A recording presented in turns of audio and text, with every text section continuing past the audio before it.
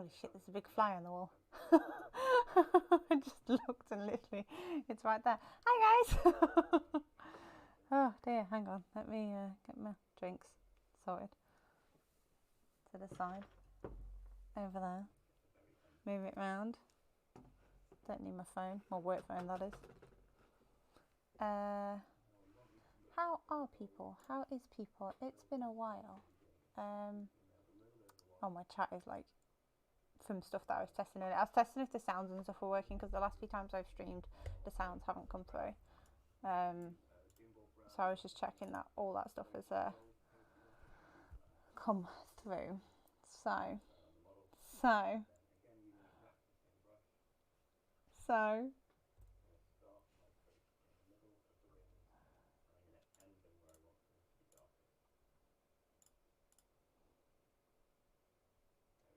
Come on, you're going to pick it up.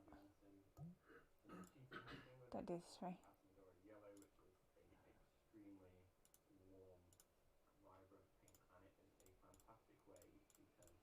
Don't you dare do this to me.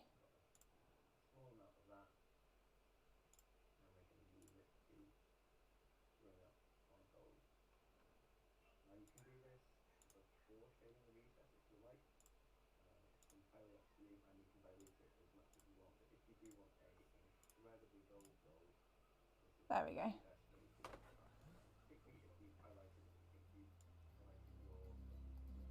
God, it's very quiet in my...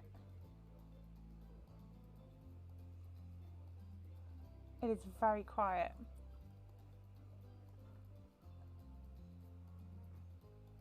Okay.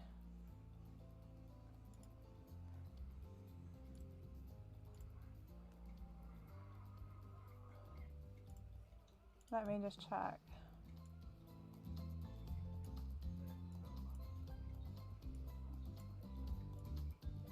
Oh, the music's fine where it is. So I'm a bit special. Okay. I don't know where I'm going to sit with this as well. I'll probably...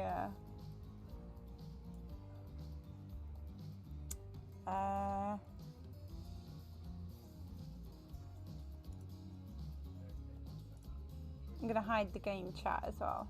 Well, the chat, I should say. We'll move me there. Because I know the chat bar is going to come off at the bottom. There we go. Right.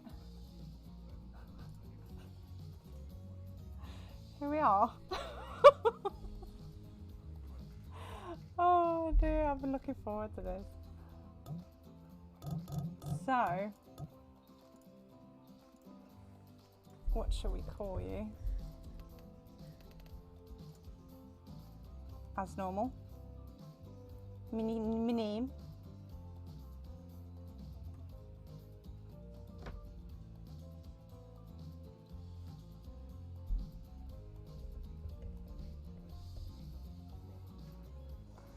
Ah dear.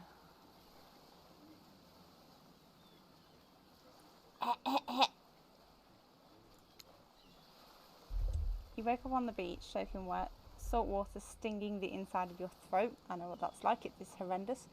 As if you'd nearly drowned. Water falls from your mouth as you open it to gasp for air. You have no memory of how you got here. In fact, you can only remember your own name, but not where you came from or a single fact about your life. I still feel like it's probably really quiet. What you do know is that despite the outrageous beauty of the landscape around you, you feel incredibly sick to your stomach. Wow, really went down the wrong pipe, huh? You need a minute or can I go on? I like it already. Because I can give you a minute. We've got plenty of time. Endless time, really. An eternity if you catch my drift. Oh, whoa, not now, Ocean, sorry. May I continue? Sorry, Zany. Please go on.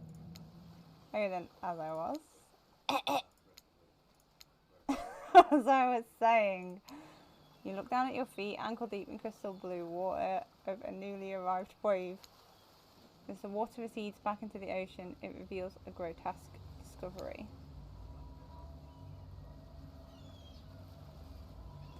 A decomposing face stares up at you from beneath the sand. All you can do is vomit a stream of dark bile, bugs, worms and other ick. Oh. Questions race through your mind. Where are you? How did you get here? Who is behind this incredibly charming and well-spoken voice in your head? However, answers don't come easy. Your mind is completely blank. What will you do? What will we do? Well, I'm not going to touch it. It's going to be grim. Close my eyes, have a moment. You close your eyes. This must be a nightmare, right? This is not happening. This is not happening. The mantra censures you, and you're briefly able to find peace. The lapping waves go silent, and for the first time in your entire life, it feels like you're in control. When you open your eyes, you're in the exact same place, except now the disgusting corpse is smiling at you. Even the dead have wondrous time on our island. I promise you will too. Don't worry. You're going to do just fine. We wouldn't want anyone else. Well, that sure was weird, that voice again. Does Ocean normally talk? Your memory isn't right, but you're pretty sure you remember learning as a child that oceans don't speak directly to people in spooky terms. Your mind doesn't have a chance to linger any longer on your current situation as you feel something soft bump into your foot. When you look down, you find a volleyball sitting in the sand there next to you. You stare down, frozen. A voice calls out from behind you. Little help, please? You turn around, and when you see what's waiting for you, your jaw just about hits the ground. Ah! Holy shit. Oh my god, they're all there.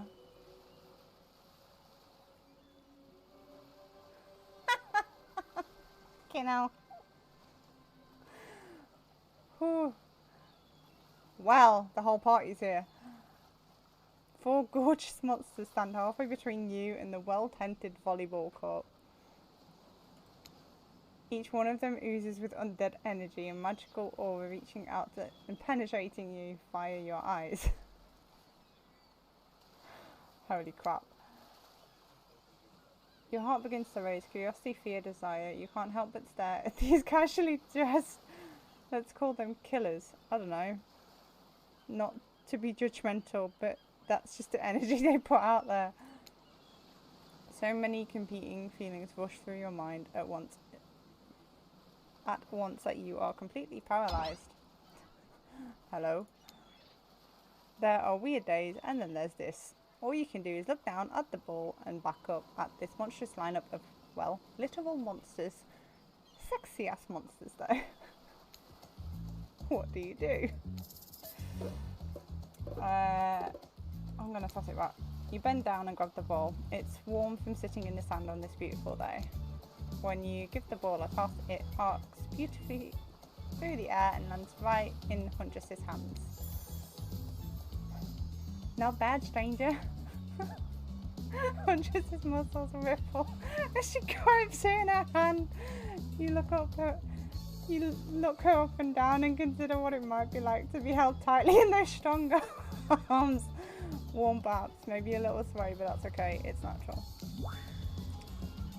Try hard much. Loh. They're speaking directly to you, but you can't bring yourself to reply. You're entranced. When you snap out of it, you realise that everyone has gone back to the volleyball court. Alone again, you look across the beach at the strange residents who casually bat a volleyball back and forth, happily ignoring your intrusion onto their private beach. Should you be frightened, worried, excited? I did refer to them as killers, not to give too much away. But at the same time, damn, they look very appealing in their own way, and nobody so much as lifted a blood-soaked finger in your direction. Don't be scared, Zany. You were made for this. God damn. Well, geez, if the spooky ocean voice says not to be scared, I'm sure it's all gonna work out. With no good reason not to, you decide to head over and see what happens next. Okay, hang on. I'm gonna turn the music down a little bit.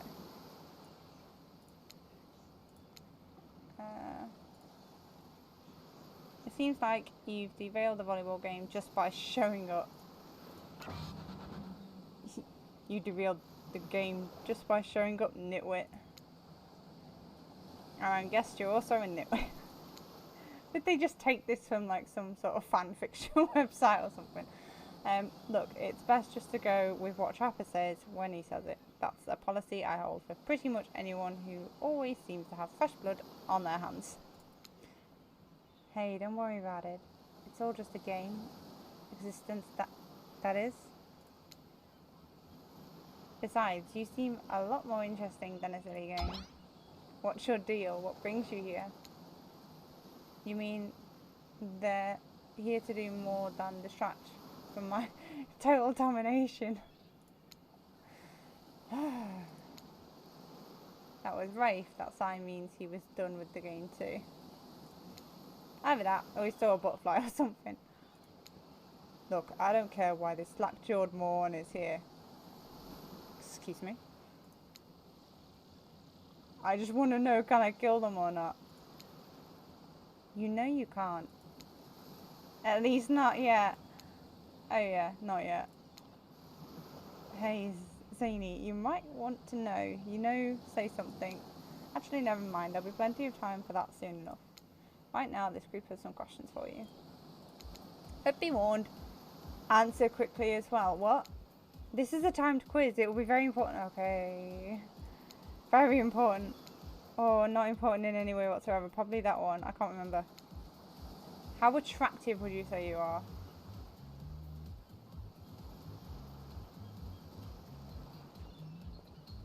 John, how attractive am I?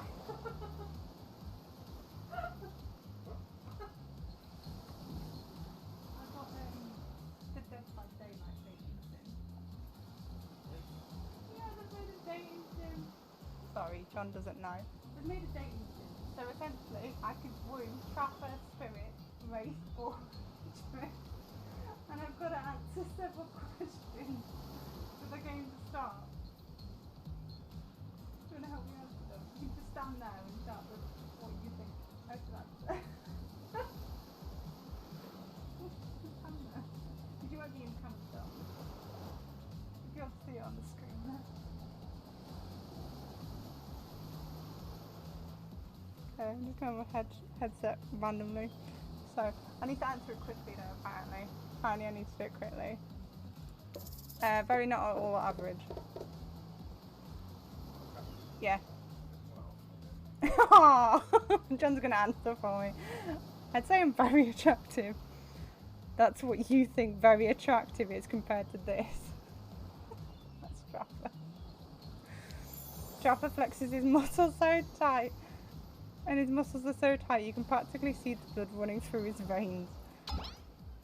If you could have any superpower, what would it be? Oh, flight for me. Flight for sure. Technically, I suppose I can fly, honestly. It's not all that cracked up. It's cracked up to be as far as I can go. I'm still not where I want to be. What's your best subject in school? Oh, it was math for me. Skipping class is one answer. Probably math. It's the only thing that makes sense when you think about it. What's your favourite animal? Dog, cat, dog. Dog. You look absolutely adorable in a little puppy mask. What's your favourite colour? Oh, 3-day-old corpse. Between the two, blue. Blue. Blue isn't good for productivity, makes people want to be lazy. What's your dream job? Astronaut, nightclub promoter, or not working at all? Well, I think if I had to pick out the three, it'd be astronaut. It'd be pretty amazing to be an astronaut, I think. It's hard to imagine being farther away from anyone than floating in space. The cold, inky vastness of nothing forever. I will give these guys voices at some point. Best flavour of ice cream. Well, if you're going to give me chocolate, it's going to be a hard no straight away. I'm not a chocolate ice cream fan. There it is. Horse flesh! The fuck? Vanilla. My favourite flavour is that is... Okay. Same here. Rape's got... Mine is vanilla. Swirled with pain. I think mint chip is the greatest flavour ever conceived myself, but enough about ice cream. Am I right? Hold on 1 second. This reminds me. I am right. Always. It's a lesson you should learn before we go too much further. Do what I say if you want to survive. Pick mint chip. We're teaching lessons now, narrator. You rascal. Kill or be killed is the rule on this island, even for faceless voices. Tell me, what's the best flavour of ice cream? The best flavour is mint chip. So obedient. I think you're going to do just fine. Anyway, yeah. Sorry, I only need to jump.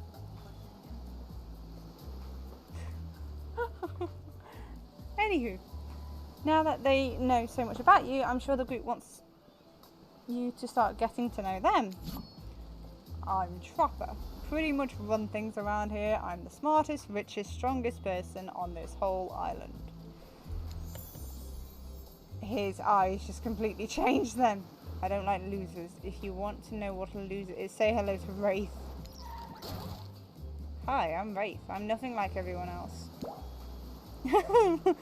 I like nice people and loathe big dumb idiots. Hey, what's up? I'm Spirit. I don't like most things. I don't really hate most things either. It's not worth my time. But the things I do hate, I really hate. You know?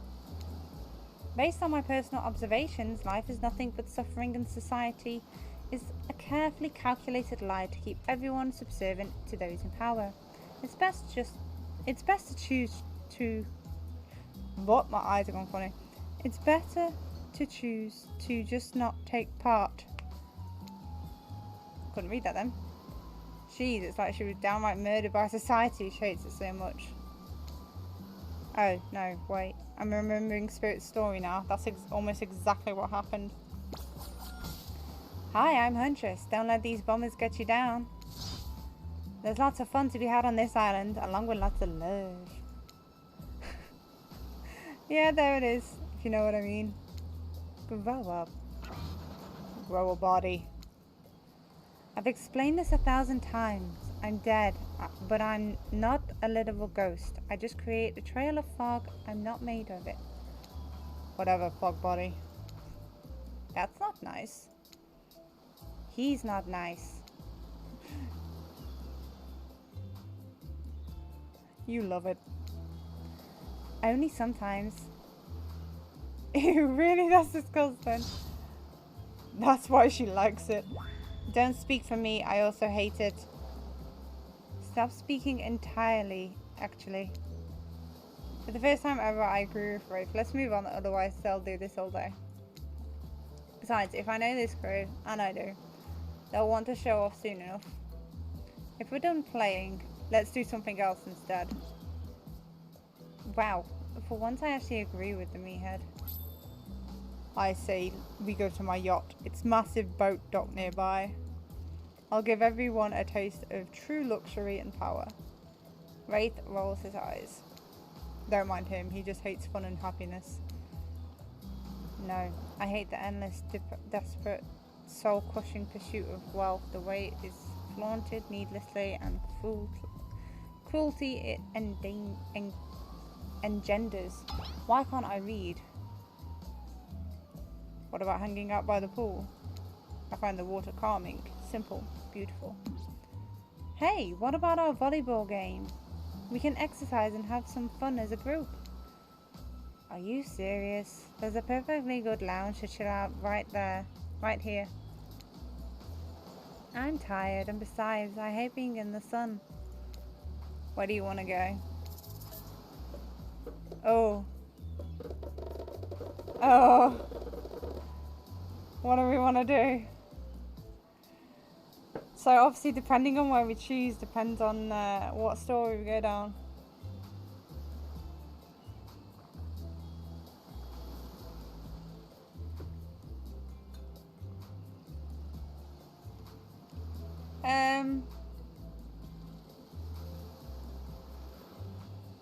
I don't want to go after Trapper, so I'm going to ignore that one.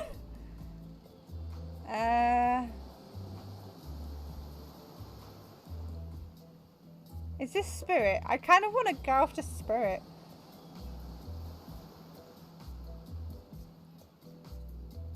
I can't remember if that was Spirit or if that one was Spirit. Oh god, which one was it? I don't know. It'd be great to relax for a second at the lounge. Yes, it was. To kick up your feet, look out over the ocean and relax on your own terms. Who wouldn't want anything else? Dry, comfortable, enjoying a cool drink on a hot day. It's the best. I mean, what kind of fool, what kind of monster, what kind of mask-wearing psychopath would finally be granted a break from the constant grind of chasing and fighting to get ahead, and then choose to exert themselves in, quite frankly, any way whatsoever? Why am I the only one who gets it? It's time to start living by their rules. I won't do it any longer. Yeah, we should probably give her a second to calm down. Holy shit. Hold on. For just a moment. This is Dwight and Claudette, our activities coordinators. Holy shit. They're also the cooks, waiters, bartenders, janitors, and every other job. I've got to get this outfit. I've got to get this outfit. Like, you know, they're the only help remaining on the island. This place we call Murder's Island. Cue dramatic musical flourish. That wasn't a very good musical flourish. None of the others survived. Survived the interview process, I mean. Hence why we shall therefore, heretofore, refer to them as survivors with a capital S. These two have worked here a long time, so very long. I don't actually know how long it's been. I'm going to put the light on. Blinded by the light. There we go. Sorry. Anyway, I should probably let Dwight and Claudette do their mandated jobs. They sure look happy, but they're vibrating with nervous energy that is starting to give me the creeps. We will now escort the group to the venue of your choosing. However, in the future we recommend waiting for us to present you with your options whenever possible. Don't just run off to various activities unsupervised. We don't have much autonomy around here. The least you can do is allow us to do our job. The most you could do is help us get off this island. Dwight? Yes, pardon me, please follow us. Hey, Naraya. Yes, something I can help you with? Those two, Claudette and Dwight. Did they just start to mention something about wanting to escape? Isn't escape an option? Should I be trying to escape? Escape them? Oh, no. No. I think you're mistaken. It seemed like Dwight was asking for help to get off this island, though. Oh, yeah. That's true, he was. But he just meant he wants to get to the other vacation island getaway, a couple of miles south of here. It has much fancier accommodations than this island. It's one of those big corporate outfits, quite exclusive, where all the famous celebrities hang out. Very luxurious. Is Chickster potentially there? Doesn't quite have the charm that this island has, though. Trust me, you wouldn't want to go there with all the money. Comes a lot of restrictions. This is where you belong. Now, off you go. It's time for an activity. Oh, God. On this island, your decisions matter. Mostly. When I agree with them. Not like that other island. So what'll it be? The lounge. Finally, freedom from the preposterous premises that four of us would be engaged in some sort of thrilling 2-on-2 volleyball match. Spirit looks at you from beneath her gigantic sun hat. She takes a conspiratorial tone. I don't know whose idea volleyball was in the first place, but I hate them. I tried to feign a sprained ankle, but everyone already knows that I technically float above the ground, so nobody believed I was even putting any pressure on my joints in the first place. Then I tried to annoy everyone by not giving a crap, and then when that didn't work, I tried whining, and when that didn't work, I threatened to kill every single person on the island. But it turns out I'm not the first to toss those kind of threats around on the island. So, thanks, I guess, for getting it called off.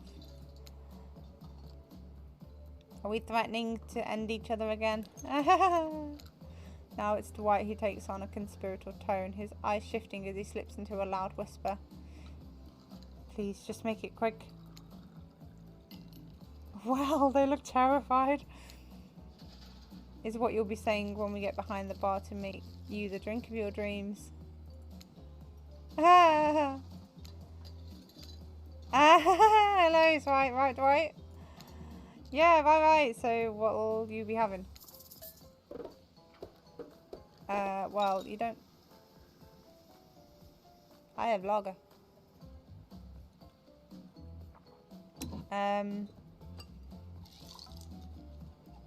But I will have a sangria. Something fruity but refreshing. Hold the coconut rum. A sangria, maybe? My pleasure. That sounds nice. We used to make drinks like that back home. Well, not we exactly. I watched someone drink a drink like that once. They looked happy. Now's your chance to be one with the drink. What do you say? Is this some sort of juice for a child? Are there children hiding about? No, it's for adults. The kind who like, you know, tropical fun. Oh, I see. Why is her mask covered in blood all of a sudden?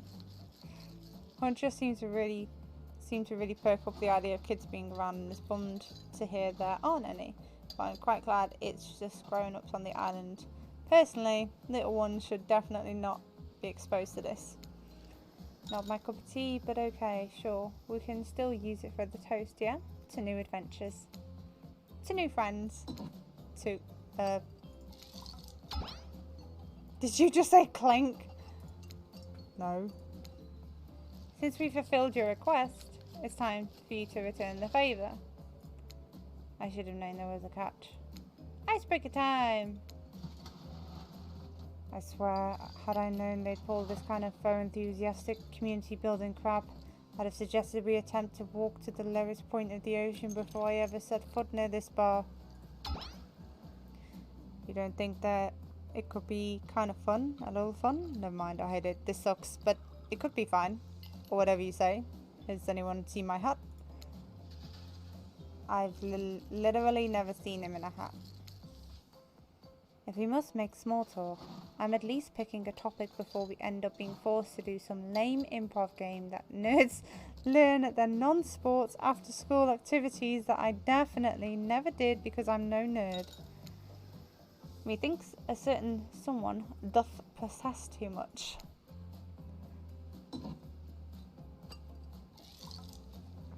Sitting here on this beautiful sunny afternoon, warm sand beneath the cool fog beneath my severed feet. The topic I choose is books, novels, comics, fiction or none. Reading is the only real escape from the inescapable horror of life, the escape into your own mind. A groan rolls through the crowd. Not a lot of readers here, I'd imagine, based on that response. They were much more enthusiastic about drinking. Considering the situation we're in, it seems an appropriate time to ask you. Zany, what's your desert island book? The one you'd bring with you if you were, well, on an island like this? Oh, and it has to be a classic horror for reasons that should be obvious. She means because this island is of horror villains. This is an island of horror villains. And also, those books are all in the public domain. Nothing too modern. Humanity has really gotten soft these past 100 years. So what's your favourite?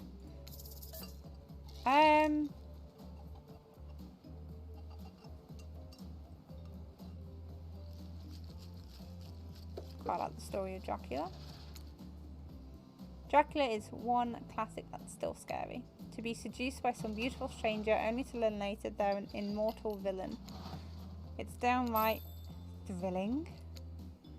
Well, I guess, but I was going to say that despite the deviant behaviour of Dracula and the threat of possible danger or even death that he poses, you can't help but get turned on by the liberation from the status quo that he represents.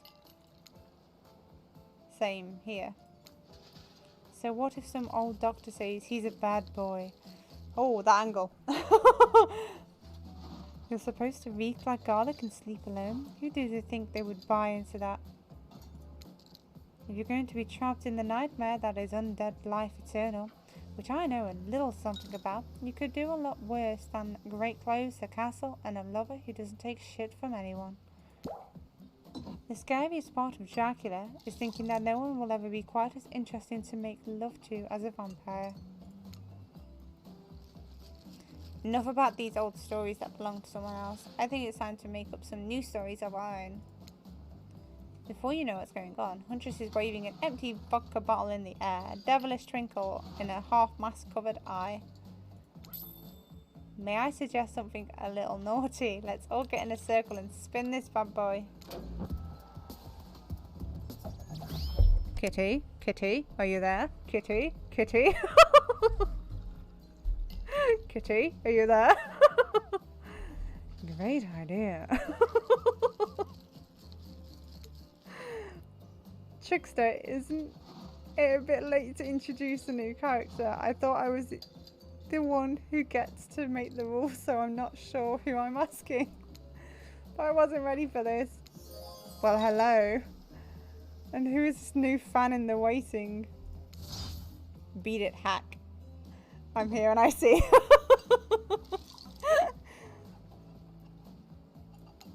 They should. Is this like a purple outfit in the game that they've just edited? If they don't, they should add it. I don't know. What's the harm in inviting one more person to join the circle for our game? Oh, I can't say. I was just saying it's a great idea, while also teasing the secret Trickster ending. I've got much, much better things to do than hang out here. I'm famous. Toodaloo. The rules are simple. First you spin, then you swap. Spit, that is. Oh, let's be clear, this ain't a peep show. We're here to have a good time, but in a classy way. All makeouts will happen out of view of the public eye, like real romantic like. Yes, romance is the goal, so we'll all be waiting here in complete silence, trying to listen and use our imaginations while you make out on the other side of the bar, but not watching. No, come back, Dad. No, come back, Daddy. I mean, Daddy. Oh, dear. Like adults. Romantic, well, adjusted adults. Zany, you up. You grip the bottle in your hand and put your fate in the hand of the empty bottle gods. Minigames consist of two parts. On top, a pointer which rotates in a clockwise direction. At the bottom, a target you're going to be pointing at. Bloody fly, that was huge. And then the bottom, a target you're going to be pointing at. Here is the upcoming minigame. It's a special minigame, perfect for the less coordinated because there is no winning or losing. Well, not technically. Wherever the pointer stops, that's your results. I suppose if it doesn't stop where you want it to, that's a bit like losing, but no one has to know if you don't tell them. Ready to play, or would you like me to repeat? Well, there's obviously... Ready! Oh, here we go. Spin the bottle and see who you're gonna smooch. You two, you got Trapper. You two are meant to be. Psych, you have actually spun multiple times to get your real result. First to get 3 times is your true match. That's how we play hardcore. Spin the bottle on this island. Now, spin. You got spirit. Oh, it wasn't spinning then. Fuck, again. I want spirit. God damn it. You got Wraith. Damn it.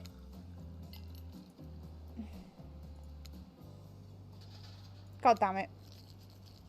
Ooh, just this morning you were waking up on a strange beach, surrounded by strangers with murderous intent. Now you're looking across the beach towel at Chopper, lust in his eyes, sweat glistening on his skin. No. Your heart races. You can feel your pulse pounding in your ears. Chopper takes you by the hand and you sit face to face at a private section of the bar. He begins to reach for you, putting his hands on your shoulders. You're sweating, but not in the sexy way he is. You're sweating in the gross way you'd sweat at an interview for a job you're not even remotely qualified for. You don't know what to do. If you try to lock lips in this state, you might gross him out so completely that he'll never be able to look at you romantically again. Chopper, we... Save it. It's not happening. Don't cry. I know to get this close to a living God and then feel the sting of his rejection, it must hurt bad. But don't take it personally. Well, do. But use it to make yourself stronger. It's not because I don't want to, it's because you haven't earned it yet. You might later. For now, it can't be that easy. Sure, maybe with one of the others, they're weak, sad, lonely. Not for me. Not me. I don't need this. It's mine to give or to withhold. You really dodged the bullet, but this means you'll have a chance to present yourself in a bit more flattering of a light later, assuming you survive. I'm not ashamed to tell you that I think you're cute. I would make out with you so hard your heart would cave in if I wanted to, and I do, but I still won't. Well, tell anyone I told you this and you die, they die, and then I have you all revived and kill you again. If anyone asks, I was the best you ever had, which I might be another time. I hate to break up such a passionate moment that we only assume is passionate because we'd never spy on you constantly while you stay on this island. But dinner is being served right away and we must insist that you join us. We wouldn't want anyone dying of starvation, when there are so many more interesting things to die from. Great. Yeah, apparently you can die in this game.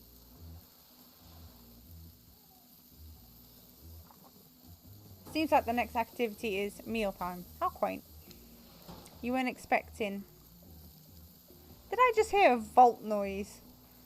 What? The capture the flag? Did you know how complicated it is to run a game like that?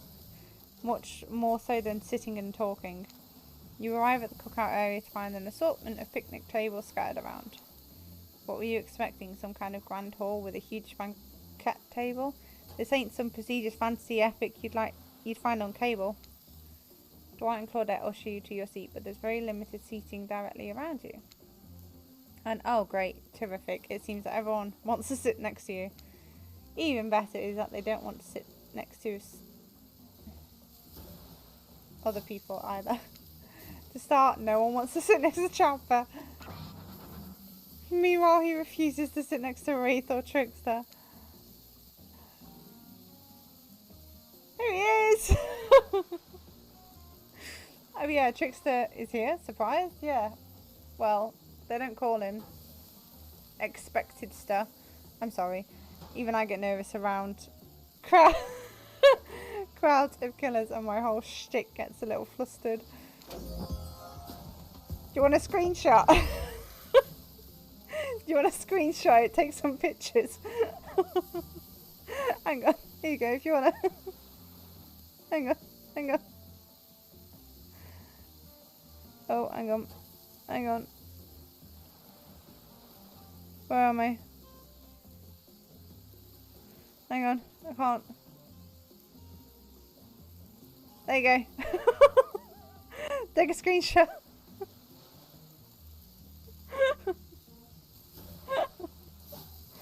Oh dear. Hey there, you're looking good, Zany, real good. And we literally can't let Huntress and Chopper sit together. No, seriously, their arms are too big. They can't fit at a table if they sit side by side. Look at this, we can't even fit... We can't even fit everyone on the screen at the same time. You probably think it was an error, but it's not. It was completely intentional. You're welcome, by the way. Let that be a lesson to you. Every error you think you see as choice. Got that? Okay, Dwight and Claudette are directing traffic. You sit on one side, the rest of them will sit opposite you. Want Justin and Trapper can sit at the ends with their enormous sexy arms. Now that everyone is seated, we can begin dinner. Tonight's meal was prepared slowly and carefully with both love and hate for 12 hours over a spit. We hope you all enjoy. We really, really hope you do. Hey, you didn't actually tell us what you're serving. What are we eating? It's meat. Seasoned with a specific number of herbs and spices that we simply can't divulge. My favourite. Meat is good. Meat is murder. Which you'd know, considering what you've been up to. Who are you to get judgy now? I'm just showing the facts, and you need to murder something to eat its meat. So that's, like, technically true. Technically true is the best kind of true. Okay, enough yapping, let's eat. Hey, Zany, you thinking what I'm thinking? It's gonna be a person on a spit, right? Or several parts of overlapping people, perhaps. I haven't seen many pig-wearing palm tree button-downs prints, you know? When you look closely at the spit, you spot what definitely appears to be a scraps of fabric sandwiched between some layers of meat. I think I might be sick. Is there anything else to eat? This took 12 hours, and we literally do everything. We do literally everything on this island. Actually, there's one thing you're not doing today. You're not carving up this delectable meal. Wow, he's right for a change, because I am with my broad axe. It's too perfect tool for easily chopping anything in twain. First, who says twain? Sometimes I swear it's like we're all from completely different historical eras. Second, I'll handle this with my cleaver. Fast, powerful, and clean. And it's clean when the meat is cooked, no blood. Oh, you two and your ridiculous biceps swinging contest. Enough, grow up. Obviously, my gorgeous katana is the only option, obviously. The hell it is. Oh, I'll show you both my katana and send you to actual hell if you'd like. Please, stop, please.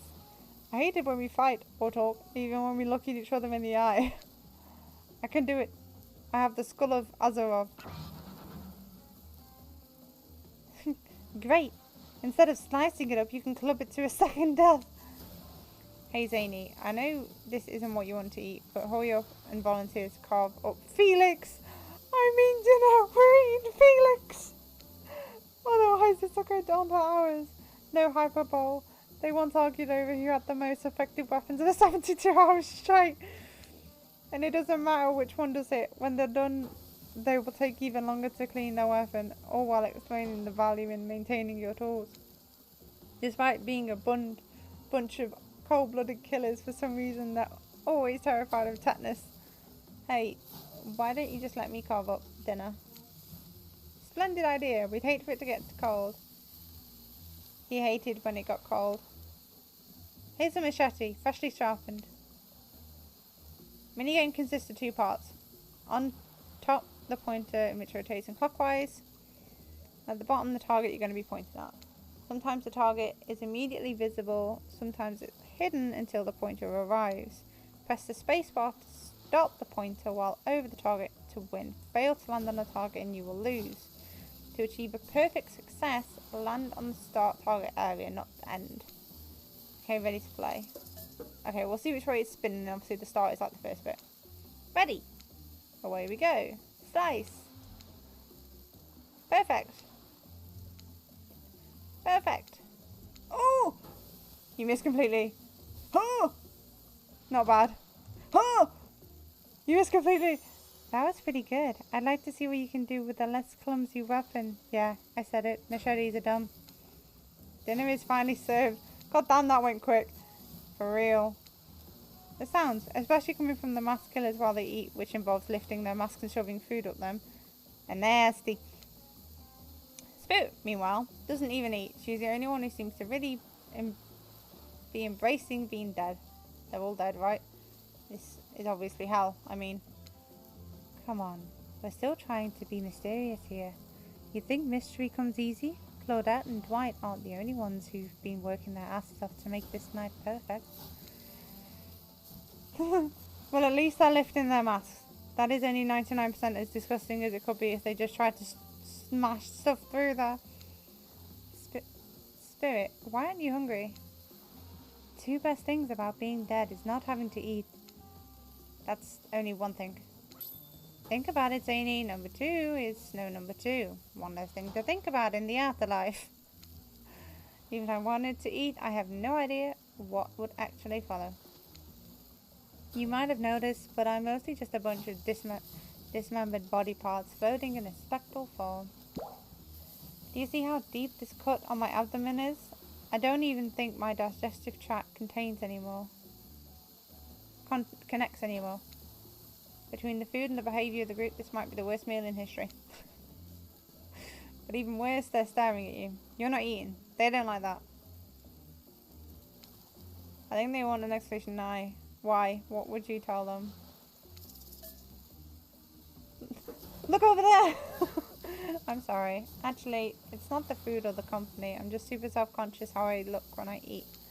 I was just pretending to be grossed out by dinner, so I'd have an excuse not to chew food in front of everyone. Sorry if that makes things awkward.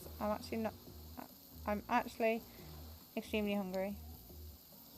Watching people eat is gross, but try to relax and not worry what everyone thinks. It's important to always remember how people are watching you, judging you, definitely not ignoring you, right guys? Is anyone listening to me? Typically a group that includes one, if not more cannibals staring at you with meat juice dripping from their chins would be quite scary.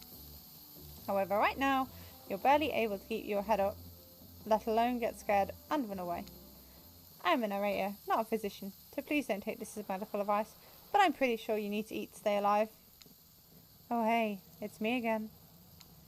Your friend, mentor, and guide. Narrator to the narrator, the ocean. Not sure how I feel about this characterization, but I'll allow it. I brought you here, and I might be the only one who can help you now. There's only one thing you must do to survive. You have to figure out why you're really here.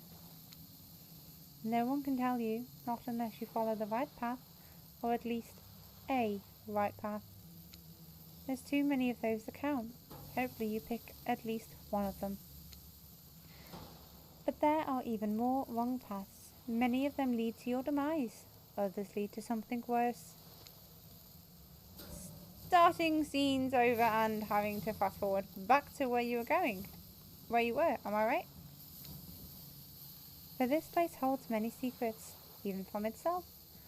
But the one that truly matters can only be learned if you answer the most important question.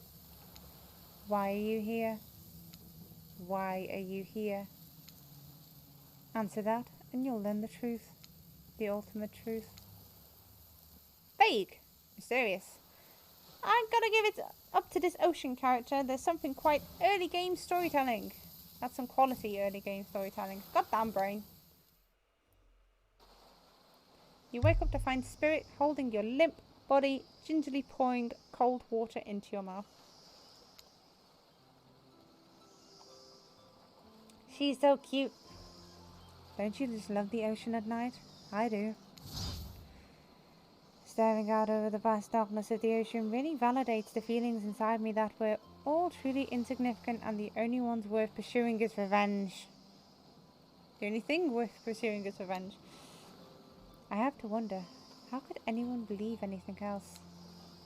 You look out into the darkness of the night and ponder her question. Well, it's a simple question. How could they? How could anyone not feel small and alone in the face of such massive nothingness? You find someone special. I used to feel that way, small, unimportant, alone, but lately I'm not so sure. I started to feel different. I've started to actually think that maybe this island is where I might meet someone special. You look at Spirit, who has turned from the ocean to look at you while you speak on this topic. She's clearly so passionate about a friend, perhaps something more. I don't know what this island has planned for me. A friend. Friends are just cowards who seek comfort in numbers. I had friends once. back before I was chopped into a bunch of pieces by my father. Friends aren't what's keeping me held together. I'm in a cloud of rage. Ugh, I was so dumb. So busy trying to please everyone and be the perfect student, perfect employee, the perfect daughter. I didn't take care of myself, and now I'm all I got. Worst of all, I got distracted from my true purpose, my destiny, the purpose that was sitting inside me my whole life. Okay, so this might sound a bit silly, but Spirit looks around to see if there's anyone else on the beach. When she's convinced that it's only you two, she continues. There's a dragon that lives inside me. I've always known, but I've tried to ignore it. When I couldn't ignore it, I tried to push it down. I'm so stupid.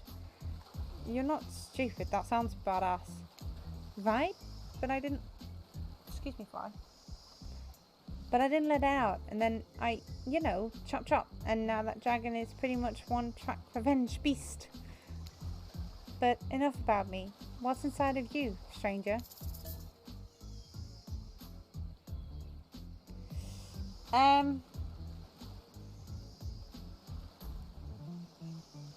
What do I say? What do I say?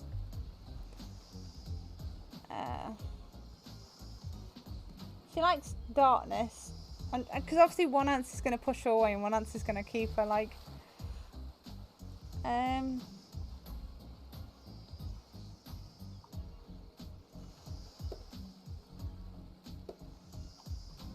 oh god, nothing but darkness, that's what I'm going to say. I'd kill to have a dragon. Maybe not the best choice of words. I mean, a dragon sounds awesome. Honestly though, I don't feel like I've got anything inside me at all. Just darkness. Never-ending darkness. And here I was. And here I thought Spirit was the biggest goth on the island until you arrived. Yay! Perhaps I could light a torch and search through that darkness. Just as things are really heating up, you hear a flurry of footsteps behind you and you quickly spin around, ready to fend off whatever new danger has popped up onto this strange island. Only to find it's Dwight and Claudette sprinting across the beach, clipboards in hand. They're waving in the air above their heads. It's very important that we stick to the itinerary and attend each event as scheduled. Playing sick for cute flirt points was not a part of the event's evening's activities. That's strictly slotted in for after campfire story time. At this rate we'll be late. Playing sick? No, no time for excuses. Well, there is, but that's scheduled for after what comes after flirting. What the fuck is... Go, go, go, go! Oh, what the fuck is this? Once everyone gathered around the fire pit, Dwight and Claudette quickly make an announcement. We're not going to blame anyone in particular, but someone, and we're not going to say who, so don't worry, you hasn't been sticking to the schedule. That means we're behind on time for the evening activities, and we'll only have time for one person to share their spooky nighttime story. Just one, but story time is my favourite activity. This is the narrative heavy experience. You're telling us that one person gets to share? How will we decide who? Oh great. We have to decide as a group. That never goes well. Whoever did this, step up now. I swear I won't be angry. I'll merely chop your head clean off. No fuss, no muss. Voice trembling, you realise this is probably it for you, but you embrace your fate. Sorry everyone. I think they're talking about me. To be honest, I still don't know how this whole schedule thing works. I guess I lost track of time while I passed out. Been there before, even though it's taken some pressure off of me, which is an absolute dream come true. Is it really fair to pick on the newbie? Seriously, has anything here ever happened on schedule, even once? Damn it, Donald, if you ever try to flex an authority gimmick one more time, so help me, I'll snap your head off so quick and then drown you in his blood, Cynthia. Fuss and muss are back on. You two know I love to hack, slash and slice. We all know you love to kill. It's almost all you talk about. Nobody name any names. Who even knows any names? Not us. I've announced my name. Who's Donald? Who's Dwight? Who even knows anymore? Call me nobody. No, his name's literally changed to nobody. But we still gotta get started on story time, so... Zany, who do you think should go? Ah, damn it, that's the name. Please pick somebody quickly so this topical vacation doesn't turn into a bloodbath. Obviously we're going to Spirit. I choose you, Spirit. Whoa, whoa, this entire experience is carefully crafted to avoid an IP infringement lawsuit. Let's be careful with that catchphrase, Atolia. Really? You want to hear from me? Spirit huffs and dramatically rolls her eyes as she gets to her feet in front of the campfire. Don't let her talk you out of it. She's great at ghost stories. I don't know where she gets it, but she comes up with the scariest stuff, seriously disturbing even to me. And I literally pulled a guy's skull and spine out once with my bare hands. Talk about bullshit stories. If everybody else is going to chit-chat, I guess I can just sit down and... Huntress's eyes go red behind her mask, and both Trapper and Wraith take the seat. They know when it's worth fighting and when it's not. Well, I hate to break it to you, but tonight's story isn't scary. It's a romance. Too late now, though. I was selected, so I'm going to tell you my story. I call it The Prisoner's Kiss. You notice that Huntress and Wraith are both sharing a giant tub of popcorn. Nobody offered you popcorn. It was a dark summer night. Warm rain seeped from the sky like blood from an old wound. Detective Hotter, a celebrated investigator and renowned hostage negotiator, was called to the scene of a strange occurrence, unlike anything she had ever seen before. When she arrived, the scene was chaotic. Crowds had begun to gather. A dozen other officers were doing everything they could to keep curious onlookers away.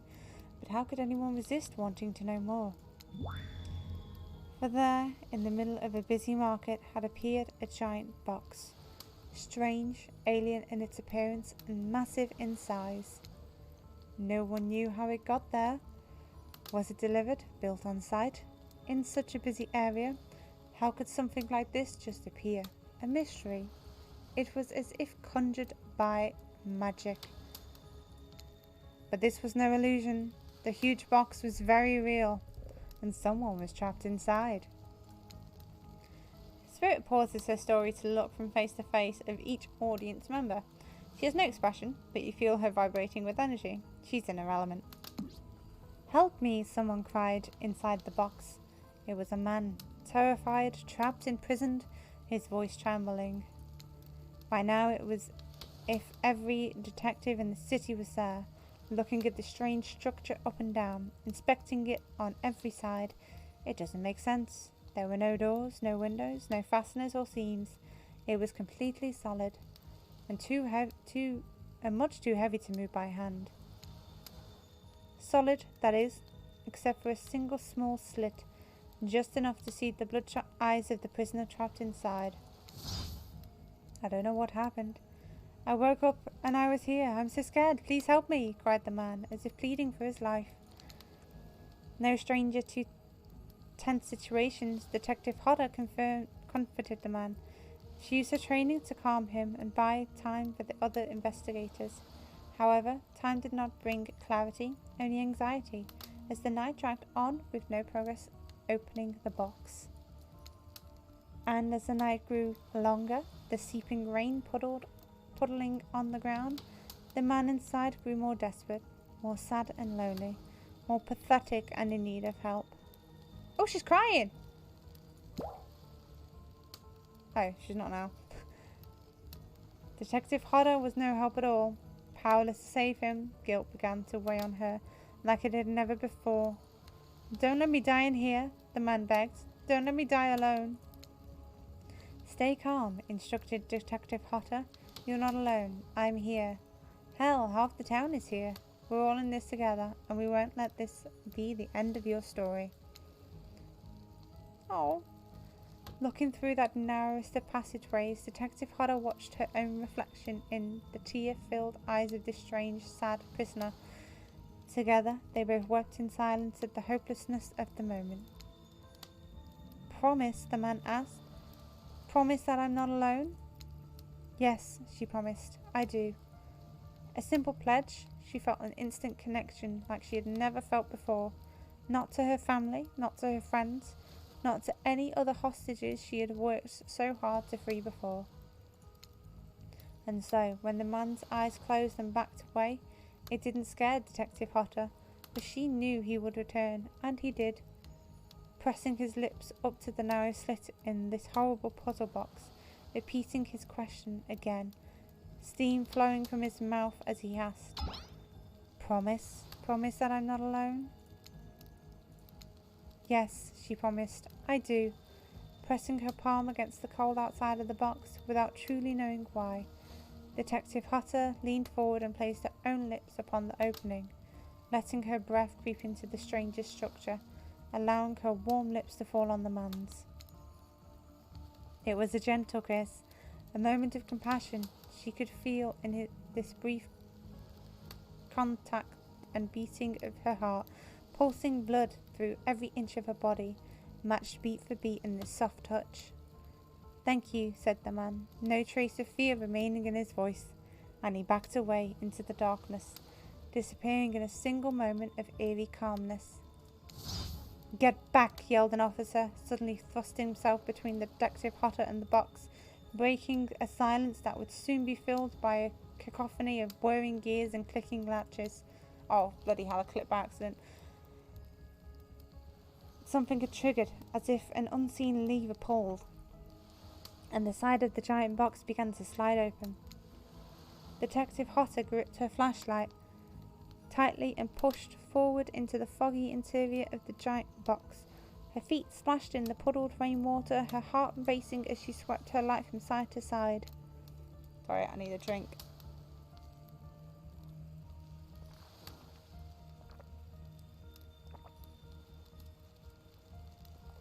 And that's when her eyes landed on the man, or at least landed on what should have been him. There, in the corner of the box, was a pile of pieces, like parts of a doll, almost pulled apart, or perhaps that's just how Detective Hotter had to think of him in that moment to survive. A collection of segments, limbs, pieces, disconnected from one another, cleanly severed and placed in a neat little pile. And atop that pile a head, cold, pale, eyes open, lips an icy blue. Spirit stares at her fire, her own expression lifeless, her lips blue. Tears fall from her chin and soaked into the sand at her feet. You're blown away by the story, and it's safe to say you're not alone. Everyone else is looking into the fire or up at the sky, anywhere but at Spirit. It was you who chose her, you who initiated this harrowing tale. So sad, so creepy, so sensual. She really went into great detail when it came to describing that kiss. Too much detail, and now no one is sure to act. Dwight and Claudette are staring daggers at you. You have to do something. This game is supposed to be a light-hearted romp. Please, I said do something. Stand up and try to start one of those slow claps. Cool story, bro. Say nothing, hug her. She doesn't like affection, so like.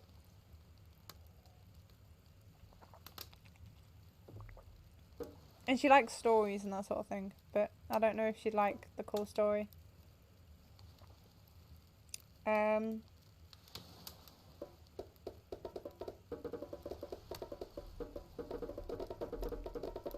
Feel like I'm dancing. Slow clap. Or try it. You stand up and clap once, then after a beat, slowly got to build a group dramatic clap. Roche stands next to you and claps. No one else does. Spirit floats off as the clapping slows to a halt, which happens almost immediately because it was slow to begin with. Usually they're more disturbing. More disturbing than that? No. You don't regret picking Spirit to tell the story for tonight, but you have to admit to yourself that even on the strangest day of your life so far, that you can remember, or at least, you still weren't prepared for that. On that note, everyone decides it's time to take a break and split up for a little bit so they can all have a moment alone before bed. Everyone leaves and you're alone by the fire. The only thing you hear is the ocean slowly lapping against the shore. This is nice. A true moment of peace and tranquility that lasts but all of 7 seconds because Trickster shows up. He's back! And he's blaring his latest song. Hey baby, you look lonely, mind if I join you? He doesn't wait for an answer. He's back!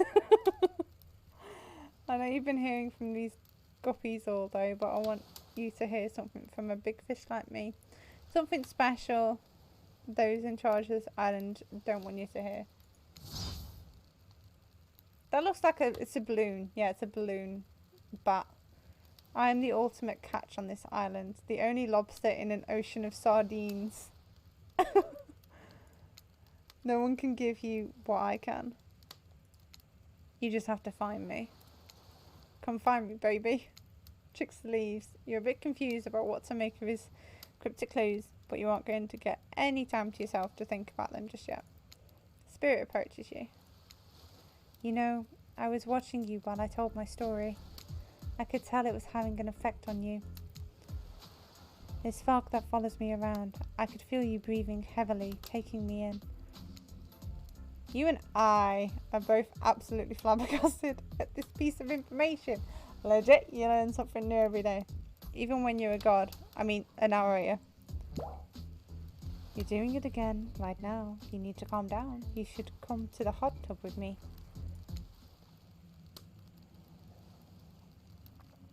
Dipping in a hot tub with Spirit? You've come a long way in a single day. I'm not saying you shouldn't follow her. An offer like that. Just don't forget our little talk. What? You and your storyteller friend slip into the water. It's just the right temperature for an evening dip. Plus, if some jealous shark comes along and manages to jump from the ocean into the pool, you're also pretty sure your killer companion could handle it. I just want to be totally clear. Even though my story bore some similarities to my life, it was not about me in any way, shape or form. Not symbolically, not metaphorically, not any other ickily. I believe you completely. You were cut into pieces in your life, and so was the person in the story. A perfectly normal coincidence. Sure, you're on this island, trapped, one may say, in the most puzzling place. Also a completely regular coincidence. And sure, his lips were blue. Your lips are blue. Really? You'd call this blue? Searching for answers, hoping to find revenge. Okay, so the similarities stop there, I guess. Coincidences. Sorry, the coincidences. Get this through your head, whoever you are. Samurai blood runs through my veins. Or well, maybe has coagulated by now. No need to sweat the details. Regardless, I am a descendant of noble warriors. Thousands of years of training with bladed weapons precede my entrance into this world. Do you know how many swords that is? A lot. You've got to figure that with that many sharp edges, a person is bound to get disconnected from a body part here and there. The truth is, and I wouldn't typically share this, so don't go blabbering about it, I dreamt that story, like watching a movie in my sleep, when I was just a little girl, years before my father sunk his blade into my skin. Oh, she's crying. I've never been able to shake it. It's a very adult story for a child to dream. Do you believe me? Yeah. I know we just met, but yes, I do believe you. The way you told that story, it clearly came from someplace deep. Oh. Oh. Who told you to trust a stranger? You're gonna get hurt if you don't learn to take better care of yourself. Now you've got me wondering, do I believe you if you believed her or not? And if I know everything, because trust me, I do, don't I already know the answer to my own question about if I believe your answer to Spirit's question? Whoa. Oh, Sinead got me tripping. Sorry, I didn't mean to distract us both. What's important is a certain corpsey cutie floating in the cloud of mist, magical mist. Might still be waiting for you to say the right thing to free her from her puzzle box. If you believe that she is the... Damn it, got me going again. Unfortunately, before you can follow this conundrum is what surely a mind-numbing cycle of new questions. You find a certain to someone standing before you with a fresh towel, ready to dry you off. Sorry kids, but it's time for bed. I might be the youngest one here, but I'm no kid. I do, however, love being wrapped up in a fresh, clean towel. My mother used to help me wash my hair when I was young. She'd comb out all the tangles and tie a ribbon around it before sending me on my way. I miss her. You watch the spirit stares off into the distance, her hand gripping into a tight fist. She doesn't notice you're watching her at first. When she catches you looking, she turns away, roughly grabs the towel from Dwight, and then pushes him and Claudette aside as she floats off. Oh. You head over to the campfire. The heat is comforting on this chilly night. Looking into the crackling embers, you think about Spirit's story on the prisoner in the puzzle box. You manage to escape this place. Will you leave with your life, or has it already been taken from you? And it's just a matter of time until you make a gruesome discovery. Before you can tell too much on your fate, Claudette and Dwight arrive. They're now familiar, creepy smiles stretching from ear to ear. It's a bit menacing to see a smile like that, lit by firelight. We must apologise for the accommodations. We weren't prepared for another guest, but we're going to make you comfortable or die trying. They hand over a pillow and a blanket and welcome you to snuggle up by the fire. Perhaps some music will put you at ease. Just try to keep the volume to a minimum. Our other guests aren't the types you'll want to rob of their beauty sleep.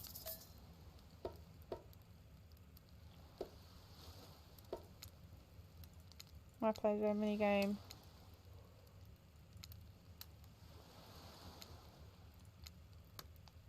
Okay, it's that one. Listen to the fire. The radio begins to fuzz flicker. You examine it and decide that you might adjust it to the dial to fix. Oh no. What's the... Let's see what's on this station.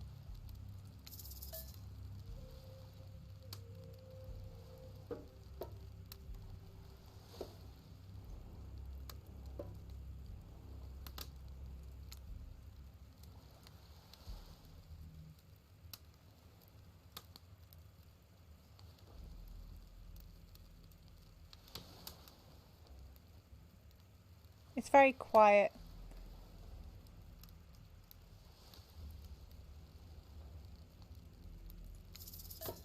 I'll turn it off. No matter how many things you listen to, you still can't sleep. You decide to ask one of the killers to spend a little more time with you until you're sleepier. Who would you like to summon by your side as you lay by the fire? Well, who do we think it's going to be? It's going to be Spirit, isn't it? Spirit, are you around? I was wondering if I could get a little company.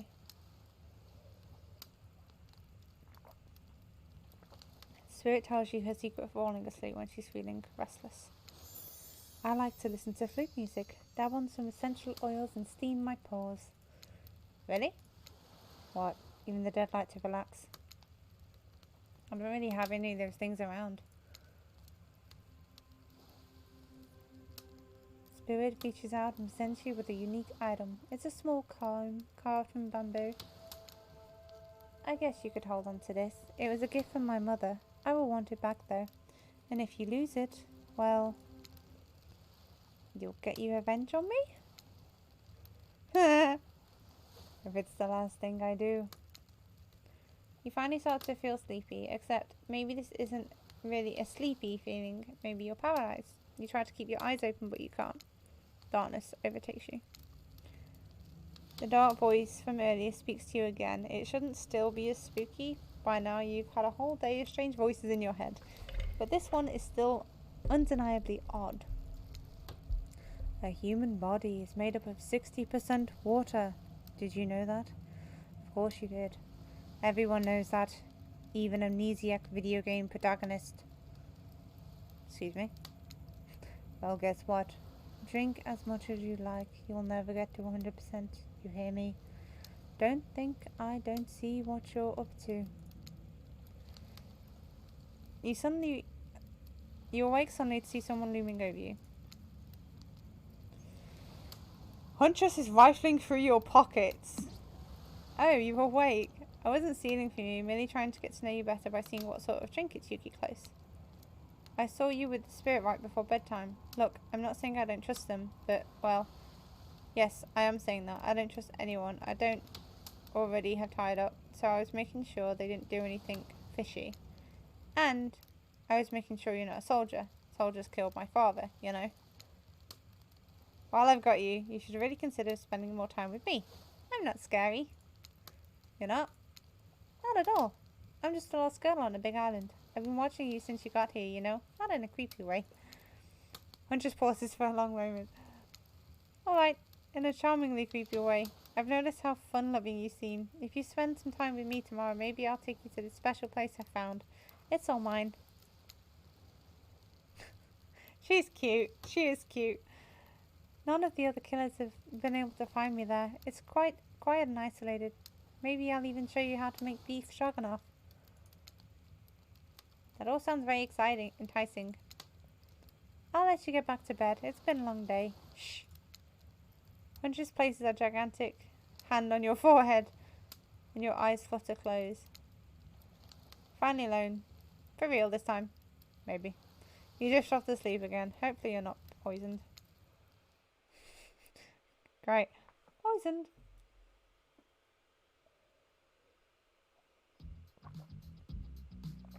Wait a second. Where are we? This isn't... Oh geez, it is. It's one of those reality show confessional rooms where all of the contestants talk directly to the camera. Look, I don't need anyone. I'm perfectly fine on my own since my mother died. I eat an all-organic diet of raw deer, bear, and human, and I'm fit as a fiddle. That being said, something about this newcomer makes me think that I might be missing out on some huge part of this thing called life. There's always time to turn things around, like that one time I spent day and night searching for food in vain, only to return to my cabin spent and starving to find a family of squirrels nesting in my chimney. They were delicious. This is weird. I don't care enough to kill this person, but anyone else wants to, I don't care enough to stop them. Might have to kill White to feel anything again. Today was fun. I don't want to get ahead of myself already and invest in something that might hurt me, so I don't know. My face. Maybe we'll see how it goes, or maybe they'll realise I'm not the one for them. They seem pretty smart, so that's probably what will happen. I gotta learn to go easy on myself. Who would love me if I can't love myself? I know everyone thinks of me as beautiful, cold-blooded monster. I can't help it. Circulation just isn't my thing.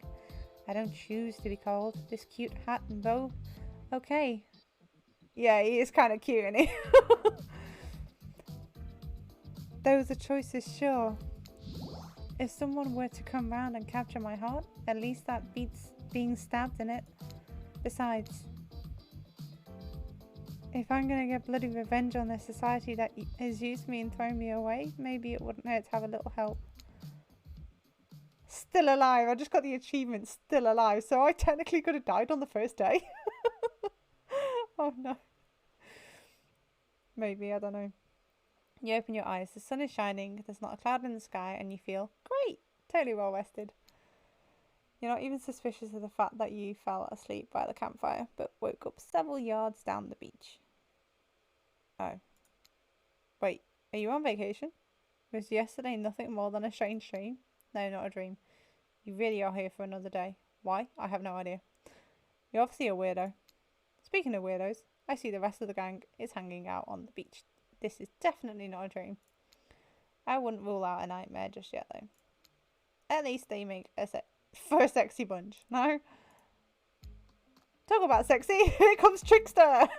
Carrying coffee. Morning, beautiful. I thought you might like a nice cup of joe to start this incredible day off right. What the fuck is that? Trickster seems suspiciously cheerful. I'm sure there's nothing nefarious behind his joyful demeanour, though. Everyone knows musicians are morning people. I don't trust that coffee. I also want to wish you luck. Today is an important one. Why is it? My only regret is that I won't be a big part of it. budgeting issues. Also, I'm just swamped with engagements, especially on the other island. Twixter winks at you. If you want to ask him how to reach the other island, now is the never mind, he left. Well, at least he gave me a cup of... No way, don't drink that. What the hell was that? They don't call him Trickster because he's... Oh god, I accidentally fucking buttons. And he definitely didn't get that name because he brings people drinks so they can have a good morning. That was almost certainly not coffee, and I don't want anyone casually poisoning, imprisoning and torturing you yet. This is supposed to be a tropical paradise. The place you give a 5 out of 5, 10 out of 10, 2 thumbs up review to, not an eternal prison of pain. And please make sure to leave a review. It really helps the algorithms. Just trust me, I'm looking out for you, so can we please move on? Hey, wait a second. How did a possibly omniscient, possibly unreliable narrator physically just knock that coffee out of your hand? This is not Parliament, and the floor does not recognise the ocean to speak out of turn at this moment. I need no recognition, for I am the ocean. I dominate the island. I submerge those who defy me, and become their watery grave. Actually, speaking of graves, I would like to say something of grave importance. Hell yeah. Why do I feel like that Trickster may be an option in a future DLC? Potentially. I did think that, because I was like, they've just got 4 killers, but they've got like loads of them in the game.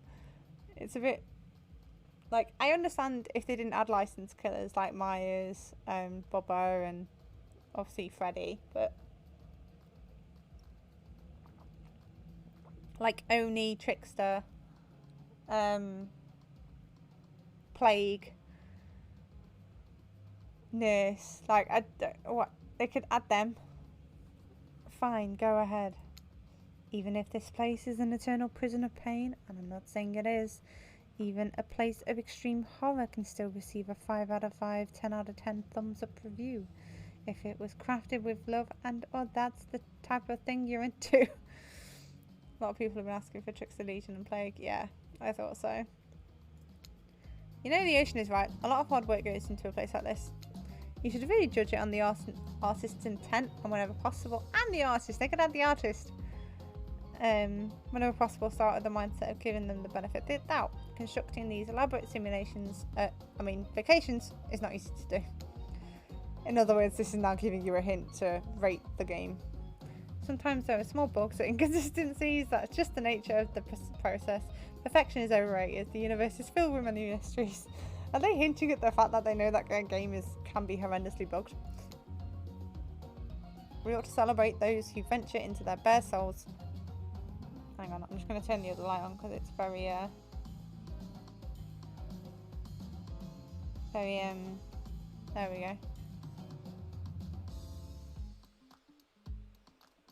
There we go.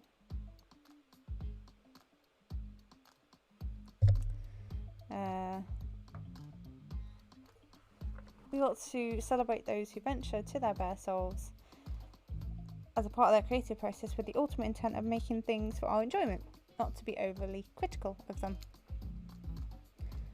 Are you two trying to sell me on this place actually being good? You don't have to say it like that, especially after I saved you from that poorly made cup of coffee. Sorry, we should have been here 5 minutes ago. They always do this on the second morning. Sad, really. Even if they do make some great points. Oh, sure, they make great points, I agree.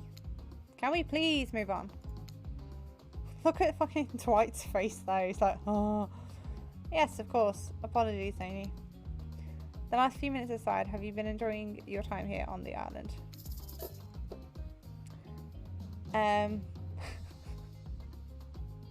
Yes, I've been having a lovely time. Yes, it's been really entertaining. Yes, I'm not suspicious. There's no option. It's been entertaining. How else could I describe my entertaining on this island besides really entertaining? Wow, 10 stars, here we come.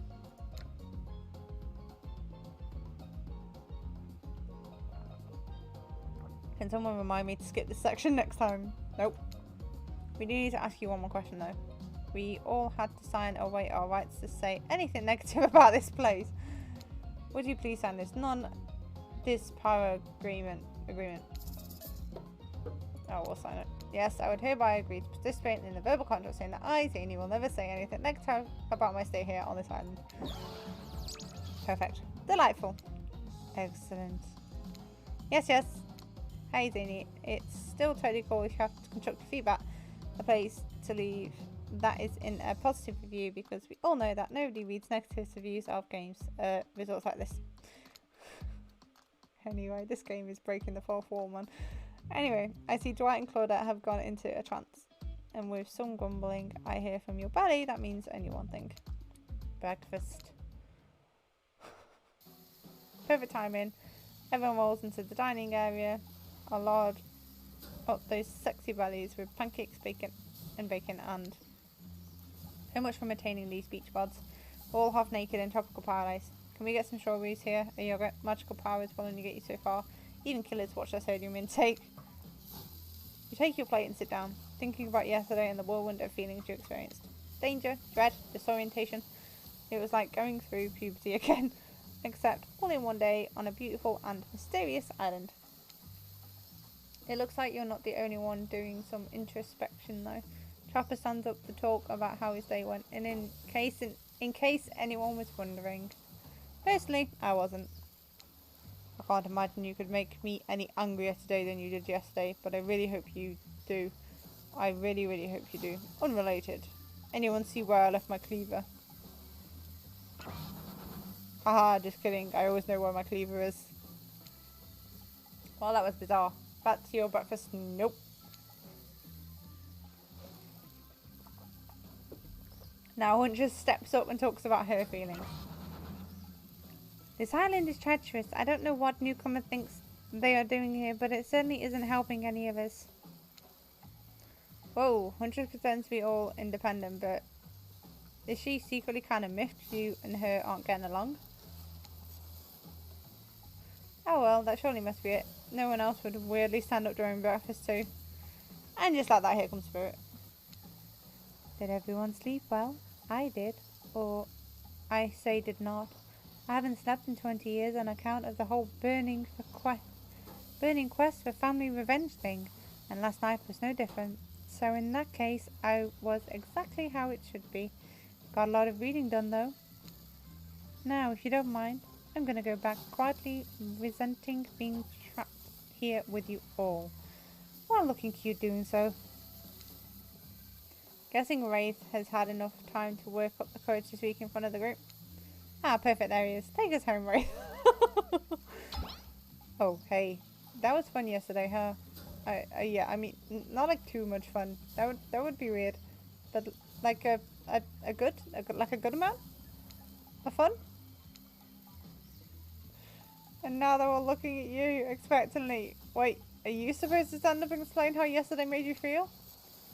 I think I need to process everything by myself. I'll see you all soon. Damn, what a power play. Keep on wanting more. You're getting good at this game. Sexy, true to life experience. Shame you didn't get to eat any breakfast, but so be it. Oh dear, that's funny. After breakfast, you head to the hot tub by yourself to clear your head. Yesterday was, in short, a lot. Before you get there though, something catches your attention. You hear that? Who are you addressing? Me? Well, yeah, I guess that is okay, right? You know, I might be pursuing a relationship with one of these fine killers, but it feels like the person I'm getting to know the most is you, narrator. It's okay in so much as it serves to illustrate that you've lost your mind, seeing how I'm not real and all. Yeah, I heard it this time. I think it's coming from behind the porch shed. No, stick it in there. Excuse me. Excuse me. No, stick it in there. A little more, a little more. Oh yes, that's it. Yes. How does that feel? Intense. Nice. Yeah, that feels right. This is uncomfortable. Now I want you to take that and put it right. Yeah, you know what I'm talking about. Just like that. Exactly like that. Excuse me? I swear I had no idea these two even do whatever it is they're doing. I'm afraid to look. Please say something so they know you're close by and you can hear everything. Wow, look at this super cool bottle of Trickster brand suntan lotion someone left on a chair. Anyone know where I can buy some? Damn it. Oh, come on. A little privacy, please. Dwight is planting and Claudette has a crazy look in her eyes. Sorry, I didn't know how else to let you know I was here. All I could hear was you. Well, you know. No, what? What do you think we were doing? You were doing... I don't know... don't exactly know what you were doing, but it sounded like fun. You think two people trying to find new ways to kill each other in a desperate search to make their own death permanent is fun? Oops. We get 5 minutes to ourselves every day, and we spend it hoping if we stab each other in just the right spot, we won't get resurrected. I've come to believe that the key is finding the exact place we need to bleed out from, and I believe that place is in our appendix. Why else would it be there? Makes sense to me. Did you actually think we were me and him? Dwight? You don't have to laugh that hard, they get it. God damn it, they're not doing that.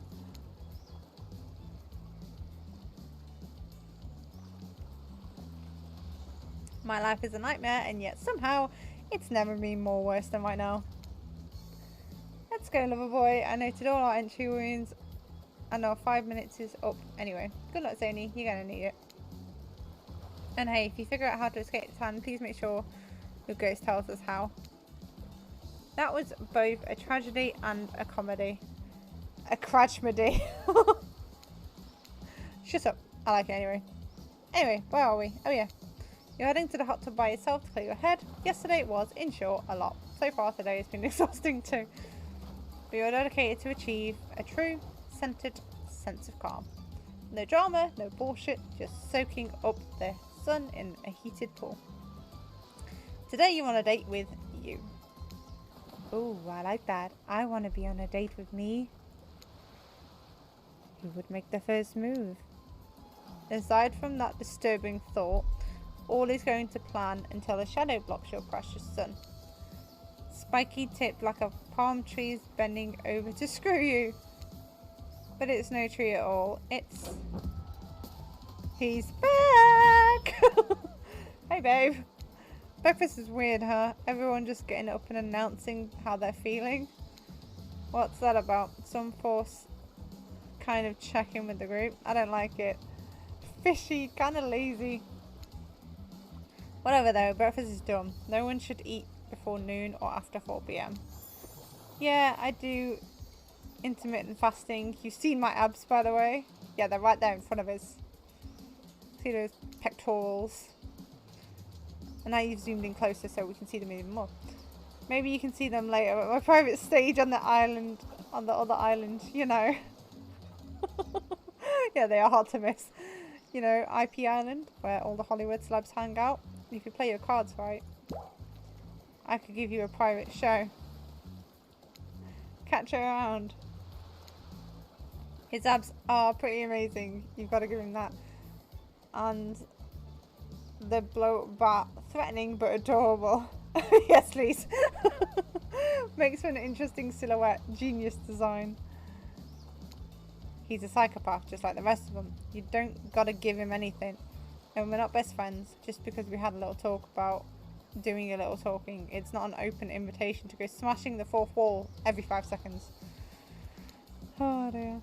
Okay, now that guy is gone, and we've got some ground rules established that we're definitely going to abide by, it's time to lay back, take some deep, slow breaths, and... Nope, another shadow. These people will not leave you alone. Let's see who it is this time. Oh, it's Spirit. That checks out. You two have gotten pretty cozy. We should get out of here. I know a place that brings a bit of welcome darkness to this tropical nightmare. Best of all, I'm the only one that seems to know about it, so we won't be bothered there. I don't even know why I'm telling you, really. It's my private spot, but I guess I've got a feeling that you'll appreciate it in the way that I do. Not like these other killers that don't get me. But I'll get them. Oh, I'll get them all. And I'll get my father too. and I'll punish him for what he did to my mother and me. Spirit radiates a menacing aura, waving her sword around in the air as she threatens, well, the entire universe. It's scary, and more than a little hot if you get turned on by menacing. Look, all this time on Murderer's Island has got us both a little confused about things. I'm choosing to lean into it. I suggest you do the same. You've seen her get mad, which is probably enough to scare you into compliance. But you've also seen that there's a sensitive side hiding within her. Which one do you think will win out? You consider her offer, but before you can decide if you want to go off with Spirit, the Wraith interjects. Scabs! Hey! Hey! Welcome to the party! We're playing Hooked on You. Oh dear. I'm good. I'm just enjoying some killer madness. This is quite funny, I'll be honest with you. If you've not played it, it's quite funny. One day 2, so we're not that far into it. But yeah, no.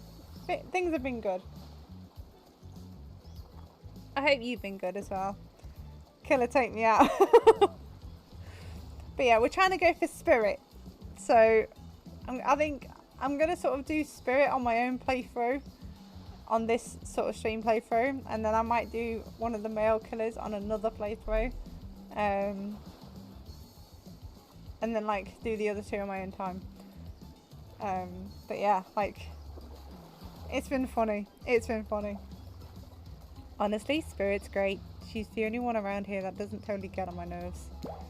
I guess you've got good taste, but I don't know. We could hang out and I could show you some cool stuff if you want. Forget I said anything. Tough choice. You weigh your options quickly because you can only go on one date today, and you also don't want to be hacked to pieces for saying the wrong thing. Oh no, do I have to like equally go out with people? It's always good to remember that these are all cold-blooded killers, but you know what they say, when life gives you lemons, you make lemonade. Bloody hell, this fine man. And they die a horrible, retching, writhing death after drinking it because lemons were poisoned all along. Sorry, this island has really got me tilted. So will it be. It's gotta be, I'm trying for Spirit, so why would I go with Wraith? But like, I'm gonna stick. I gotta go with Spirit. Oh. You've made the correct decision, but know this, just because you picked me doesn't mean I'm going to slob all over you like a dog, understand? Well, of course, you've still got to prove a lot. You've still got a lot to prove to me. I want to believe that our connection is real, but I've been hurt before. Literally, with a katana. A katana that I now wield in spectral form. You feel me? Because you will feel me if you try any of that macho trapper crap. Yeah, I feel you. Before you ask Claudette and Dwight to clarify, I'll just let you know that yes, it is too late to change your answer now. God damn it. Morose match. What? Oh no, what's that?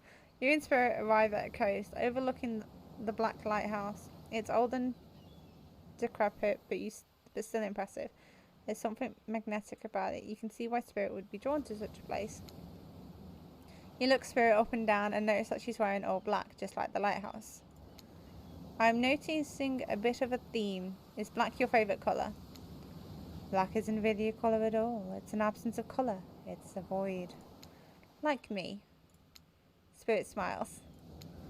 Nature adheres a vacuum. A pause, a vacuum. You're not sure if that's a good thing or a bad thing. The lapping waves on the shore of the coast set a romantic tone. The fog that surrounds Spirit everywhere she goes blends perfectly with the mist rolling up and over this rocky shoreline. She's at one with this place, and so are you. The peace doesn't last too long, however, as the lighthouse lets out an eerie howl, like a monster dying. A spiraling black light stretches out across the sky. Spirit has to yell at you just to be heard. Excuse me. Oh yes, that does it. The light and sound recede and the two of you sit there in silence. Spirit lays a towel down and then pats on it gently. Clearly she wants your company and so you oblige. When you do, she takes out some sunscreen and hands it to you. You're not exactly sure what to do. Is this an invitation to get in a little hands-on action? What else could it be? Thanks. I forgot to bring my own when I lost my memory and fell into the ocean. No problem. I figured as much. Spirit turns away while you slather lotion all over your body. Yeah. I'm not gonna because of the way she is, you don't want to be forward because you need to take her time with her. You need any help reaching those difficult spots? Excuse me. You see a hand float around your back. Sure, why not? Spirit's hand on your back is ice cold, but she has a soft touch. When she's done, she takes care of herself. You watch the Spirit apply sun cream to herself in the most unique way by floating her own hand around her back to spread it on.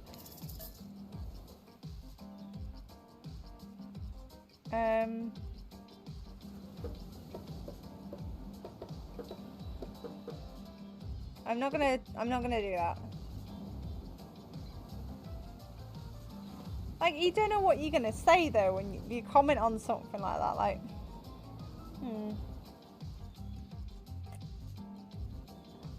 And I don't want to just stare. The fact that your hand just floats out around you like that, you can reach things way easier than I can. It's almost like you're some kind of superhero. Oh. See, you don't know what you're gonna say, that's the only thing. I'm glad you get a kick out of it, but floating severed limbs isn't exactly the type of superpower you think you'd wish for as a kid. I'd much rather be able to read minds than... I'd understand why some people act the way they do. I'm truly sorry. I clearly hadn't thought about what you went through and what your experience was like. Sometimes humour is how you deal with uncomfortable situations, but clearly you read the room wrong. I was just thinking about what you must have gone through to end up like that. It had to have been horrible. It was worse than death. At least death ends eventually. But I wouldn't want to forget it. It literally made me who I am right now.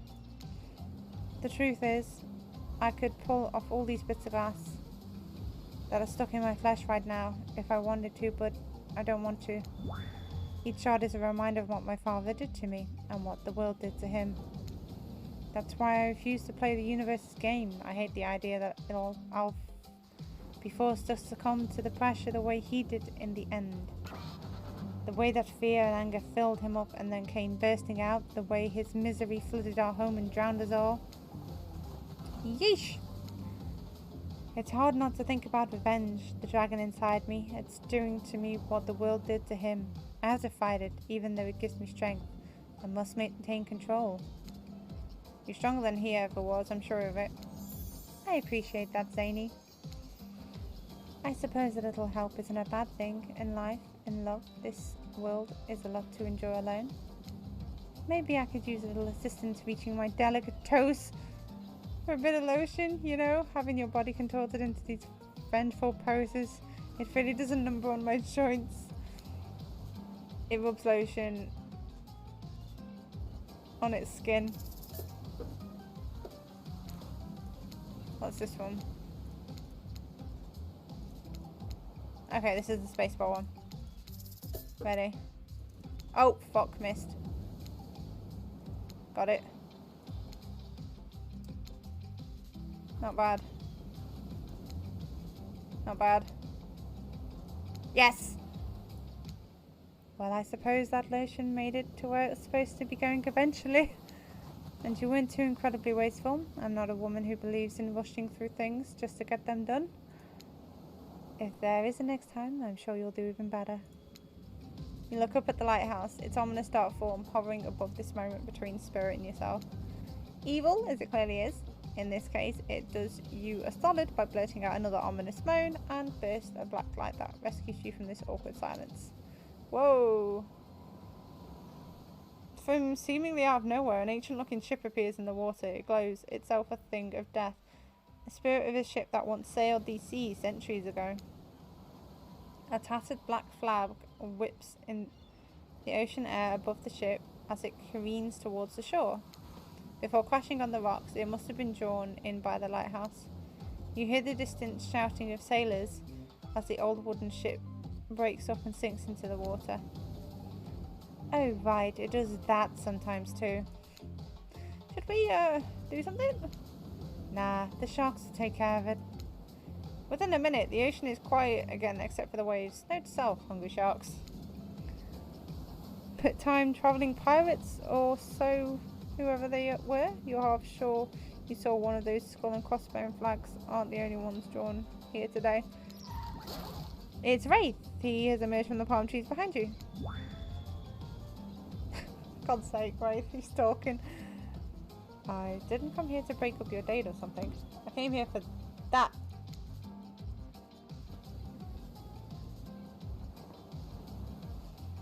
Wraith points at the lighthouse. It is indifferent to his attention. I've been seeing it in my dreams, shining its strange light to me. I can't avoid it. Through the woods and walls, nothing seems to stop it from reaching out to me. Ugh, duh, it's a haunted lighthouse. It does that to everyone at some point. You're no more special than me, those dead pirates, or that mermaid I saw washed up on shore that one time. Ew. Mermaids, by the way, aren't even close to as beautiful in person as they are in movies. More sea witch than underwater princess, if you get my drift. It's all a part of a vast conspiracy, an epic river of lies that runs beneath the island or something? I'm pretty sure I figured it out. The basics. Anyhow, if you come with me, you can get cut. Spirit waves a katana, nearly trimming a couple of buttons off of Wraith's tropical top. He takes the hint and backs away a few steps slowly. For the quiet guy, he never really shuts up. Okay, be that way, you'll see. Alone at last, tension broken, Deathly moans quiet, and Wraith vanished back to wherever he hangs out. You scoot close to the spirit, breathing in the damp, foggy air that seems to emanate from her. It's not quite clear how the whole fog things work, but you don't even care. You're feeling this moment. Spirit seems to be feeling it too. She starts to adjust her robe and you get a peek at her bathing suit beneath. For someone who seems intent on proving how little she cares about what everyone else thinks, she puts a whole lot of work into getting into that suit. It's got straps for days! However, you're so focused on what's happening with Spirit, you don't see the next interruption coming. Oh, for God's sake, go away, you two. Claudette and Dwight burst in front of you to interrupt whatever you were doing. It doesn't seem like they're worried they'd bump into much. God damn it. We're here to make a very dramatic announcement. Well, technically, we're here to invite you to join us back at the beach. So we'll be making a very dramatic announcement. God damn. It's hard being producers and the hosts. Hosts? Aren't survivors supposed to work in groups of 4? Yeah, where's another 2?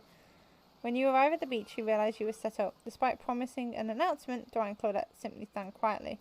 This isn't at all what was promised. Wait a minute, there's no announcement here? But there is. Me! You got mud in your ears, friend? I told you to get lost. Don't you see? Lost is what I am, and so are you. But I know the way out. I've got a map. Back in my secret lair, literally and figuratively. Yeah, I know the distance. That's why you should ditch Spirit and come spend the rest of the night with me instead. You've got a secret lair? Damn it. Who said anything about a secret lair? I said I've got sap in my secret hair. There's a flap on my secret chair. Don't change the subject. Don't ask me what he's talking about. You're trying to make a mess of the first night stay I've had in I don't know how long, because it's never even clear what year it is, but in a while. I'm not about to be ditched for the likes of you. It's not me messing things up. Like, I keep trying to tell you, it's this dang island. I've come to accept the difficult truth. What's happening here, well, I'm convinced that it's our fate. It's not anyone's decision, it's simply the way it will be. There's no use fighting it. What would you even know about fighting? All you know is hiding in your spooky little secret hair and crying like a baby while ringing your little bell. So don't tell me what I can and can't fight back against. I was born a fighter. A dragon lives inside me. I cannot fight, even when all I might want to do is hide. Don't you see this giant hat? It's a metaphor. I do have a fate. My fate is to win every fight that comes my way. Got it? Folks.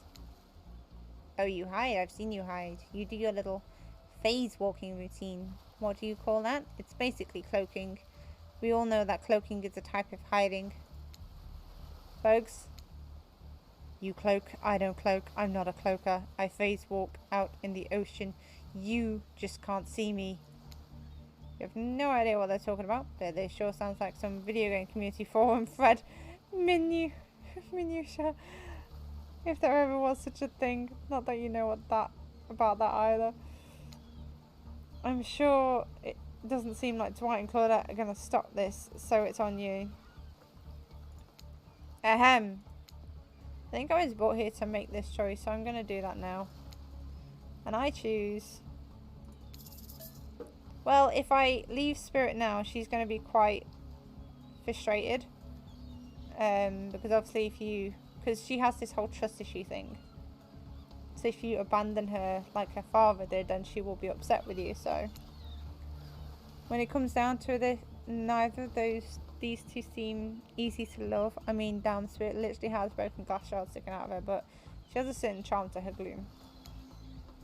Spirit and I were actually having a nice time. Besides, if it's my fate to end up on this island, well, to hell with fate, really. And don't take this the wrong way, Wraith, but the amount of awkwardness you pack into a single day, no wonder you're so skinny. All that second guessing yourself must burn a lot of calories. No offense taken. It's, yeah, okay, it's true. I can be a little awkward, I guess, sometimes. Right, so I'm going to stick with Spirit. Spirit breathes a sigh of relief. I've got enough revenge to do without having to kill you and Wraith too. Yeah, that's what I mean. Like, if I'd have chosen Wraith, I feel like it would have gone the wrong way. Spirit walks you around the corner to show you something that she discovered in this place and knew was meant to be connected with her journey. A cherry tree. It is just a small sapling, but it has begun to sprout flowers. It doesn't make sense to see a cherry tree here in this place. It also doesn't make sense to see a ghost in a black bathing suit, so you just accept it. As Spirit steps up to the tree, a cold breeze pulls some petals off and they come They come cascading through the air around the both of you. Do you know the meaning of the cherry blossom? They're beautiful, but also quite symbolic. Like all good symbols, their meaning is pretty complicated.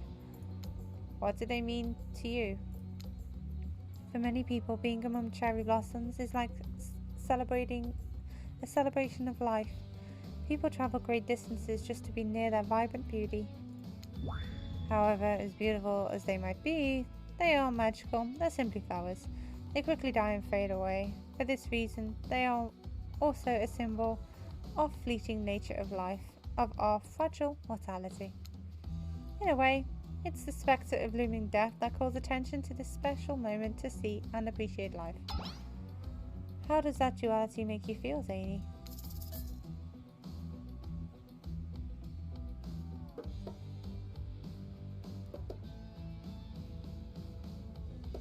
If I say like, I don't know what to say. I don't know what to say. Because I wouldn't want to say unsure, because it's not like...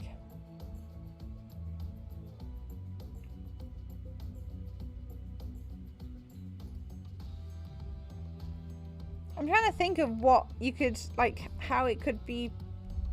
Because obviously when you choose a word, it's hard to know what your character's going to say. Like, you could say frustrated because you're frustrated that life is so quick and you're not going to be able to do all the things that you want to. Or you could say you feel empowered because you've got to get everything you need to do done.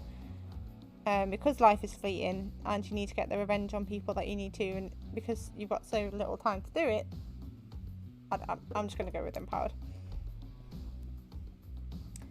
The knowledge that life and death are a cycle has always given me peace. Accepting the fleeting nature of life, like the beauty of a flower in bloom, allows me to appreciate the moment without being too hung up on what comes next. As you explain, Spirit's face begins to look sad to you. You're not sure why. It's not the happiest topic, life and death, but why should that matter? And then it dawns on you. Spirit has been trapped in this ghastly state of death with no hope to cycle back. No rebirth, a moment of blossoming life long gone. That scary time of death and decay that comes after the good part, that's Spirit's eternity. I feel like an idiot. I wasn't talking about you. I wasn't even thinking about you. I just... Oh, fuck off. Are you serious? You just answered from the heart. I can't let that bother me. Our priorities are not the same. I have my mission. Once the fallen cherry blossoms represented the soul of samurai warriors, those with noble characters, those who did not fear death, those who were killed in the greatest sacrifice to honour the empire. Their lives were short, but their purpose gave them beauty. Those warriors saw death coming, but they never despaired. They stood and faced it. They held their swords and struck down their fear. But despite the samurai spirit that lives on in me, in my noble bloodline, my life has ended, but my death continues to stretch on. The cycle is frozen. This cherry tree is not real. Though its petals fall, they soon replenish. It's as if it were installed here by someone. You watch as Spirit chooses her words very carefully.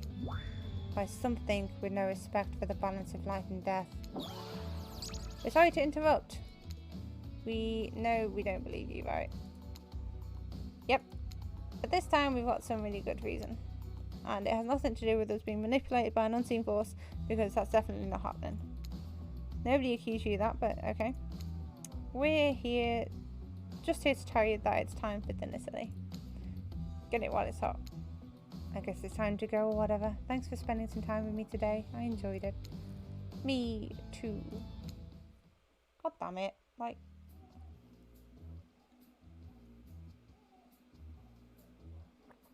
The fuck is that noise? What a fun day you're having. I can see it written all over your face, you're shining. And that's not just a remaining anxious sweat from spending an afternoon courting a psycho killer. No, you're really feeling this whole romantic experience. Don't worry, I'll keep your dirty little secrets. But enough gentle ribbing. It's time to get back to business. The appetizing singles have arrived for dinner, including Trickster. He's back! Waiter's here too. We're not going to do the gag where we all come onto the screen at the same time again, so just believe me, they're all here. And they're all just as sexy and demented as you remember them. With your love on the line, everyone is being careful not to offend you by saying the wrong thing. Congrats, by the way, on getting this far. I am as surprised as you are that these four are falling for you. No, not because of your personality, but because you met them yesterday. What? However, since Chopper seems to be the biggest long shot to end up holding your heart, he throws caution to the wind and speaks up. It's a pretty small consolation prize for being the least loved killer on Murder's Island, but hey, letting them have this one moment in the spotlight is the least we can do, and heaven knows they won't do any better than that. If I'm dying solo while I'm eating what I want, and you're all eating it too. Lamb shank, rare, salt, pepper, no sauces allowed. And serve it with one single piece of broccoli so Rafe won't complain. I like broccoli. Gives me horrible gas. Oh, I don't like that. Buddy, wait till you smell what rare lamb does to my bowels. It's awesome. Oh no. No. Dinner will be served shortly, but certain power brokers would like to know about your day. Would you like to share your day with the rest of the group? You've had an interesting day, that's for sure, but how will you describe it to the others? Say too much or say too little, and it could affect your standing with the group. Okay, but don't just sit there and say something. Nothing is an option. Be coy, because she doesn't want us to know where we went. It wasn't really a date, more like two people avoiding everyone else and choosing to be alone, but doing it in a relatively close proximity with each other. Hey! Told you, because she doesn't want... She doesn't... That's exactly right. Couldn't have not said anything of better value myself. Spirit is clearly very happy with the way you portrayed your date. No surprise, she doesn't like people getting into her business. Told you. Dwight and Claudette bring out dinner. Everyone eats in silence. No one trusts anyone now, and they're all very tired. Oh wait, no, sorry. That's a dreary supernatural horror thriller set in Antarctica, not a charming parody dating sim set in an undisclosed tropical paradise. Bon appetit. Oh yeah, that's a bony appetiti. Don't even mean bon. No, almost everything we serve has a lot of bones in it, even the vegetables. Impossible to avoid on this island. Everyone eats without speaking. Tensions are rising, both of sexual and deadly variety. When everyone finishes, Dwight and Claudette come back to clean up the table. They linger around you as they pick up your plate, take your napkin, and dust the crumbs off the table. Would you like to say something to the servers? Thank them. Your touch-up service is much appreciated. Everyone, if you'd please be so kind as to follow us to the fire pit, we'd greatly appreciate it. We've been told something big is going to happen, something that will change everything. You can go willingly or you can go unwillingly. You have no choice. Tough cookies. Do you have a choice on how you said that, dweeb? Yes, and I immediately regret how I did. Good. Something needs to change around here. Fire is rebirth. Fire illuminates the soul. I hope the fire isn't too smoky. Smoke hurts my eyes. I have pretty sensitive eyes. I'm also horribly afraid of it. The fire, I mean, not my eyes, because of my childhood trauma involving fire. And finally, everyone starts moving towards the fire pit, if only to get away from Wraith's complaining. God damn it. You take a seat on a comfortable log, feeling the fire's heat against your skin, and wait for other killers to take their places, wondering who will want to tell the story this time. Will the narrator tell a story? I bet they've got a stunningly creative mind. Hey, you think? Are they allowed to simply place thoughts in my head like this? Doesn't seem fair. Everyone makes their way in, but something unexpected happens. Nothing happens. Something almost always seems to be happening here. So nothing is probably not a great sign. Oh, cool. And now everyone is looking at me. You.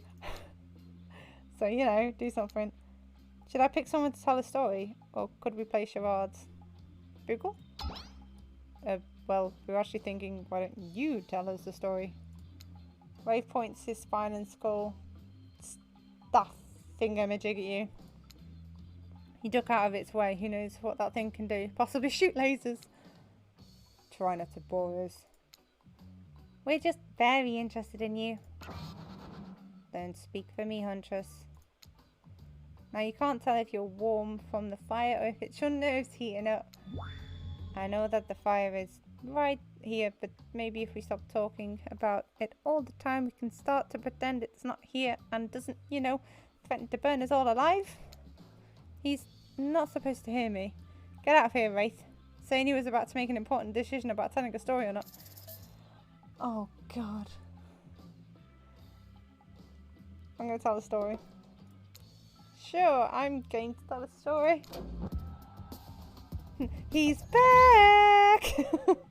I hope it's a mystery. Okay, so what type of story do you want to tell?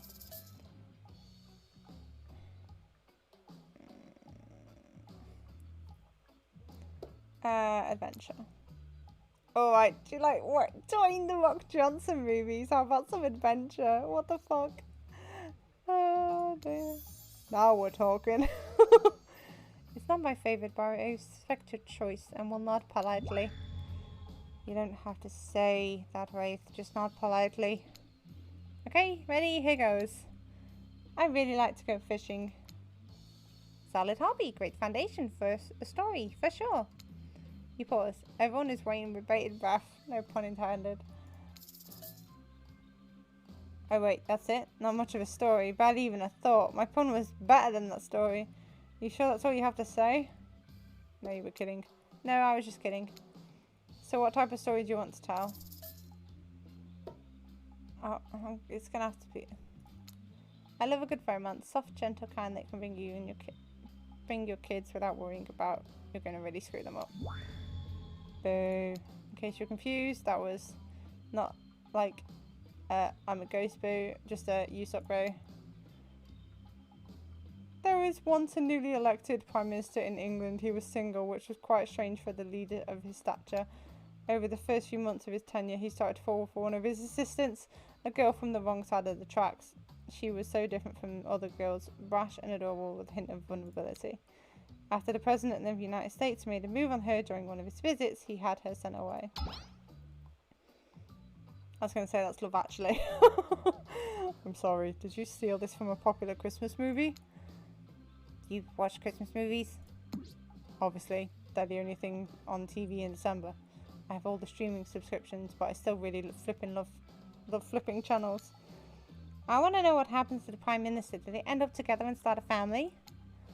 If it doesn't end in revenge, I'm leaving. When do people get tortured in a warehouse? It's not that kind of movie. Oh, look at his face. Look at the face. Oh, that didn't go well. Never plagiarise a masterpiece. Okay, that was not a very good story. I didn't mean to insult you. It was actually quite bad. Sorry. But this narrator keeps it real. We can't just end there. So, who else would you like to hear a story from tonight? You look from killer to killer, trying to decide who might be the most entertaining. Okay, I am going to be right back because I need a toilet break and I need to get another drink because all this talking is making me very, very thirsty. So I'm going to be right back shortly and then we'll make our decision upon my return. So see you in a moment.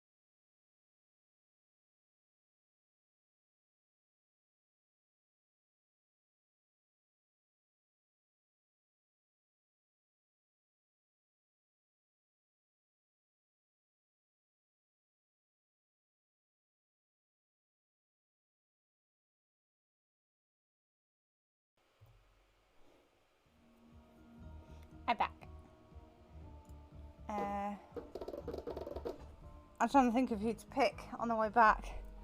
Maybe like Chopper, so I'm not going to pick Chopper. And Wraith and Spirit aren't really getting along at the moment because of the fact that obviously Wraith tried to take me away from Spirit. So I'll go with Hunty Boo. Or do we go with Spirit again? We'll go with Spirit again. I suppose I could tell a story. I don't really want to, but anything I say is sure to be better than whatever you get out of anyone else in this group. Like all good stories, I stole this from someone in the past who is dead now and can't do anything about it. It's called The Bride. Technically, I suppose the fiancé. One winter, a young couple decided that the next spring they would be married. The two were madly in love. Oh, look at the way her eyes light up then as well. And could not wait for the snow to melt so they could join in matrimony and unite their souls for eternity. Per the latest bridal trends, they decided to have their wedding ceremony at the edge of the woods by a beautiful shabby chic farmhouse. Together, they spent months planning the details of the wedding. The two created invitations, figured out seating arrangements, and tasted 100 cakes before settling on the perfect one. They chose Lilikoi, by the way, so fancy. When they came time to figure out the decorations, however, the bride, the fiancée, I guess, since she wasn't actually married yet, wanted to take the lead and set the style. After all, her boyfriend had been wearing cargo shorts and open-toed sandals for pretty much their entire relationship, so he was definitely not to be trusted. Having decided on such a lovely natural setting for the ceremony, the fiancée decided that she would create a unique floral arrangements from the local wildflowers that surrounded the farmhouse. As the sun rose on the first day of spring, she set off into the woods. Each day spent hours mapping out where the best blooms could be found and prepared to pick them herself in the morning of the wedding so that they'd be at the height of their freshness and beauty. Enamored with the incredible variety of flowers in the wood, she surveyed the fiancé, since they had not yet been married, became obsessed with knowing just how many there were so that she could choose the absolute best. When the fateful morning of her big day finally came, the fiancée told her husband-to-be that she had one final errand before the wedding. Excited for the ceremony to come, she dressed in her beautiful white gown and set off into the woods to gather flowers. Treading carefully, she followed her route, selecting only the best stems and collecting them in a basket. However, when she came upon a familiar clearing, something was not as she expected. Somehow it was more beautiful now than it had ever been before, and just on the edge of her view was a new bush filled with blossoms so vibrant and colourful she became dizzy just looking at them. But the fiancée ignored her son's spell and pressed ahead, scooping up flower after flower, and every time she did, she noticed just further ahead and possibly even more beautiful blossoms. Carried by sweet fragrance of spring in the air, the fiancée, crept farther and farther into the woods until she turned a corner, stepped over a mossy fallen tree trunk and realised she had been here before. But this wasn't the clearing she remembered, or at least not how she remembered it. The flowers were suddenly overripe, decaying, falling from their stems into festering mouldy piles on the floor. Where bees had been, now only flies buzzed. Where the scenes of flowers had once intoxicated her, the odour of mildew now made her sick. She turned and looked back. The path was dark. Oh, she's crying again. Into a shadowy gleam, she walked and walked and walked. That day, as guests gathered at the farmhouse, the fiancé was nowhere to be seen. Her friends, family, and love began to look for her, but to no avail. They searched the pasture, the tree line, and into the forest, but there were no beautiful wildflowers or young lovers to be seen. Just old trees, trampled vines, and moss-covered rocks. The fiancé stayed a fiancé for eternity, always wondering, looking for fresher blooms to clip, but never finding them. Distracted by a never-ending search for perfection, unable to see that you were loved for who you are, out there all alone. I thought it was beautiful and sad, just like someone we know. How was story time? A lot of people like to take pot shots at sequels, but I think every good story deserves a follow-up. When you think it's the end, the sequel is almost never as rewarding as the original. That's why I'm much more of a fan of episodic style of storytelling. Knowing it's a series takes a lot of pressure off any individual installment and builds a greater sense of community between audience and creator. Tell me, Zany, if you could delete any sequel from existence, what would it be? Don't answer that. We don't actually care. We're just here to make sure that we seamlessly move on to the next segment of the evening. God forbid my sword talk will get in the way of a romantic twilight moment. Dwight, I'm going to need you to shut your yap trap. You know that we need to get back to that thing we do whenever we're not on screen. Okay, you have fun tonight. Try not to wink, end up dead. Why did you say the words wink, out loud? What kind of double entendre are you getting at with the end up dead thing? Dwight is physically incapable of winking, not since the accident. And you do know that all of these people are despicable criminals with double-digit kill counts, right? Well, except for Spirit. She really doesn't belong here. She's strictly a victim, not a perpetrator. No wonder she's pissed. Did I hear somebody trash-talking Spirit? Deal me in. What do you say when this talk to a hot tub? So I can soak this bod while I roast that ghost with some killer hot takes. Please, enough of the burns. Things that are lit or getting blazed. It's enough that these activities have to be sat next to a literal fire. Must I be surrounded by figurative flames as well? What if we turned and ran as far away from this place as we possibly could, just you and me? On those spindly legs, you'll probably tire before you get too far. If it's running away to someplace more secluded Zany is after, then you should obviously join me. Have you seen these legs? Pure power. Not that my walk speed reflects my giant stature, but that's because I choose to move slowly for stealthy reasons. It's my own choice and it's completely logical. Why is everyone so obsessed with comparing themselves to each other and creating drama? I'm so over all that. Don't you get it? Society wants you to trick you into fighting with each other so that corporations can swoop in and sell you fake-out solutions to all your fabricated problems. I'll be sitting in the shade and drinking something logically sourced while thumbing through a public domain novella printed on recycled paper because I refuse to play their game anymore. It's like she's actively trying to be as unappealing as possible. Does it really turn anyone else on, or just me? Despite Trapper's insatiable appetite, it seems his attention, along with the attention of everyone else, is all on you, for the moment. I don't know. Just pick one of us. Maybe we could all move on with our lives, or, some special products we might have going. You heard him. Who will it be? Who will you head off with for the evening activity? I'm just saying, you may not get a ton of chances to date around like this before Onward Island comes to a close. How long is this game? And I'm not satisfied with that name either, but with this streaming reality TV dating show happening, it's pretty much all that wasn't taken.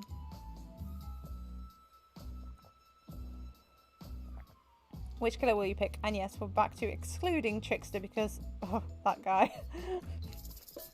Well, it's gotta be Spirit because we're going with Spirit all the way. Spirit? Oh, you picked me. Yay.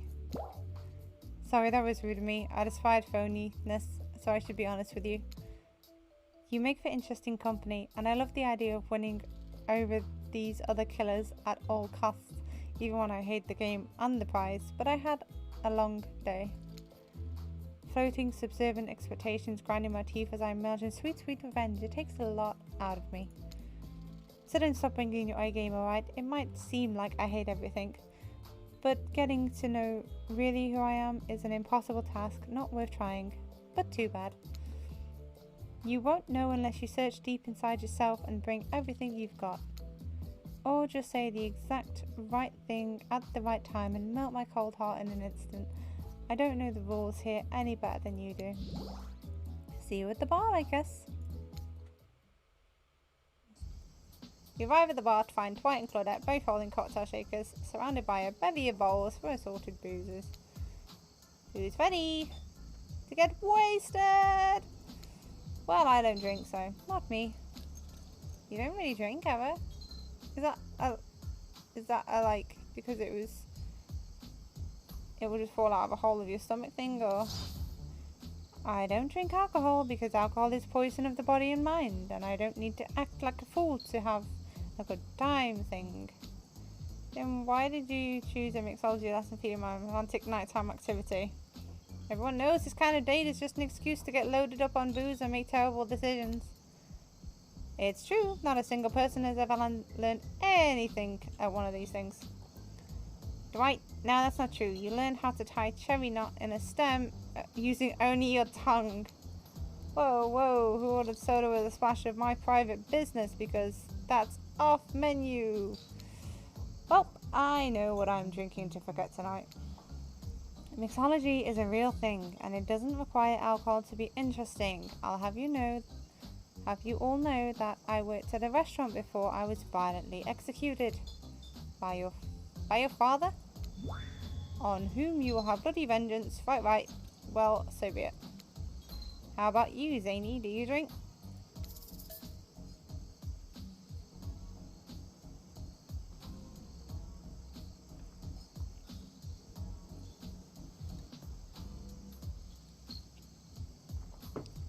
No, I've got juice right here.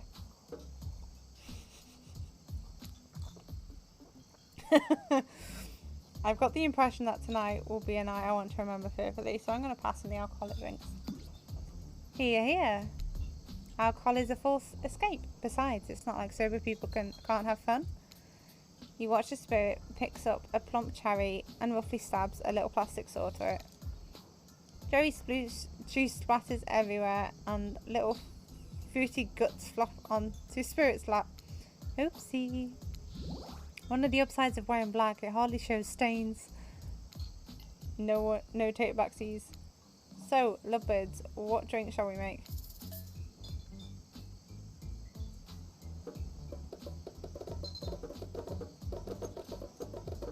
Dark and stormy.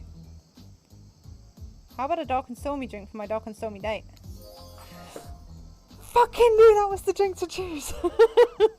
Oh, that one is cute. Please allow us to demonstrate how a dark and stormy is made. I think it's rum? Coke? Yes. Because I think it's dark. It's either dark rum or gold rum.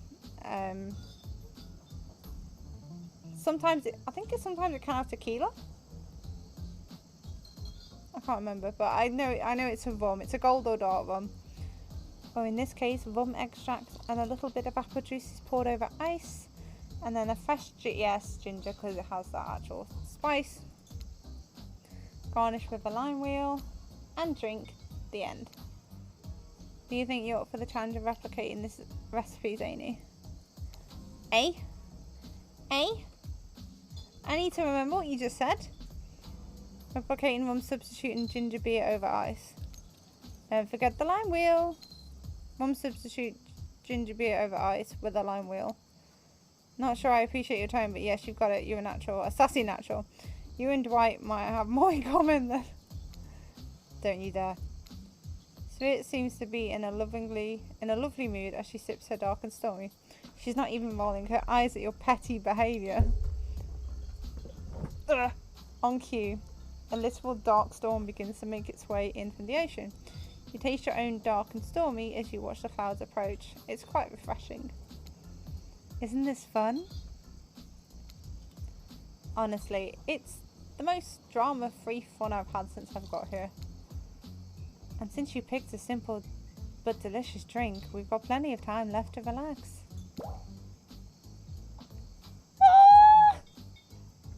Want to make out a little? You breathe in a sip of your drink and immediately begin coughing before you can get a yes out. The lightning strikes a palm tree on the beach and it immediately starts a fire. Oh, look at Spirit's face! The activity ends abruptly as Claudette and Dwight usher the two of you away from the bar. Oh no. The gang's all together on the volleyball court. Seems like only yesterday you were sitting on the sidelines watching everyone get sweaty. That's because it was. Oi. It feels like I've been here longer than that actually. It's so late that the sun is already beginning to rise. Better get this over quickly so that you can get some beauty rest. I do not recommend eternal damnation of perpetual narrated or.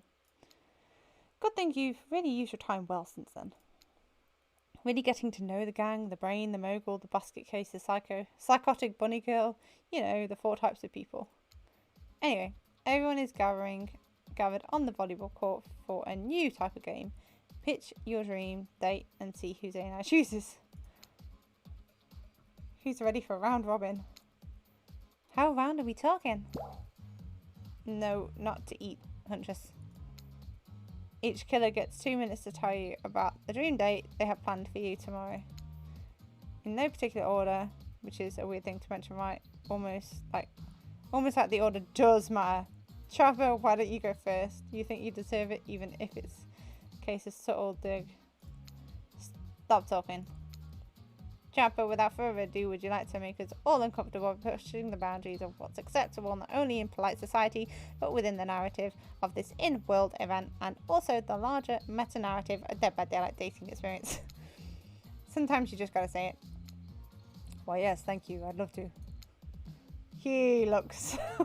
Oh, so Zone, you think you're thinking of picking me? Well, this is your final warning. Pick me and be punished and rewarded. Tomorrow will suck, probably. I'm not an easy guy to get along with, I know that.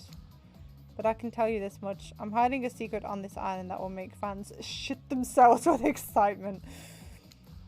If you're like Chopper, you're gonna love it. And if you're a maggot, if not, you're a maggot. And also everyone, even confident, sexy ladies in Rabbit Max, better stay the hell away from my yacht. And time's up. Everyone, gosh, you'll need to dream about these options so you're ready to choose in the morning. Now, go dream about all these swoon-worthy options so that you're ready to make a choice come dawn. Have a swell night. Did you two forget to mention something? Oh gosh, how could we forget? Before you run off to slumber peacefully, there's one more thing to do. I didn't hear the others. No reality survival dating competition parody would be complete without singling out one of our contestants who is already teetering on the edge of a psychological break. Giving them a little push. Hold up, this has been a survival dating competition parody this entire time and I'm only just finding out about it. Come on, the signs are there, you just didn't read them. Oh, what the fuck. Welcome to Murder Island. Now it's time to eliminate one of the killers. Oof, it's like butchering, but it hurts even worse. You can't kill a killer, but can you break their heart? Do you dare even try? You mean, that's right, tomorrow one of these sexy slices will not be eligible to take you on a date. Who's it gonna be? But why? Because it's dramatic? Because it's surprising? Because it's a classic reversal of fate? It will hurt someone's feelings, someone dangerous. What's going to be, champ? Who's your thought process here? Chopper seems like he might throttle you in your sleep if you eliminate him. That being said, at least you see him coming. Spirit could be anywhere, she floats, and I hear she can disappear. Hard strap. If you get rid of Rafe, you might cry, although I totally support normalising men crying being vulnerable. It just seems like he might be an ugly crier. She might just pretend to be okay with it, but then you'll start seeing her behind every tree. What I'm trying to say is, I don't envy you, boss. So which sociopath are you eliminating? Well, I'm not eliminating Spirit, because fucking hell, that's who I'm going to go out with.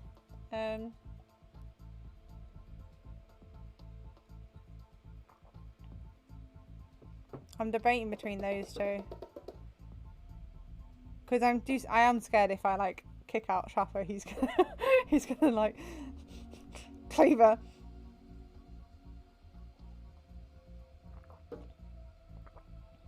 Wraith will be the one that I go for when I play through again. But I think...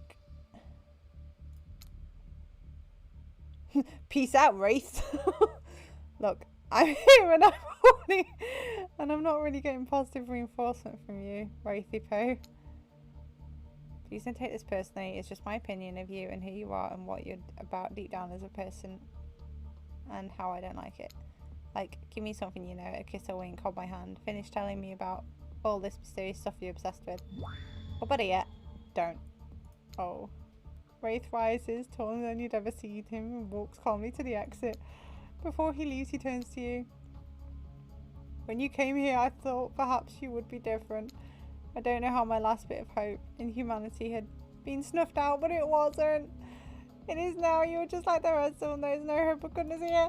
The only thing I can do is try to escape. And burn everything and everyone to the ground. He leaves. Holy shit. Pretty badass exit. Was not expecting that. Now that you've broken the heart of someone heartless, you should go get some shut-eye. And don't worry too much about broken hearted you've left behind, because of course they'll be receiving a consolation prize. I know! They might not get to go home with Zany when this is all over, but they'll never sleep alone again. That's right, we'll be sending our eliminated player home with a trickster pillow. Trickster body pillow, the mercy new trickster body pillow, the next best thing to the real trickster. It might not hug you back, but it definitely won't try and stab you. And how do we know? Because I've tried it. That's right, it's Dwight dusted. Claudette approved. I hope you sleep well tonight, Zane. They need to release that on the store. You're my hero for what you've accomplished. How can you sleep tonight knowing what you've done? No, not because of guilt. I mean, knowing that there's a legit homicidal maniac who hates you so close by. You need that. How can you sleep tonight knowing what you'll do tomorrow? I don't know how you'll do it, but you better go before Dwight and Claudette come back and put you to sleep themselves. You know, those two. Schedule, schedule, schedule. And of course I get the adverts now. Oh no. Whoa, what a crazy way to end the day. I'll wait. I'll wait.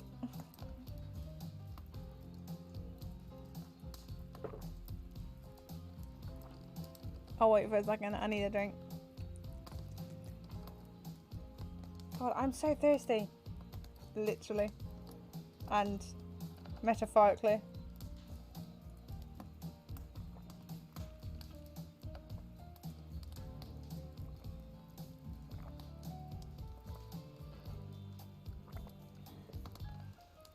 God damn.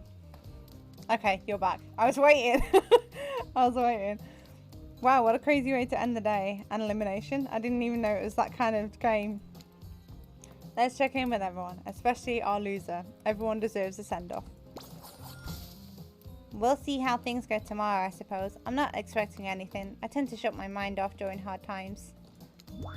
I know I seem all excited and devil may care, but the truth is, I'm really a pessimist at heart. That tends to happen when your mother was skewed by an elk when you were young. Yeah, how do you know? Well, guess it's the only thing you talk about. If you'll excuse me, I think I saw a raccoon over in that tree, and I'm feeling peckish. I know I said some things when Kenny kicked me to the curb, and I just want to say I'm embarrassed for how I acted. Now, what I said though, I stand by it. I want everyone here to burn. How would I say things are going? It's a matter of perspective.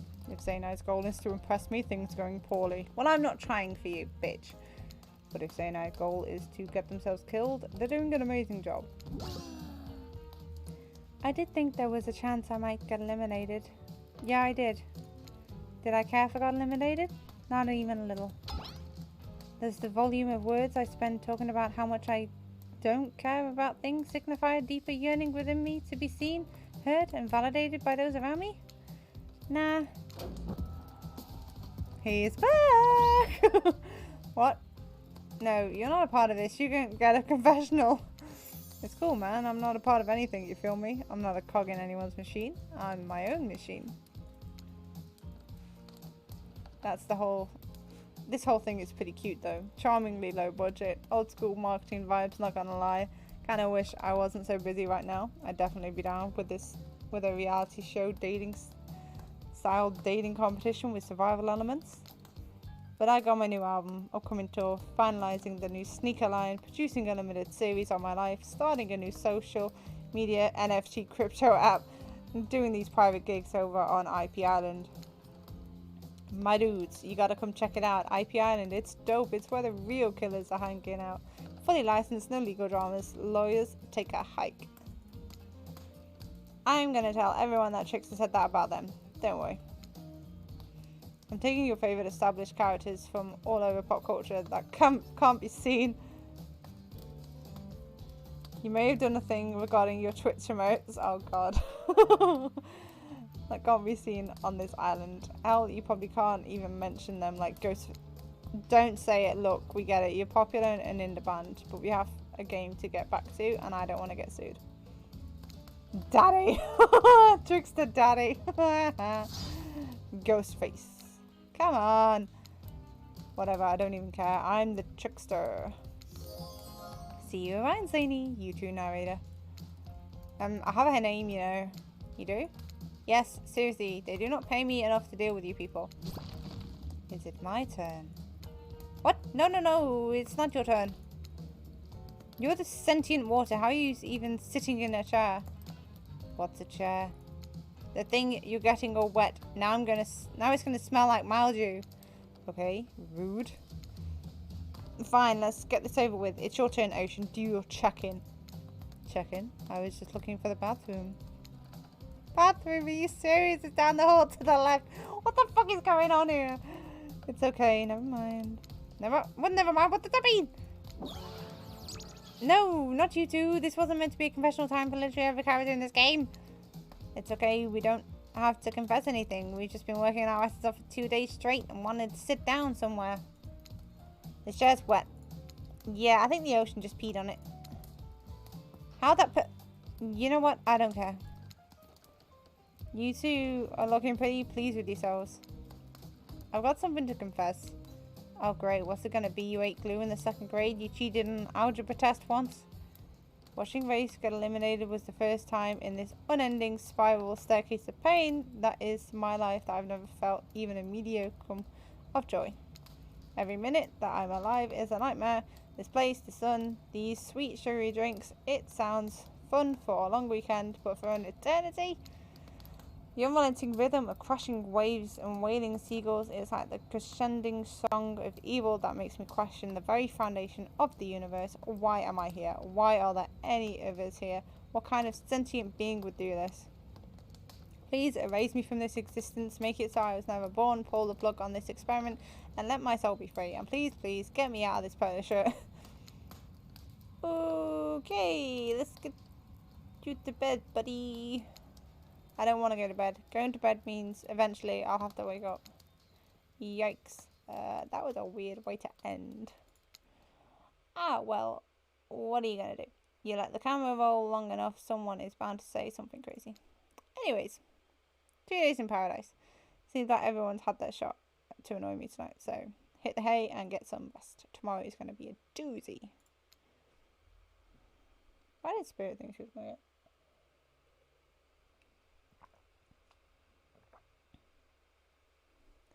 Soft sunlight warms your skin, nudging you awake. You're using a killer crab as a pillow, which it's sort of okay with. What's that? You don't know about the killer crabs? Alright, you didn't go on that huntress date. You really missed out. It was thrilling. Well, I guess it would have been. You'll have to play the game again to get that reference, I suppose. You pull on your beach attire and splash water on your face. Dwight and Claudette approach. Is that look on their face excitement? Terror? You know, it's your stomach flutters with butterflies. Someone's in love. Or you've been infected with zombie butterflies in your sleep. It happened here before, but it's probably the love thing. It's time. Claudette gestures over to the beach where the killers all stand flanked by tiki torches. It's a scene very reminiscent of a TV show you used to hate watch with your ex. Suddenly, the message is clear. You're going to declare your affections for a killer in front of several other killers. Hey, isn't Trickster supposed to be here? We paid him good money to make some half-assed cameos in this show. I'm gonna chew his agent now. But before they walk over to you for your big moment, don't think we haven't noticed how kind you've been with us, Zany. It can't be easy being thrown onto a mysterious island for seemingly no real reason, surrounded by terrifying killers trying to manage your most primal impulses. Murder and making out. And you've kept a cool head and treated us, your friendly host, island hosts, with dignity and respect. So don't tell anyone we told you this, but... Claudette and Dwight look around conspiratorially. Just a little hint for you going forward. Don't try to go all the way with a killer who isn't into you. Relationships are two-way streets, and if you don't have a green light in the other direction, you might end up in the friend zone. Friend zone, that doesn't sound bad. Where do you think you are exactly? Dead by Daylight doesn't do friends. There are killers and there are survivors, and I'm afraid we can't say more. Okay, so who's into me? Claudette and Dwight look around conspiratorially again. Well, I've never seen Spirit open up to anyone like she has opened up to you. I've seen her open up the insides of plenty of people, but thankfully for you and us, that's in a different type of game. I like it. So are you ready? Of course you're not, but too bad for one schedule. Of course we're going to pick Spirit, because goddamn. And they're all here. Well, apart from, obviously, Wraithy Boy. You make your way over to the row of hotties. Claudette and Dwight stand off to the side, hands behind their backs. It's been quite a 48 hours, but there are sparks in the air, and I'm not just talking about the rusty chainsaw, though I do recommend staying away from those sparks. It's time for a newcomer to confess their love. Wait, I do have a drum roll for this. No, you don't. But who cares? Zany, who do you choose for your solo date? Can we at least do the flower thing? Dwight, I thought we agreed to keep that between us. No, not that flower thing. The thing where the suitor gets a flower as a symbol of contestant's love and affection? Oh, right, I suppose. But no roses. They're such a cliche at this point. Well, that's good, because I tried to pick a rose, but I got an ouchie, so I settled for these. Oh, that's cute. Beautiful. You've done good, Dwight. It's a lovely bouquet. I hope Dwight saves some of these for Claudette. They're a thing, right? You're getting that vibe too. Just me? Sorry. You've got other things to think about right now. Zany, who do you select for to receive these flowers and spend the day with you today? Spirit! You approach Spirit, peering below the brim of her impressively large hat into her haunting eyes. Spirit, since I met you, I've been enchanted by your presence. You've challenged me to be a better person and resist the urge to show me the sharp end of your katana. For that, I thank you. I'm ready to take our relationship to the next level. And we shall. Up to the eye of the dark storm that is our reality, to the lantern room of the Black Lighthouse. It's time to see what you're made of, Zany. Oh shit. Oh shit.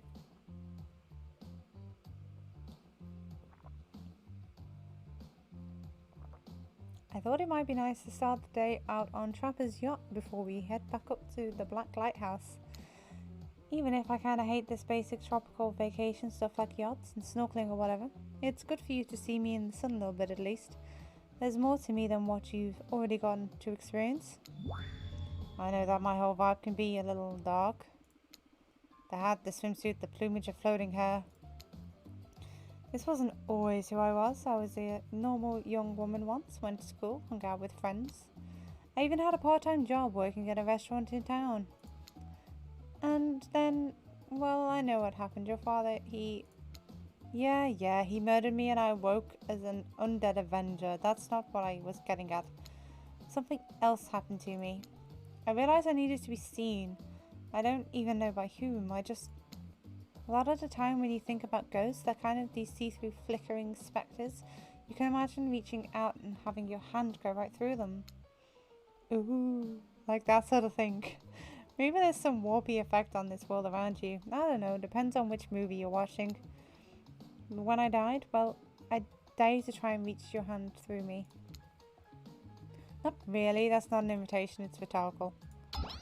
Why did I end up this way? Who brought me here to this island? Who knows? I sure don't. I've got my ideas. but I'm not exactly out there digging around in caves or dusting off antiques to try and find clues and analyse their meanings. I do want to take this experience seriously though. I want to give the process a chance. It may be a dumb process, and one that I have extremely little respect for as a person. But you woke up on this beach with no memory of who you are or where you came from. And rather than freak out and simply try and swim away, you're giving this a chance. I actually didn't know that swimming away was an option. It's not. However, the fact that you've never that you never even tried, I think that means you've got courage. Or an open mind. I don't know. Maybe you stuck around because you like someone you met here. Maybe. While the two of you were getting all deep and philosophically flirty, the yacht pulled up to the shore next to the Black Lighthouse. Last stop, everybody off!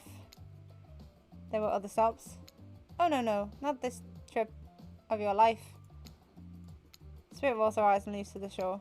I was just messing with you. This is the only stop. Nobody here is really looking out for our fun, so we have to make it for ourselves.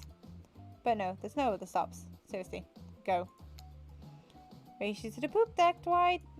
This ship doesn't even have a poop deck. Oh, it will. As you disembark, you see Dwight and Claudette run giggling across the ship. Too bad you can't date those two. They seem like they know how to have a good time. God damn it. You arrive at the beach near the majestic Black Lighthouse. Its imposing form towers above you. A flock of birds, lazily, no sense of fear or urgency, as if circling a corpse that hasn't moved in ages. I'm excited about today, see? Spirit places her wrist delicately in your hand, presses your fingers down against the skin. It's cool to touch, but you feel, is that the faintest of pulses? My blood is absolutely pumping. So what happens now? Now I show you something that no one has ever seen close up before. Well, no one who has lived to tell about it. We're going there. Spirit points to the top of the lighthouse amongst the circling birds. What's actually up there? Have you seen it? Oh shit, what the fuck? No! Hey y'all, how's everybody doing today? It certainly seems to be taking the whole elimination thing well. Or maybe it's just the opposite of that. Better not bring it up at all. Just hope he doesn't completely melt down. Hi, Wraith. You seem chipper today. Something strange is definitely going on with the sky, while something else is strange. Something different than what's usually going on. Wraith takes a deep breath, sucking in the ocean air like it's the greatest air that has ever been sucked. Zany, thank you. Thank you for choosing anyone else to go on a date with today. Alone, again, forever. This is how I was meant to be. I feel alive. Are you done? What kind of, on a date that you just mentioned? I'm glad you feel better, Wraith, but like she said, we're in the middle of something. You mind? Oh, right. So what you doing? Heading up to the eye of the lighthouse? I love it up there. You can really see the whole island from up there. In fact, Spirit, I thought you said nobody's been up there and lived to tell about it, but this sounds exactly like telling about it.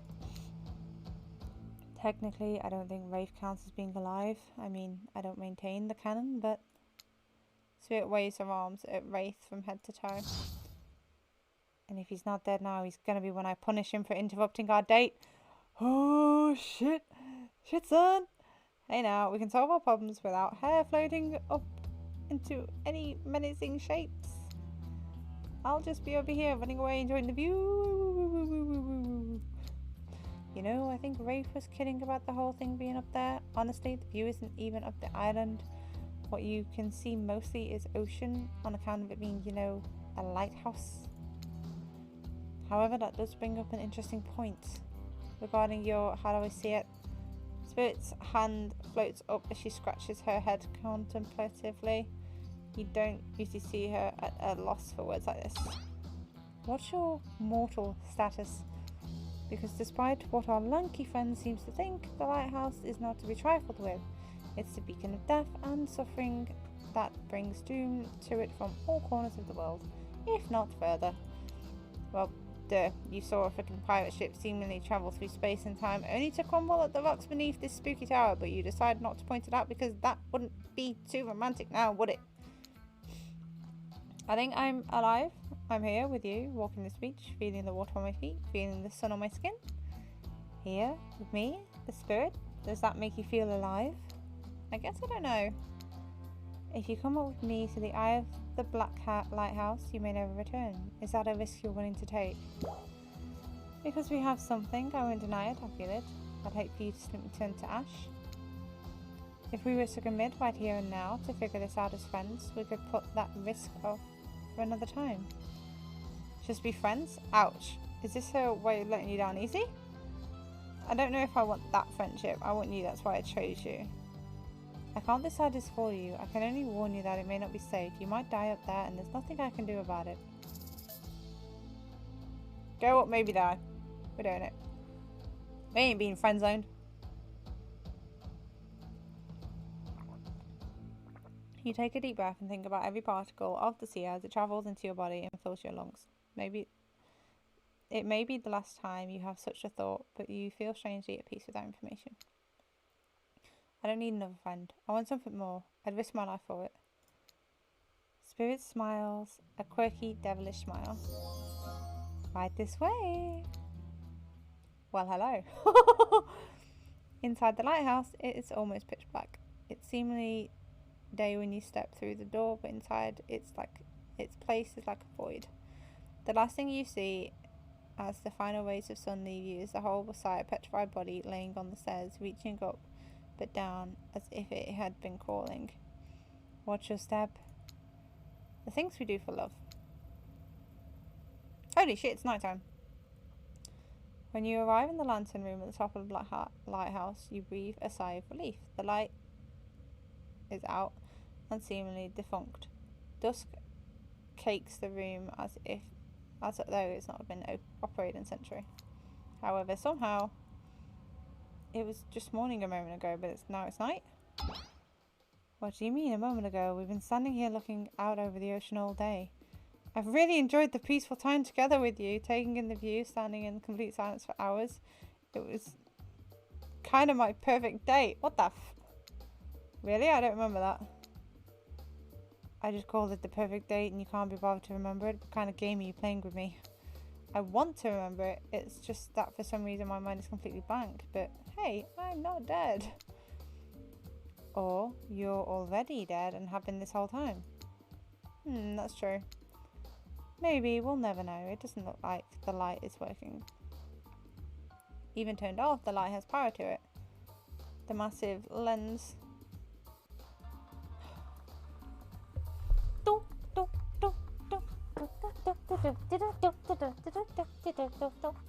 Raid!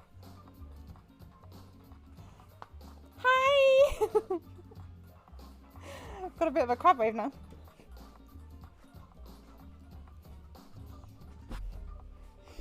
Oh dear, I think you've come in at like the best time. Hi everyone, welcome in. Thank you so much for the rave. Sorry, the font is really like small on my screen at the moment. Earnin, have I said that right? Earnin, thank you so much for the rave. I hope you had a good stream. What were you playing? Were you playing Hooked on You as well, or Dead by Daylight, or? This is the first like playthrough I've had of this game. Oh dear, but I hope everyone's had fun. I hope you've all had a good stream with Earnin. I hope I'm saying that right again. I'm just going to take my headband off actually because it's falling back. Good! Oh, it's been so good. This is like literally like my first playthrough. Did you, I want to know, who did you go for as well? We've literally just like gone for Spirit, first time playthrough. And I think I'm near the end now because I know it's not a long game. But I'm going to do 2 streams of it. One going for a female and then the other going for a man. So, and then the other 2 I'll just do offline in my own time. You went for Wraith! I actually rejected Wraith. I feel really bad. He had this little like breakdown at the end. I was like, oh no. He made me feel proper guilty. I was crying on the inside. We didn't finish yet, but I got game over. You got a game over twice already. Oh my god. Jesus. I rejected Trapper so quickly. It's okay. I know. Yeah, I didn't talk to Trapper. I didn't go on a date with Trapper. We literally only picked Spirit. I was like, I'm just gonna pick one person and just go for them the entire time, and not change my decision. I am bad at decision making. Normally I'm quite bad at decision making. Like, I've said a few things which upset Spirit, and I was just like, shit.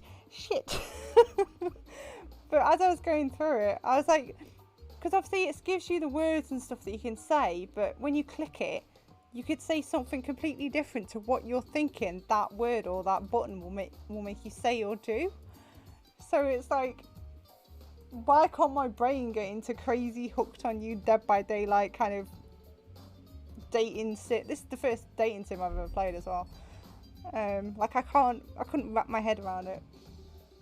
The panic of choosing wrong. Yeah. There's been times when I've been sat there for a minute like, what do I pick?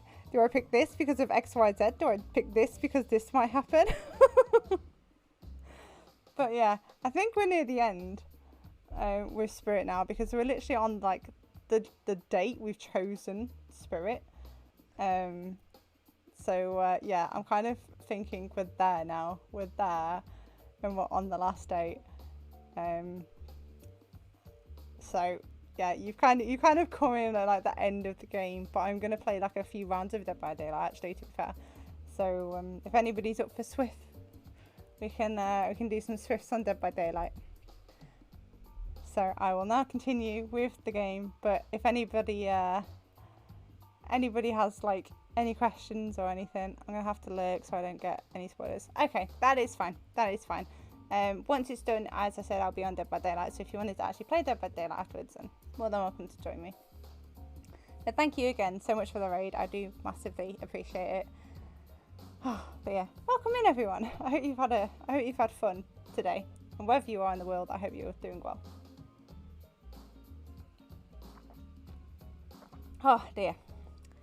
Even turned off, the light has a power to it. The massive lens refracts moonlight through itself, a subtle sparkle that has a hypnotic effect. Maybe that's where the day went, staring into this light as the sun fell and the moon rose. She's so cute. We have matching headphones, so I had to write, oh, I love these. The Logitechs. I've got the mouse as well. I've got the Logitech mouse. It's quite good for like shooters and playing Dead by Daylight and that sort of thing, because I have the like buttons on the side, and I had to go with the purple. You have to match, like, gotta do it. So my keyboard is all like lit up in like purple and blues. So yeah, I like the mouse. It's quite a good mouse. Little wireless one as well. So because I hate wired, like I can't deal with wired mice. So it's fine. Thank you for welcoming Chase the Vibes. It's all good. Don't worry about it. I'm just happy everyone's here. Oh dear. But yeah, well, I think we're almost at the end, and then we'll be on to actual like a couple of rounds of Dead by Daylight, depending on how the queues are. So thanks to I'm terrible at voice acting, by the way. I tried it. I played a game called Okami, which is my #1 favourite game. I tried to voice act. I'm horrendous at it. I need to drink constantly. So I'm very thirsty at the moment. For killers and for a drink. Thanks for spending the day with me. I really had a good time. That's it. Don't get me wrong, this is really cool and all. I guess I don't know what to expect. I suppose if you thought you were walking into your death and nothing happened, it might feel a bit anticlimactic. Sorry, anyhow, it's time to go. Here, let me just flip on the light for the staircase so it's easier to get down. This does look pretty dark. Maybe a spirit is interrupted by a strange hum, and then it becomes frighteningly clear to you that switch wasn't for the stairs, it was for the main lantern. A lantern that is now beginning to power up. Spirit is freaking out here, man. The faintest smell of burning begins to reach up to your nose. Oopsie, looks like maybe that switch wasn't for the stairs light after all. Now we see who is really alive and who is really dead. I suppose it was bound to happen sooner or later. You slam your eyes closed, hoping that somehow not looking at the light itself will protect you. Not sure I see the logic in that, but if it is magic, it kind of defies logic. I want to see it, but, well, I'm a little scared. Don't look like directly into the light. Open your eyes and only look at me. I'll keep you safe.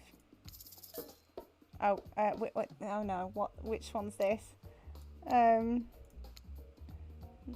pointer in my eyes, straight bar on the pointer. Okay. Oh no, is this gonna be... Oh god, I've been terrible at these.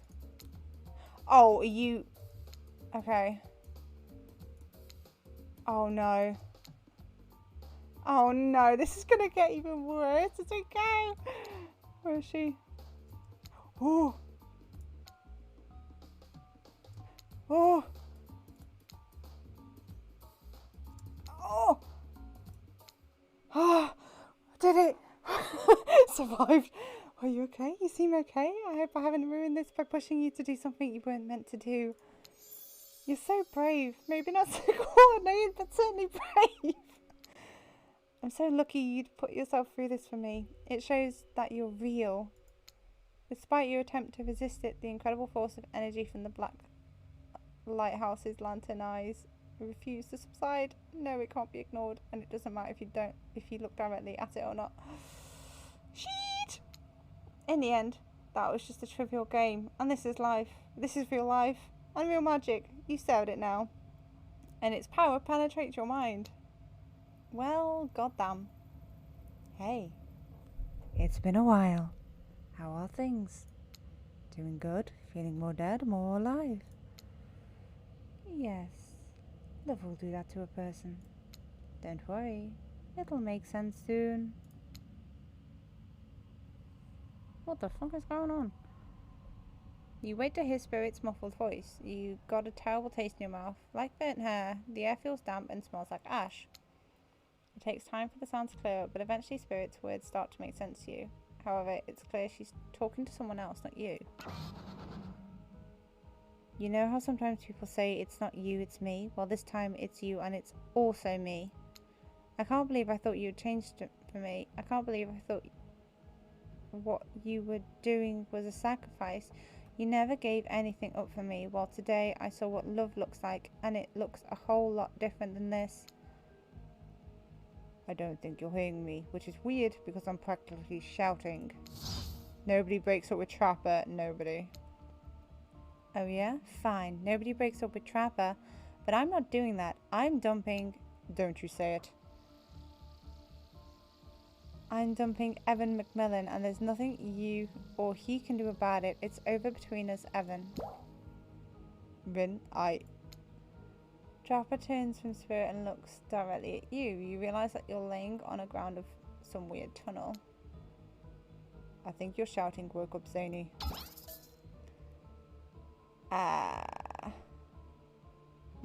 My shouting? Well, I'm definitely not picking that one. I'm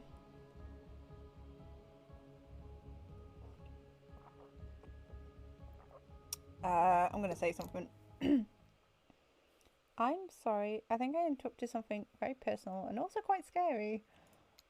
I swear I wasn't trying to listen in, but I heard a lot. Probably not everything. I think I woke up in the middle. What did you hear? Just you dumping Trapper. We were never together. I mean, we were together. Wink, wink, wink. I know you're wearing a mask, but we can see your eyes. You don't need to say wink, wink, wink out loud. Another reason I'm right to have dumped you. You did not. It was mutual. The jig is, as they say, up. They know you're awake now, and you're going to have to deal with this awkward situation head on. Clearly, I shouldn't be here. You two are having a very personal conversation that I don't need to be involved in. I don't even know how to get here. Not here on this island or here in this creepy tunnel. As far as this island goes, I guess you're as good as mine. Your guess is as good as mine. Brain can't read today. As far as this tunnel goes, we brought you here. We? You and Trapper? But after the lighthouse came on, you blacked out. On your way down, I thought you might have hit your head or something. It's hard to tell what blood is new or old around here. Either way, I wanted to get you someplace safe, so I asked Trapper for help. Is this Trapper's, like, secret place? It's not that I can't carry you, I just didn't feel like it, you know? I hate anything messing around with my shards. Trapper, on the other hand, he loves nothing more than having an unconscious body draped over his shoulder. And my head is, like, on Trapper at the minute, like...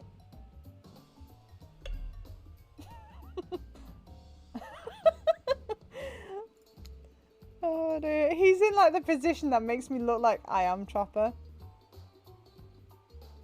Can I line up my shoulders? There you go. Oh dear. I could have asked Claudette and tried for help, but I don't trust them. But you trust Trapper. Like and trust are two different things. You might think Trapper can be a real jerk, and you'd be right. But you get what you see with him. We brought you down here because we're the only ones who know about this place.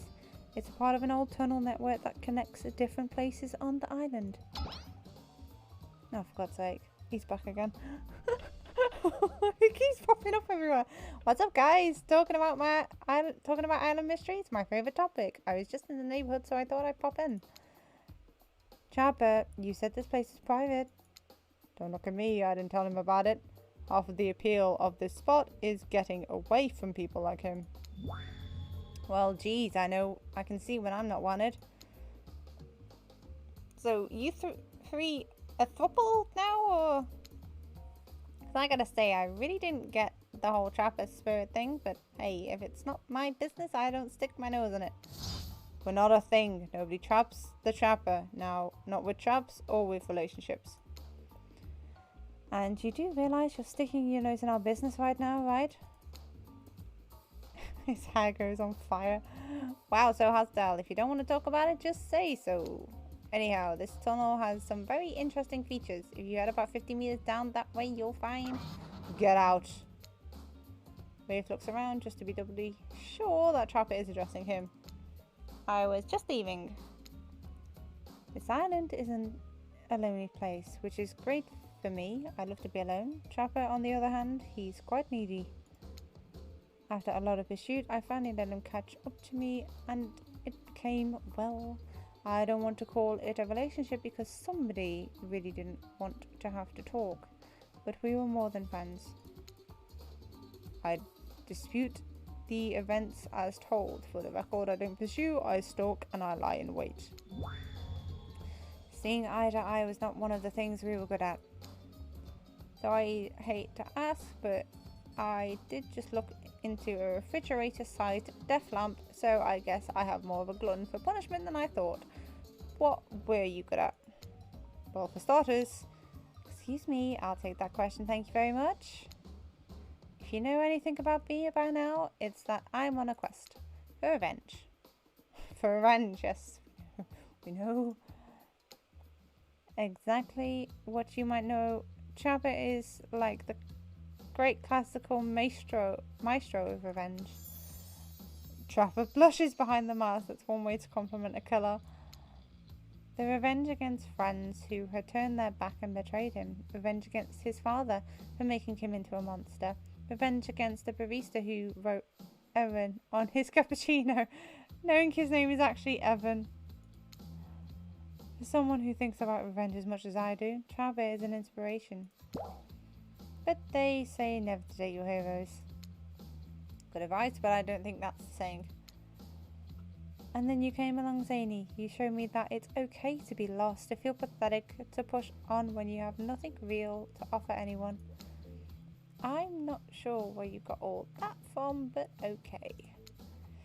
You held up a mirror to my own doubts and fears and showed me that they aren't everything about me, that I can embrace those things but not be defined by them. You showed me that life after death can be more than just an obsession with revenge and mind-blowing sex on the ground in a dark cave or a dusty old tunnel. Okay. Trapper nudges you in the ribs with his elbow. Gross, clearly appealing to Trapper's better features, has winning a strategy for dumping his ass because he seems to be taking it quite well. This whole half-ass dating show parody thing, at first I obviously thought it was a lame idea. what kind of moron thought there was an audience for this. But then we spent some time together and I realised there's something actually real here. And I don't want to give up on it. I don't want to give up on us. Listen, Zany, while you were knocked unconscious by some minor head trauma like a total weakling, Spirit confided in me that she has real feelings for you. I took it extremely well, naturally, because I trust her and value her opinions. That doesn't mean I trust you. If you want to get to her, you have to go through me first. Oh. What the f is this shit, man? By passing Trapper's test, TM. Coming to Behaviour TV Sundays at 8 PM. Welcome to Trapper's test. Answer my questions correctly or die by my blade. Oh, great. Question 1. What's Spirit's real name? The one given to her by her murderous father, which she only lets her real friends call her. Rin. Okay, you got that one. Don't celebrate yet. Oh shit, I feel like I need to know a lot about her now. I don't. Question 2. What lives inside Spirit? A dragon! Sure, everyone knows that. They won't all be this easy. Question 3. Where did Spirit work when she was a normal college girl before she was hell-bent on revenge? Restaurant. I know. Do you think I would date a waitress? Don't tell my father I ever mingled with the help like that. He'd be so disappointed in me. What the fuck? Question 4. What's Spirit's favourite colour? Black. Are these questions largely superficial? Sure, maybe I didn't get to know Spirit that well. Maybe that's why she dumped me. Maybe that's why it didn't work out for us. Who knows? The final question. You got this, Zany. According to Spirit, what's worse than being dead?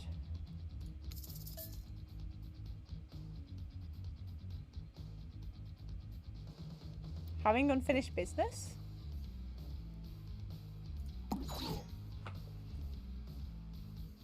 I forgot! I know! I think it was the bottom one! Wrong. Looks like you got real close. I want to take a moment to applaud you for doing so well until now. But that's not what happens. No! No! You son of a bitch. We're doing that again.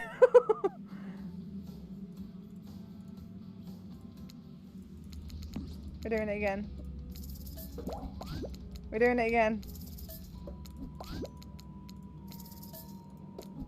We're doing it again.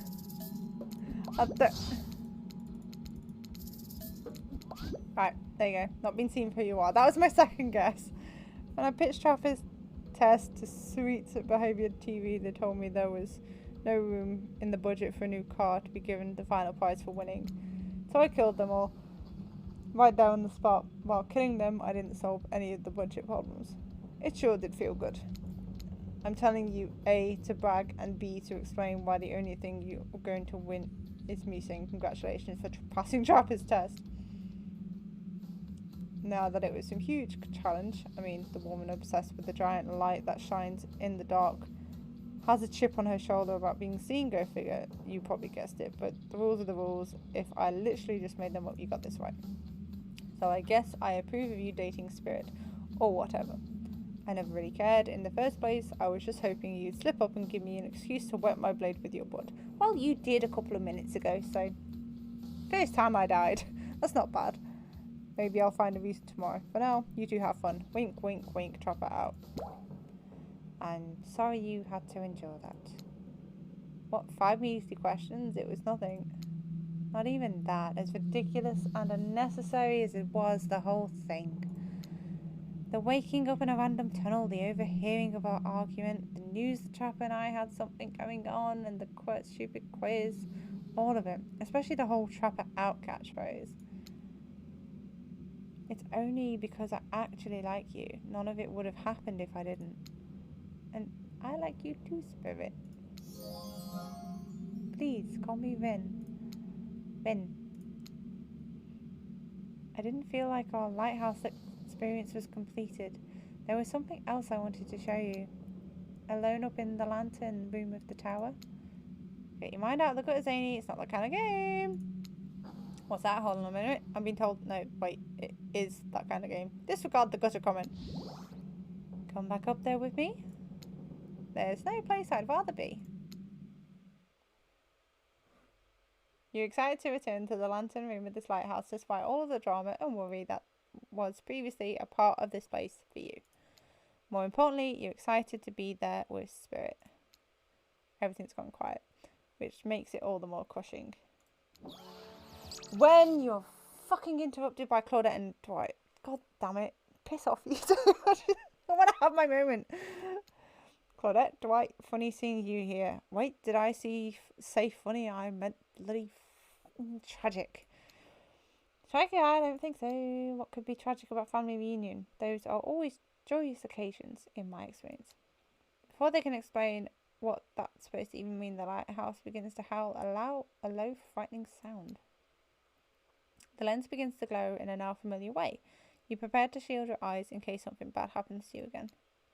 Now isn't the time for any reality show adjacent shenanigans. Dwight, Claudette, shield your eyes. We don't know what the lighthouse will. Now, please don't interrupt. You think after all this time you'd know that we've got your best interests in mind? Oni? Oni? What do you mean, Oni? Wait, what? No, of course, I don't think that I got wax in your ears, friend. I asked you not to interrupt. Too late. The black light flares. In darkness, you see something horrible and strange. In the place of Claudette and Dwight are two ghoulish silhouettes. Before you can focus on them, the light passes and the two survivors have returned to their normal states. Yeah. Oh, yeah. No, now that you said that, yeah, okay. It's breezy up here. I should have packed a sweater. What in the hairy hell? Hey, watch the language. You shouldn't speak that way. Holy shit, Kitty, you fucking called it. Around your elders. What the fuck? Grandpa? What the fuck? You fucking called it, Kitty. My little Rin, you're such a woman now. They grow up so fast. Oh, what? Tony, meet Grandpa Kazan Yamamokas. Well, technically not just Grandpa. Technically he's my great-great-great-great-great-grandpa. But there's a lot of greats in that way. Holy shit. What the fuck? Oh, I haven't seen my little Rin since I watched over her from the afterlife when she was just a little girl. And I expect you all to say the greats. It's a matter of honour and respect. Except Rin, she can do whatever she wants, my precious little angel, but you only stares at you with demonic red eyes. You're pretty sure even the decorative third eye on his mask is looking at you. You mongrel, you must treat me with respect, or help me, I'll be cleaning bits of your head off my canopy. Oh no. A canopy is like a metal baseball bat covered in spikes, FYI, I know. I'm not sure what a peasant like you is doing so close to a descendant of the noble Yamayoko bloodline in the first place. Dirk, Claudine, explain what's going on to me. It's Dwight, sir, and Claudette, remember? We explained to you that you were going to come meet your great-great-great-great-granddaughter's suitor and to give or withhold your approval. 5 greats. Great-great-great-great-great-grandfather, sir, your honour, your master, sir. Holy crap. Oh dear. Dwight, he's a samurai, not a judge. Grandpa, they must have summoned you here because they think you have the great judgment, and because if they summoned my father, I would be too distracted by torturing him for all eternity to continue with the rest of the, whatever this is, show, game, experience. Ah yes, that makes sense. Only a man of my own power and magnitude can help. Self-importance much? Nice to meet you, Kazan. Only my friends and family call me Kazan. Those who tremble in fear of my presence call me Oni. You're seeing a serious resemblance to Trapper in not only the sheer size of the man that Oni is, but also his attitude. Apparently Spirit has a type. You sure you can or want to measure up to that? It dawns on you that, wait a second, maybe you do resemble Oni. Every time you try to look at your own reflection, however, you become dizzy and confused. This definitely deserves more thought, but now's not the time to consider the fact that you might be some kind of hulking vampire with the first ever case of self-blindness. There's a massive samurai mad dogging you from 2 steps away. Well, you don't scare me at all, so I'll stick with Kazan.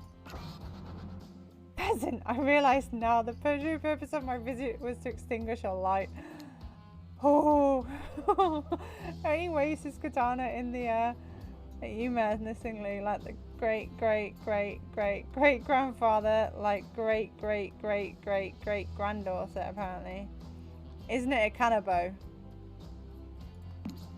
Hold up there, Grandpa, it's not so fast. You're not only supposed to kill them if they deserve it.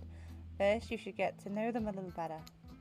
Young people these days, always waiting to kill people, insisting they must deserve it. Back in my day, you did what needed to be done because your nobility depended on it. In his day, with such an imposing presence, he sure gives off serious old man yells at cloud vibes. You see, when I was a young man, we didn't have foreigners in our land, didn't need them. We had an abundance of culture already. A little too much if you ask me, but I did make the rules. The rulers did exactly how it should be. But I didn't make the rules. The rulers did exactly how it should be. Literature, art, commerce, theatre, fashion, poetry, puppet shows, ghost stories, courtesans, gambling, fighting, fine dining, fast food, public execution. What are we talking about? Spirit giggling at her great. Okay, I'm not saying all those every time. Oni's forgetfulness. You wonder, does she even like this guy? She sure hates her father, so... Listen up, old man. We do not have time for you to list every activity available to a samurai in the entirety of the Edo period. Silence, peasants. You are showing your ignorance. Samurai were forbade from many activities that didn't benefit the Bushido code, such as attending certain theatrical performances. For instance, sometimes, however, a samurai would put on a disguise in order to seek out entertainment. Now, I'm not saying I did that because I had honour and a body built like an entire castle that is quite hard to hide. But clearly you have neither my honour nor my physique. You don't even know about the ins and outs of shifting rules of traditional Japanese samurai etiquette, you fool. Rin, what would you want with such an uneducated admirer as this? You find it hard to believe that any contemporary person knows all that much about who was and wasn't allowed to do what leisure activities over 100 years ago. However, you're really not sure how to handle this massive demonic old man. Oh wait, I get it, sweet Rin, my beautiful descendant. You invited me here to do what you're too kind to do. Bash his jokes head in. Claude, Doris, he keeps calling them different names. Fetch my canopy, Rin, wrap your robe around this Mongol's hands and hold them still. We'll spatter their brains on the beach together as a family. Grandpa, no, that's not why I invited you here at all. In fact, I didn't invite you, Claudette and Dwight did. Haha, yes, sure, wink, wink, wink. This whole saying wink out loud thing is getting out of hand. Him and Chopper really do have a lot in common, don't they? I swear, Zany has a good soul and a heart of a warrior. They fought for my love in their own way, faced down death more than once, and put up with their fair share of nonsense. Nonsense which seems to be endless. Can we, I don't know, wrap this up already? Of course. Who am I to expect anyone to wait around for my approval? I've only been hanging out as a ghost and watching my bloodline be polluted by cowards and quitters for 5 generations. Just come give your ancestor-in-law a hug. Sword drawn, only beckons you closer. There's no way he has ever hugged anyone in his entire life. I think I'm good over here, actually. Rin, now push them away. I'll split them in half. The sacrifice of this usurper to the Yamato bloodline will surely bring us back to life and set us back on the course of honour. God damn. You're so silly, Grandpa. We both know that only one sacrifice can get our family back on track. Revenge on my father, your great-great-great-great-grandson, the traitor to the Yamato name. The lust for violence in your voice, it fills me with cheer. Has he got tears at the side of his eyes? I don't know if you guys can see it. His eyes have suddenly gone blue. I'll never forget who I am. Oh god, sorry. I suppose if this person you want to be with, to go on your journey of your bloody revenge with, I should trust your judgment. The strength inside you blooms from the same cherry tree that was planted centuries ago by our shared ancestors. And if Saint ever treats me poorly, you have my word. On our family's honour, I will wield my katana and gut them like a fish. A tear rolls down behind Oni's demonic mask. You sure you want to marry into this? And one last word of advice, my dear girl. The father stuff, don't forget it, but maybe stop focusing so specifically and obsessively on it. What he did, it was awful, but it was already done. Do something for yourself now. Just my 2 cents. Be well, Rin. I will see you again soon. Now let's go, servants. Clint, Denise. New names. Return me to the stables. I assume my dragon has been fed and attended to. Yes, sure. I swear this is still better than dealing with Trapper's dad. I'm sorry if I was disrespectful of your great-great-great-great-great-grandfather. He seemed like a very special man. I realise I will never measure up to someone like that. A warrior with a hell of a fashion sense. I mean, that mask. Don't worry. I would never expect you to, or want you to, really. If all I wanted was the biggest brute alive, I'd be down in Trapper's cave right now, avoiding his vintage bear traps. But that's not the life I've imagined for myself. This sense of abstract duty, anger at a world changing around me, a lust for blood, that's no way to live. And yet, as you know, that is the Yamamoko way of life. Forever I am cursed to battle against the dragon that lives inside me, or at least maybe I was, until now. Call me the Dragon Tamer, baby! Yeah! You haven't won this game yet, please don't ruin it. Oh, god damn it. Sorry, I have no idea where that came from. God damn it. I think we've spent enough time in this lantern room. We should get back to the beach. Oh, funny. Oh, I need a drink. God damn. The moonlight sets a romantic mood as storm clouds roll in and surround the black lighthouse. You know, the sun might have set, but if we waited long enough, it will rise again. Holy crap! Spirit removes her sheer robe, showing her strappy black bikini. Her pale skin glows under the light of the moon. That's a nice suit, to be fair. Like, that's a smart suit. Maybe you could help me get a head start on applying tomorrow's sunscreen. Again? Oh my god, the music. I mean, yeah, of course. Last time was, well, I definitely felt more connected to you afterwards. I'd be totally real with you. I kind of just asked you as a goof, but I really enjoyed it. I swear though, if you tell anyone about this, I will not be labelled a foot freak. Not that there is anything wrong with feet, it's just something about that kind of attention really gets people talking. Steady, steady. Oh no, oh no. Oh no! Close. Almost. Excuse me. Yeah. Excuse me. Almost. Damn it. Damn it. Close. Yes.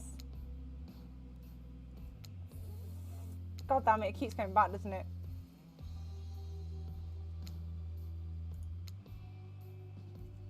Yes. Oh, I was on it. I was on that then.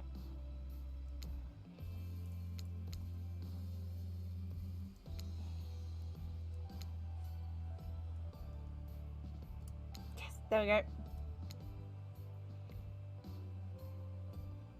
God, that's so goddamn hot. I love your hand sliding up and down my feet between my toes. The skin. My skin has never been more moist. Get up here right now. Oh my god, that face! Before you can find a towel to wipe off your lotion, the hand spirit grabs you and pulls you in close. That. Oh my god. Arara! Her lips lock onto yours. They're surprisingly soft and warm. The sensation is incredible. Clouds cover the moon and you find yourself on the beach with Spirit in complete darkness. You can feel the narrow straps of her bathing suit come undone and come to life. Jesus Christ. Snaking through the air, wrapping around your body, lifting you up off your feet. Come here, you. So this is what it feels like to fly. The spirit pulls you close. You feel bits of glass press into your flesh. Pain and pleasure mix and wash over you like the ocean, salty air stinging your skin as you ride against your undead lover.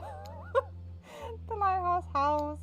In the darkness, you're pretty... Jesus Christ, this is like fan fiction. You're pretty sure that spirit lets the dragon inside of her take over. If it kills you, you're sure it will have been all worth it. The clouds part just as you manage to pull yourself, exhausted, away from spirit. A chunk of broken glass is lodged in your shoulder. When you pluck it from your skin, it drips of blood. Sorry, I think this got stuck in me when I was, you know, I was having the best night of my life. Spirit drags her fingertip over the sharp edge of the glass shard. Keep it. Consider it a memento. I've got plenty more where that came from. Holy shit, guys. Holy hell. You arrive at the beach to find Claudette and Dwight waiting for you. Now's the time, Zany, to face your destiny. Actually, about that, Zany, can we talk privately? Maybe not here, maybe somewhere else private. Would be better for this talk. You know how we feel about scheduled spirit very strongly. And I know how I feel about you telling me what to do. Don't do it. Like I said, I'd rather have this talk with Zany privately. It's not right to do it here in front of everyone. You know, from my experience upper management of my father's mine, I learned that if you're going to fire someone, it's best to do it in public so they don't freak out. Please, enough of the fire talk. Wait, you think no, she can't be. They seem so in love. Well, I mean, not really. Spirit is still spirit. But if I try to imagine spirit in love, I suppose she hasn't attempted to murder Zany, right? Yet? So, okay, fine. Your guess is as good as mine, really. That girl is very hard to read. A word of advice, though. If you're gonna end it quickly. And in my experience, the more pathetic the creature, the more annoying the final howls are. I don't need any advice. Everyone out, except for Zany. Oh, he's back! Did someone say final house?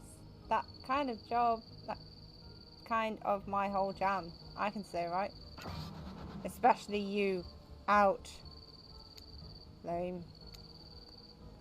Alone with spirit, you feel something awful hanging in the air. More awful even than lingering smell of Cleaver body spray. Oh, that gag. I'm gagging. We're all gagging for Cleaver body spray. Spirit, Rin, I don't know what you're planning on saying, but before you say anything, just know that I really, really enjoyed my time with you. Getting to know you over the past few days really helped me get to know myself. Daddy. For that, I just wanted to say thank you. That's sweet. You're welcome, and you know what? It's that kind of thing that shows me you've got a good heart inside of you. Too good for me to carve out and toss into the ocean, but also too good for me to love. I need someone who shares my interests, someone I can connect with, someone jaded and dispassionate, only driven forward by the desire for revenge. I need someone who isn't warm, that I feel so cold in compassion. I need someone who isn't you.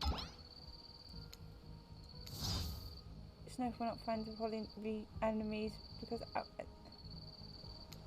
friends it is. I'm glad to have you here from me. Excuse me. Spirit starts to leave. Wait, what? That's it? That's how it ends? You're just leaving me here? I'm not sure I'd use the word ends, and for that matter, I wouldn't say that I'm leaving, but sorry, accidentally hit the button. God damn it. What the hell? I just spent all this time on the island doing everything I can to get to know you, and to be told that I should just leave Chocolate Factory through the side door? I don't know what that means. Anyway, I said goodnight, Zany. See you around. Jeez, I'm sorry, what a bummer. Hey, why does she keep saying she'll see me around? Gosh, I have no idea. And so my precious killers lived happily ever after, as they should, learning to love themselves first and foremost, while trapped in a never-ending cycle of torture of my design. Wait, did I just spoil my true identity? You made it this far. You should probably know that. That you'll have to play again to find out more. Goodbye, Zany. See you again later, and again, and again, and again. What a load of forever. One down.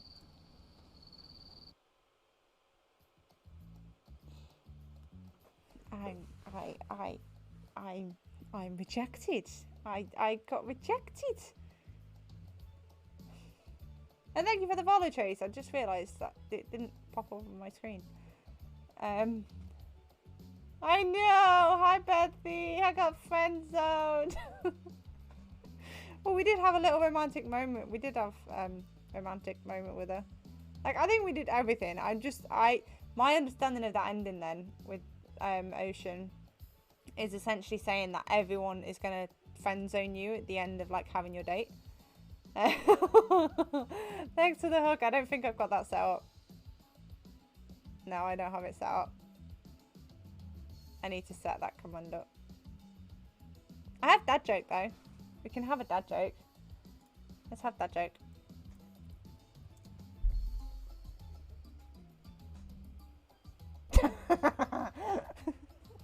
Oh god, my pet mouse Elvis died last night. He was caught in a trap. Oh dear. I quite enjoyed that. Even though I got oh, I can't see what that is. Hang on. A crying face. It's a dad joke. It's meant to be horrendous. Oh dear. I quite enjoyed that though. That was quite good. It was quite funny. It's 10 to 11. Okay. Okay, we will close that. Oh dear. That's funny. We'll exit the game. We'll play it again next week and we will go for who's the next lucky killer. It's gonna be Wraith. We'll I think I'm gonna do it next Thursday as well. So next killer's gonna be Wraith.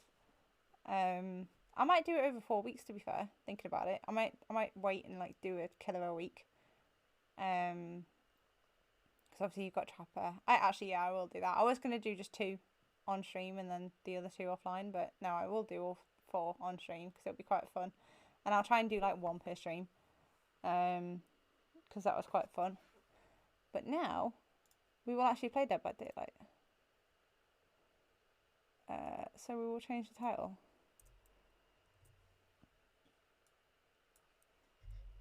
I think Rafe is going to be a sweetheart. He was absolutely adorable. He was absolutely adorable, but yeah, he did make me chuckle. He was a sweetie.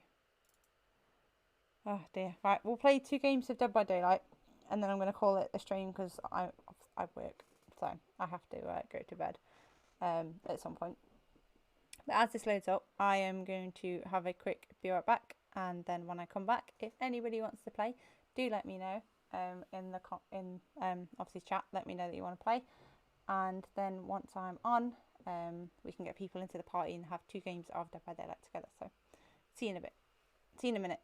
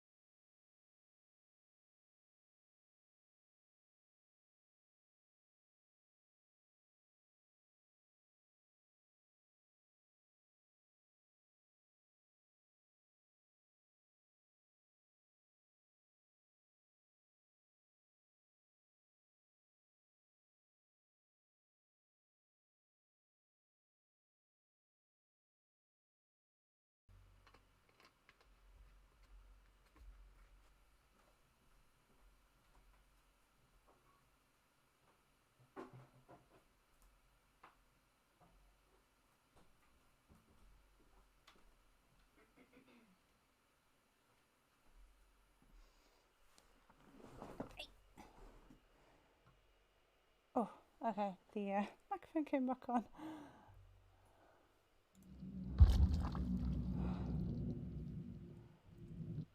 Okay, hang on. Let me.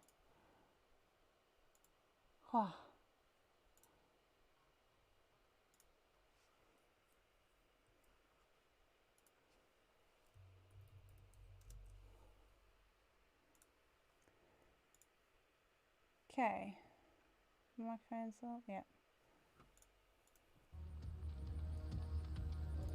Come on, game.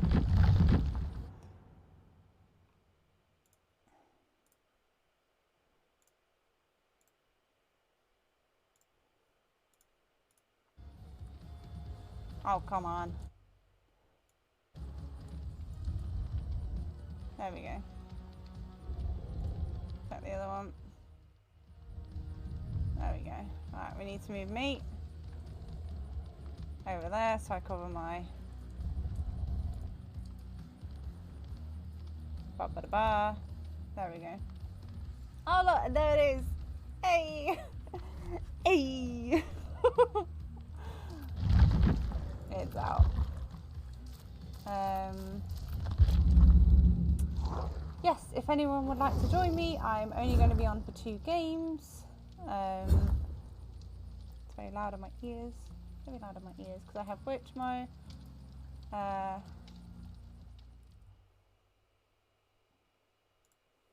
So if anybody would like to have a little run around, little play, little bit of a laugh. Why is that not working? Now it's working.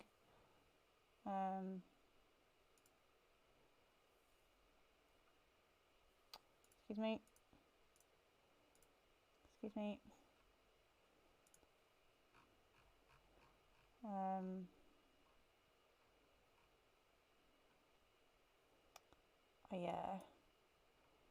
I've added some new stuff to my playlist, so we'll start part of the way through from where that stuff comes in.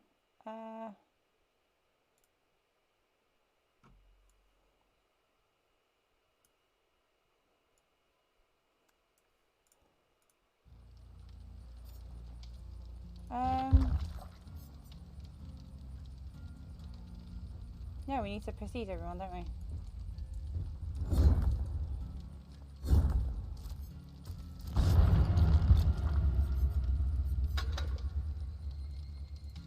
We'll try. Oh. I don't have my controller. Sugar! That's in me.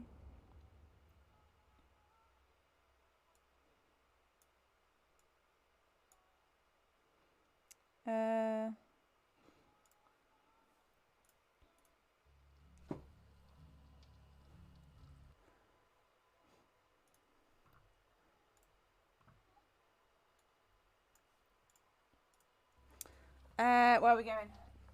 Over here.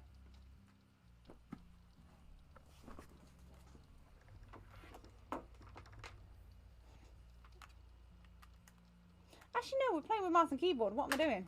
I play with mouse and keyboard now. Like, what am I doing? I don't know. I'm losing my mind. I lost my mind a long time ago. This bloody chair. I need an actual gaming chair. God damn. Break my heart. Oh, why? I'm the only one with an item. Oh yeah, everybody's using... Do I have it? I do. Oh. Somebody left.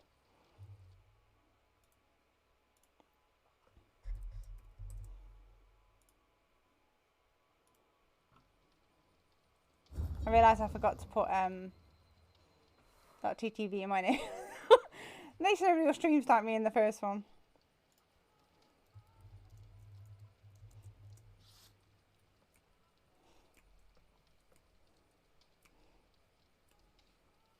Break my heart.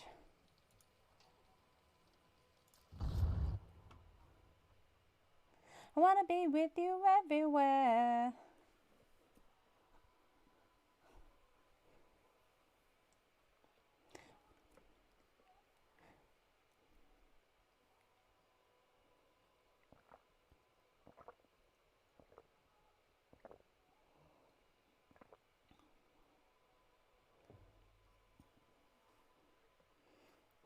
I wanna be with you everywhere. I'm gonna say the killer hasn't even readied up. But we'll probably get this song done before we even get in the game.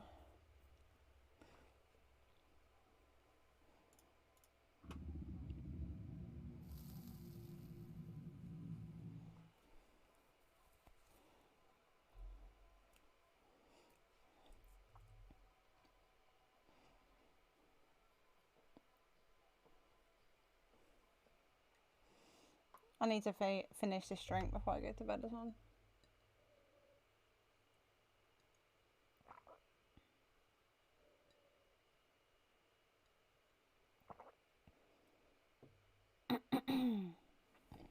Oh, excuse me. Jesus.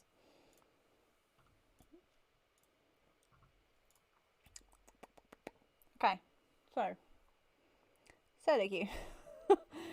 This is gonna be fun. Gotta love a good solo queue.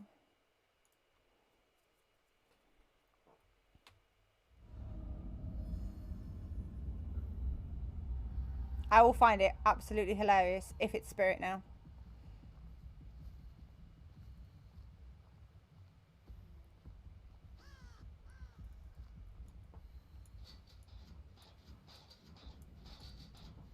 Yes, I know about the thing.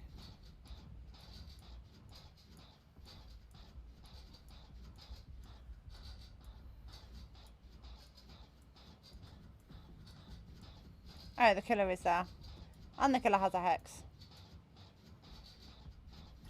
Okay, now I'm actually going to work on it. Oh, I didn't put any add-ons to the bloody flashlight. What an absolute dingus.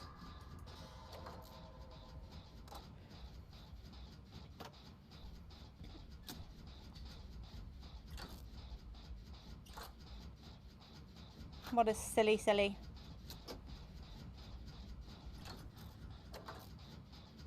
Where is everyone? Are we on the one with the house?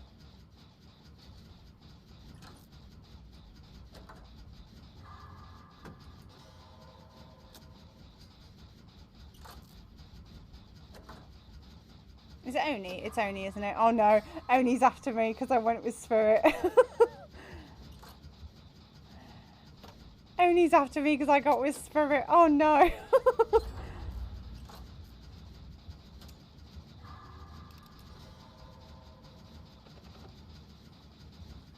Hi, I've almost got this gen done if you want to help.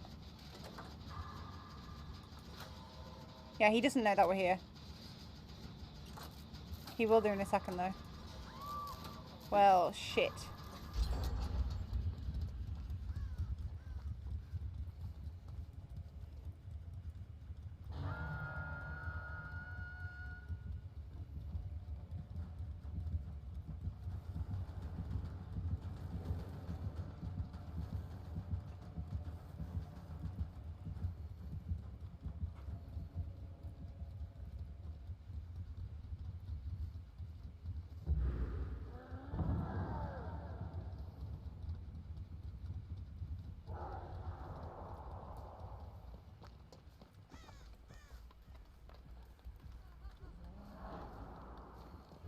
Oh shit. I don't want to...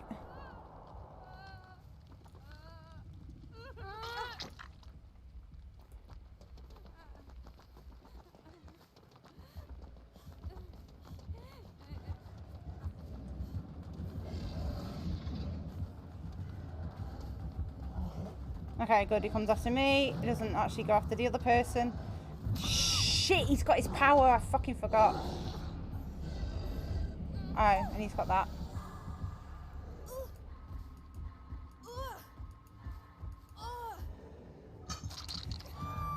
Time to hang out.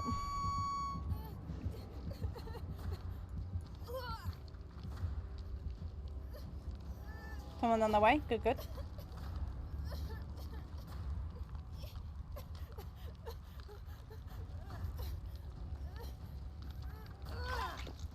And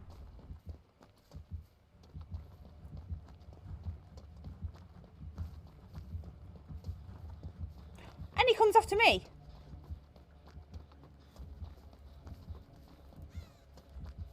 comes after me because of my blood things. Mate! That's mean!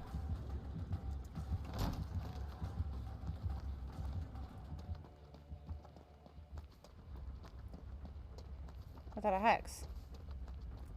It was indeed.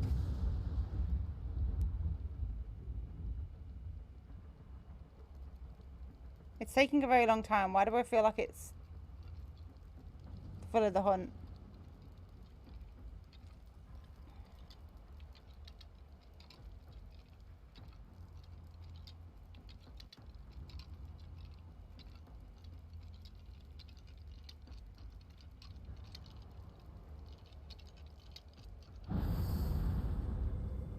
I've got exponential on as well.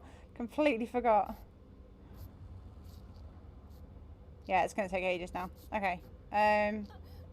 2 hawks, 2 gens. I hope the others are on gens. I know the one at the house has been done on, so I might go there in a second, see if I can finish that one. Oh. Oh. Oh. Oh, there you go. It's done.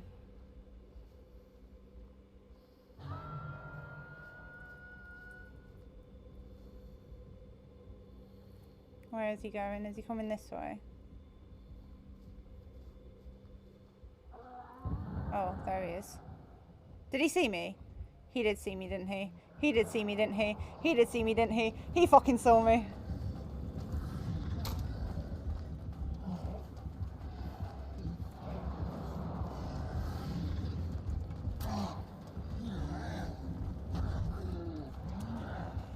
Ooh, ooh, gotta love tight corners.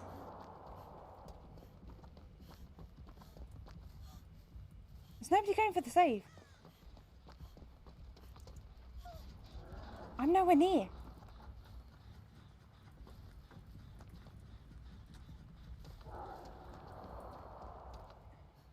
Is nobody going for the save? Oh, no! I was getting chased. Fuck.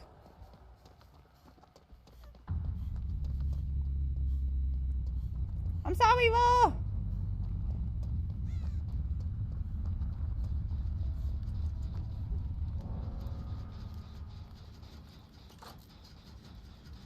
Oh, he's got permit. Okay.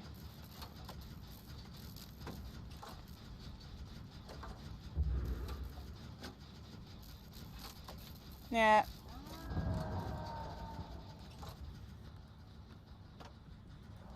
Why do I feel like he's coming this way? Yeah, he is.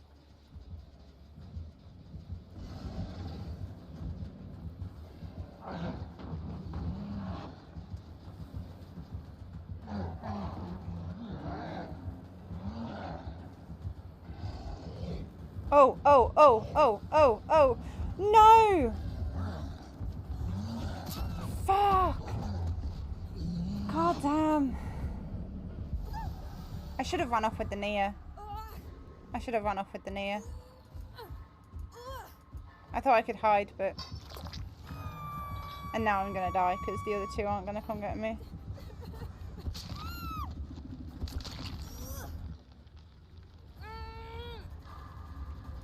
Don't know where the Nia is. Has she gone into a locker? Probably. God damn it. I would have gone for Roar as well if, like, Oni hadn't have found me. Literally sat on a gen. And the other one's hiding in the locker.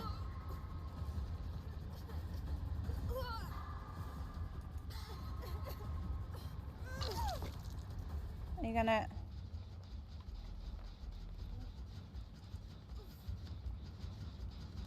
You're not gonna heal me?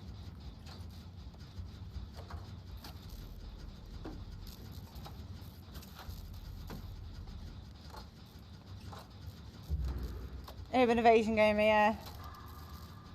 Totally, like, in the game. I'm gonna die. I know I'm gonna die. I'm not gonna get out. There's no fucking way. And if this person doesn't heal me, like...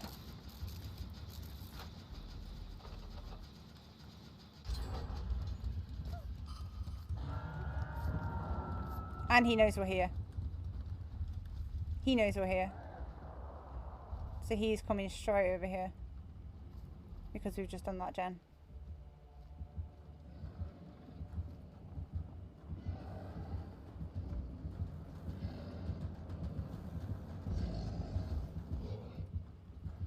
Please stay on for a bit. I'm literally on death hook. I'm not going for the save.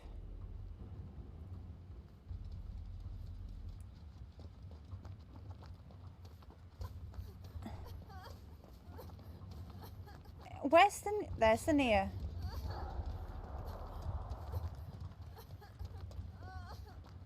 Nia, you better go for the... Yeah, they're going for the save. And they killed themselves on hook.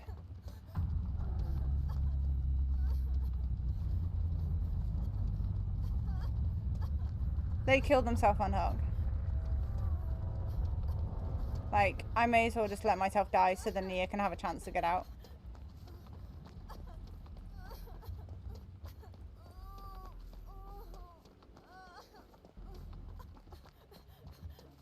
Yeah, I'm gonna let myself die so then Nia can get out. Come on.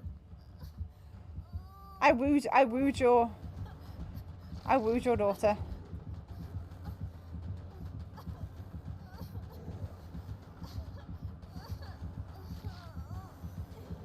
Take my blood. Take my blood.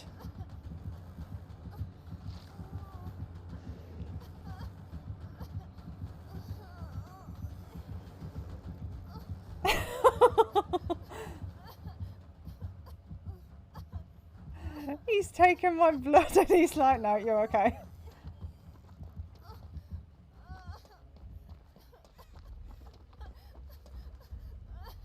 I don't even know what Jen was being worked on. Is it this one? Yeah, it's this one. Yeah, he doesn't know what to do. I'm just going to work on this, Jen. Yeah? Okay.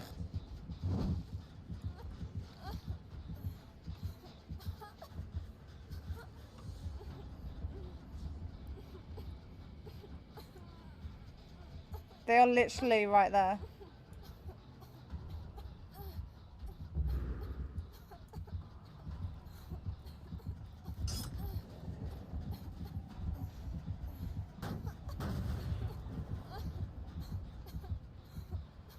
I wonder if I whip... No.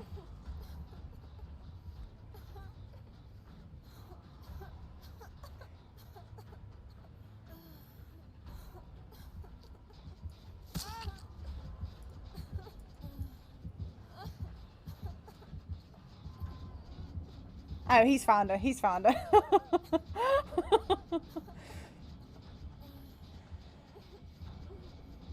He's found her. I was literally like, I don't know what to do. Like...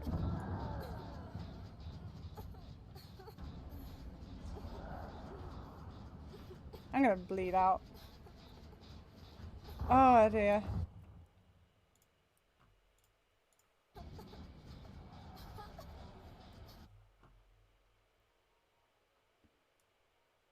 Let's turn the game down a little bit. Whatever happens, happens, you know?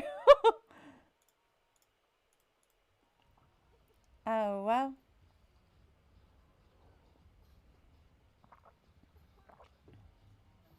Oh, well. Oh, it's a dead hook.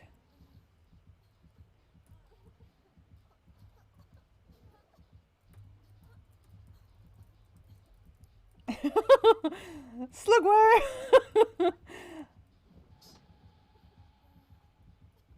What?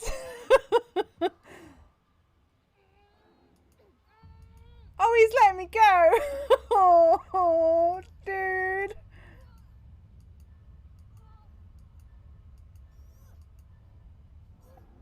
Oh.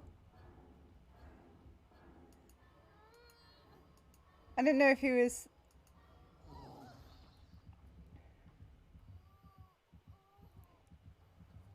Boop!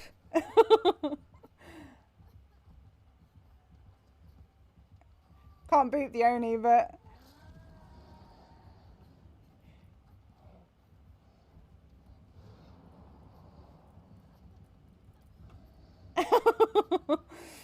He knows I'm in love with his daughter. He's going ahead to find the hatch, probably. Oh, what? Gonna play it cool now. Has he found it? Oh, what? Did he find it?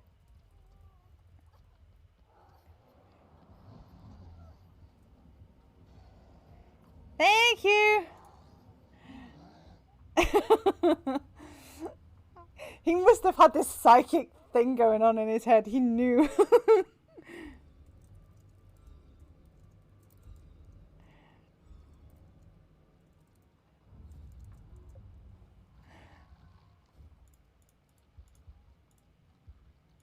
Oh dear.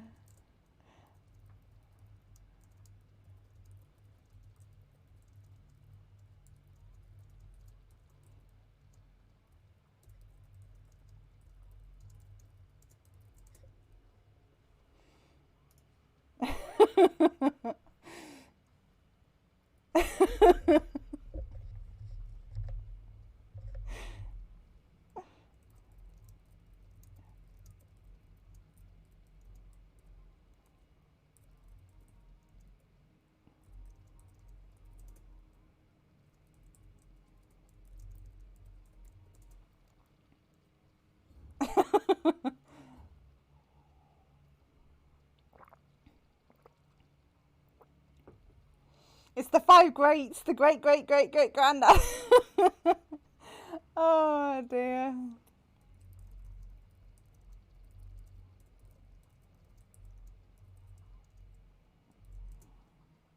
Oh dear. Crash, crash, crash, crash. Oh dear, that was funny. That's quite a good song as well, actually.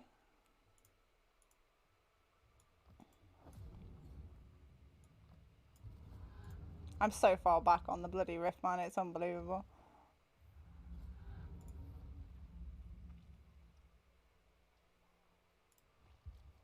There you go. Now I'm on TTV.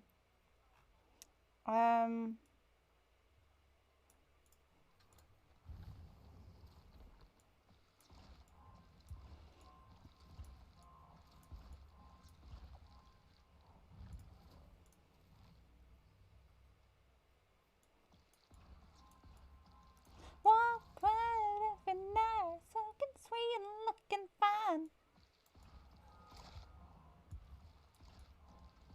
I'm so into you, darling, if you only knew. Oh, bugger.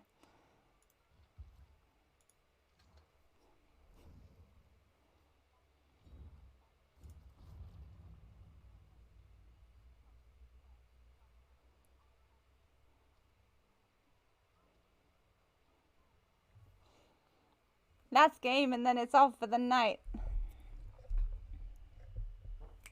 That was quite good though. The fact that we just played Hooked on You, we romanced Spirit, we got Oni on our side as the great great great great great great great great granddad, and then the first killer we go against is Oni and he lets us live. Like,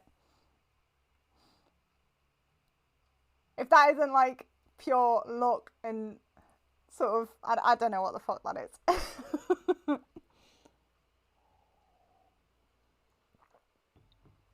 But yeah, that was brilliant. Do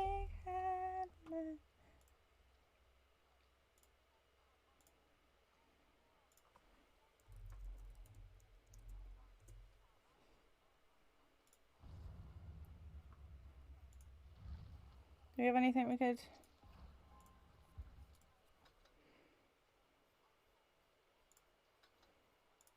Put some batteries on.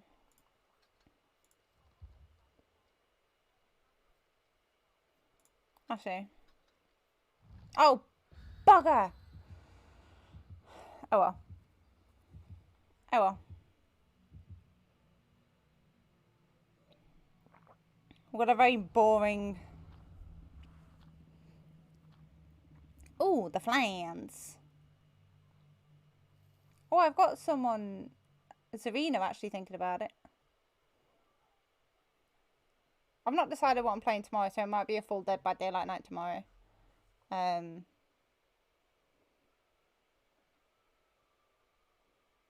With people, if people want to play. The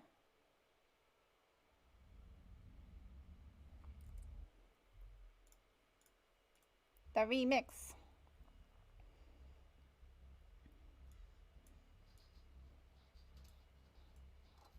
Or just use the toolbox. I didn't see what map we were at. It's Mummy Andy! And she's here. Which way is she coming? Where is she coming? Which way is she coming? Which way is she coming? That way. I'm out. I is out. Going to the house. Hunty Mummy is gonna kill me. She's gonna squeeze me with her strong arms. Oh, there's somebody else on the one upstairs. Let's get it done. Oh, no, they're not. Oh. Oh. Oh.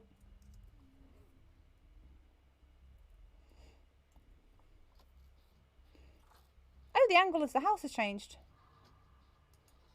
And they've left them on the floor. That was a good skill check. God damn. Right, potentially no Scourge. Don't know if there's barbecue and chili though, because unless they come straight this way. We shall find out. Potentially for barbecue and chili because they're coming straight this way.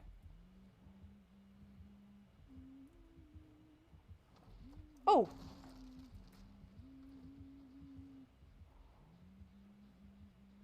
Oh! Mummy Hunch! Oh my god, because the scratch marks went straight down, she literally just like...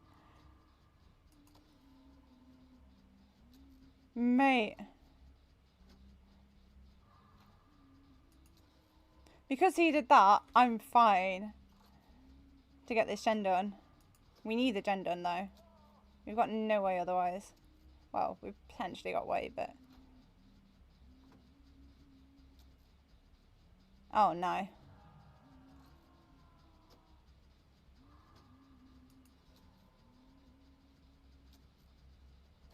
I'm gonna...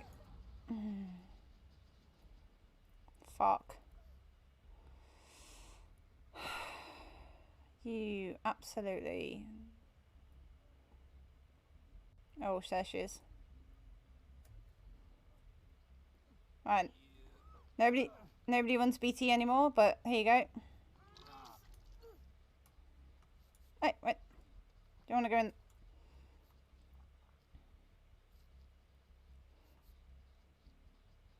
If you work on that, I'll go on the one upstairs and finish it.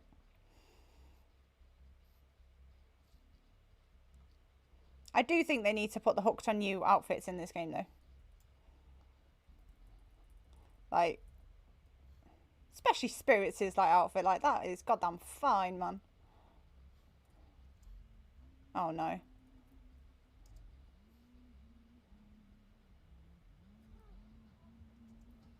I know she's most likely gonna look in a fucking locker because she'll need them for her hatchets, but...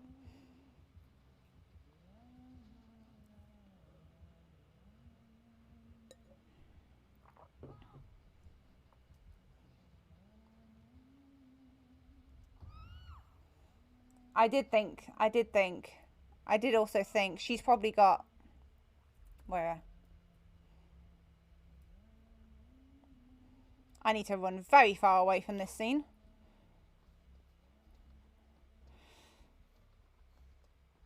Because I am an absolute friggin' idiot.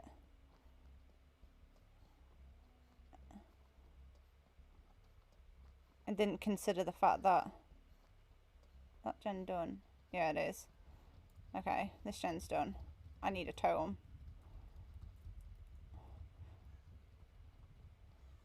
Well, actually, I don't need a totem. I need to save a bitch. I don't need to save a bitch. He's fine.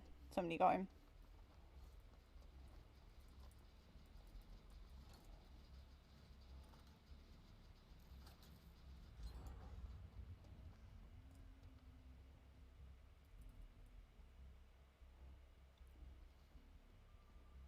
I'm gonna go to the house. I'm gonna get the house done. There's a totem right there.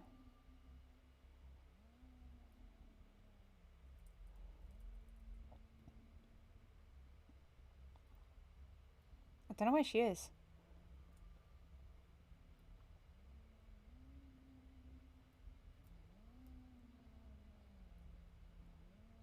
Oh, there she is.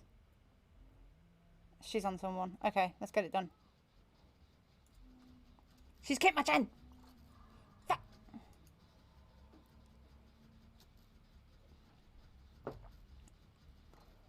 We can get this gen done. Jake. Yeah, Jake. It's Jake. I couldn't think. It's Jake.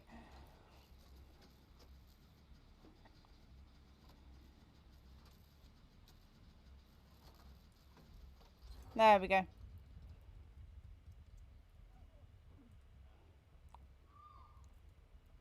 Where is she? Where did she go down?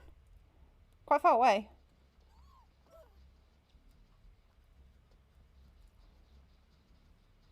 Well, shit. I love the way my ears flop. Like.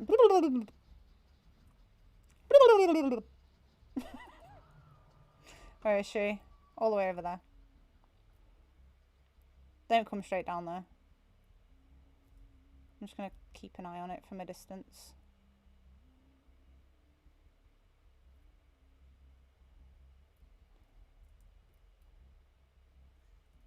There is a totem in the middle of the field as well.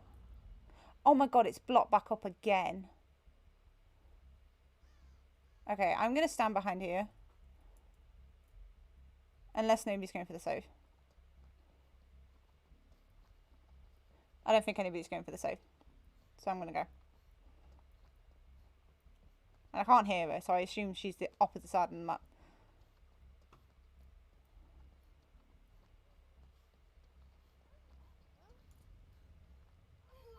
I ain't letting you get to second stage.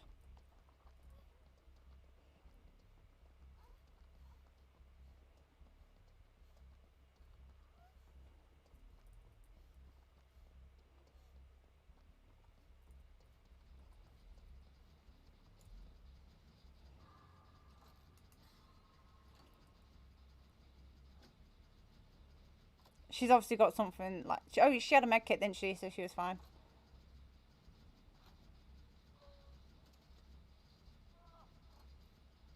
Okay, there's a door there, and I don't know where the other door is.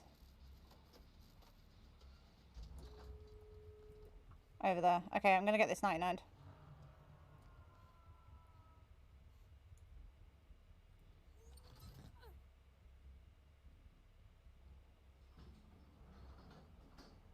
Okay.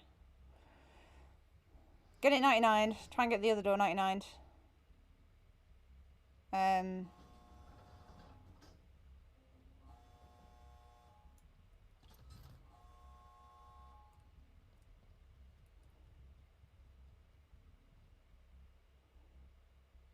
He hopefully should run in this direction.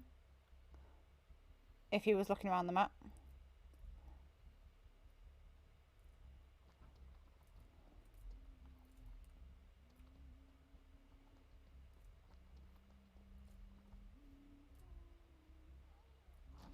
Oh, shh.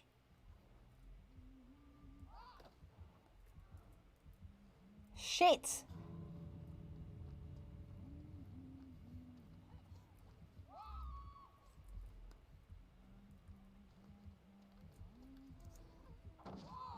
Fuck, that was terrible. I should have equipped my fucking last light.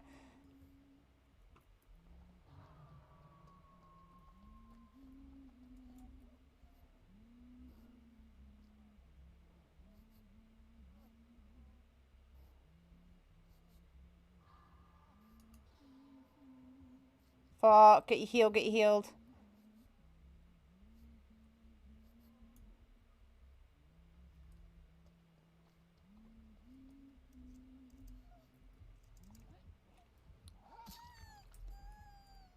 Fuck, that was... This... The thing is... Where's the other Jake?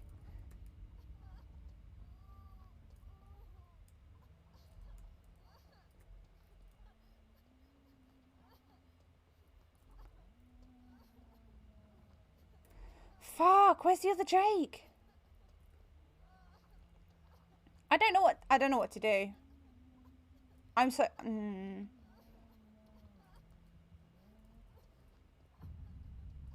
I didn't know what to do.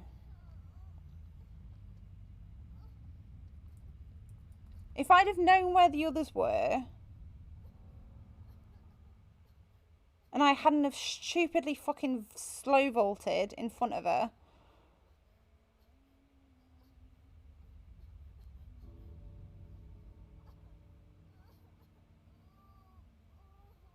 Like, she needed to secure a kill, so I appreciate the proxy. But, like, I really didn't know what else I could do there after being hit. I know I haven't got... Oh. To be fair, we could have swapped and I could have died. That probably would have been better. I should have sacrificed myself now. I realise that.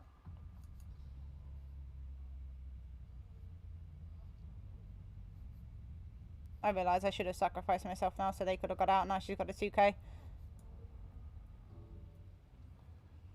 I should have let them... I should have swapped places.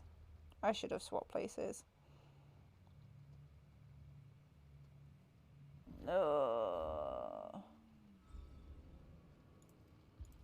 I should have traded Hawk.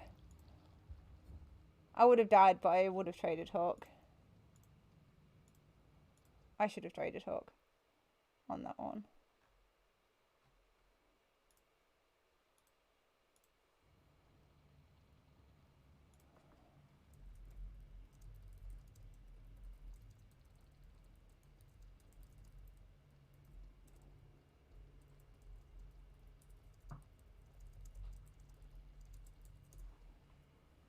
Damn it.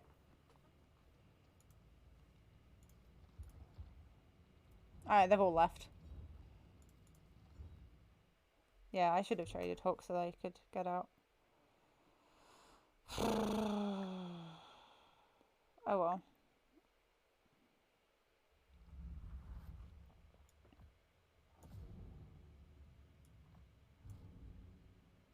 Oh god, I hate doing those.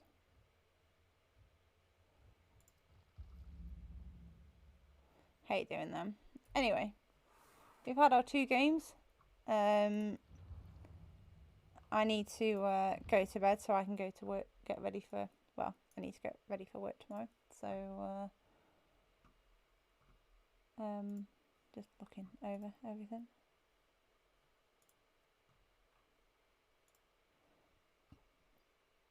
Oh, my bot was a bit delayed in my Discord. Oh dear.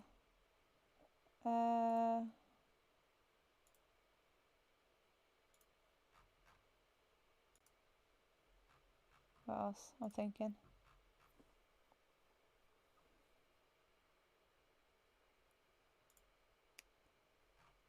Anyway, yeah. I'll be back online tomorrow.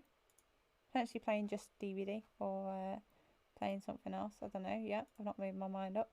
I've actually recently got into Fortnite because I play it with a friend. But he can't play on Friday nights, so it'll probably will be DVD tomorrow. If anybody wants to play.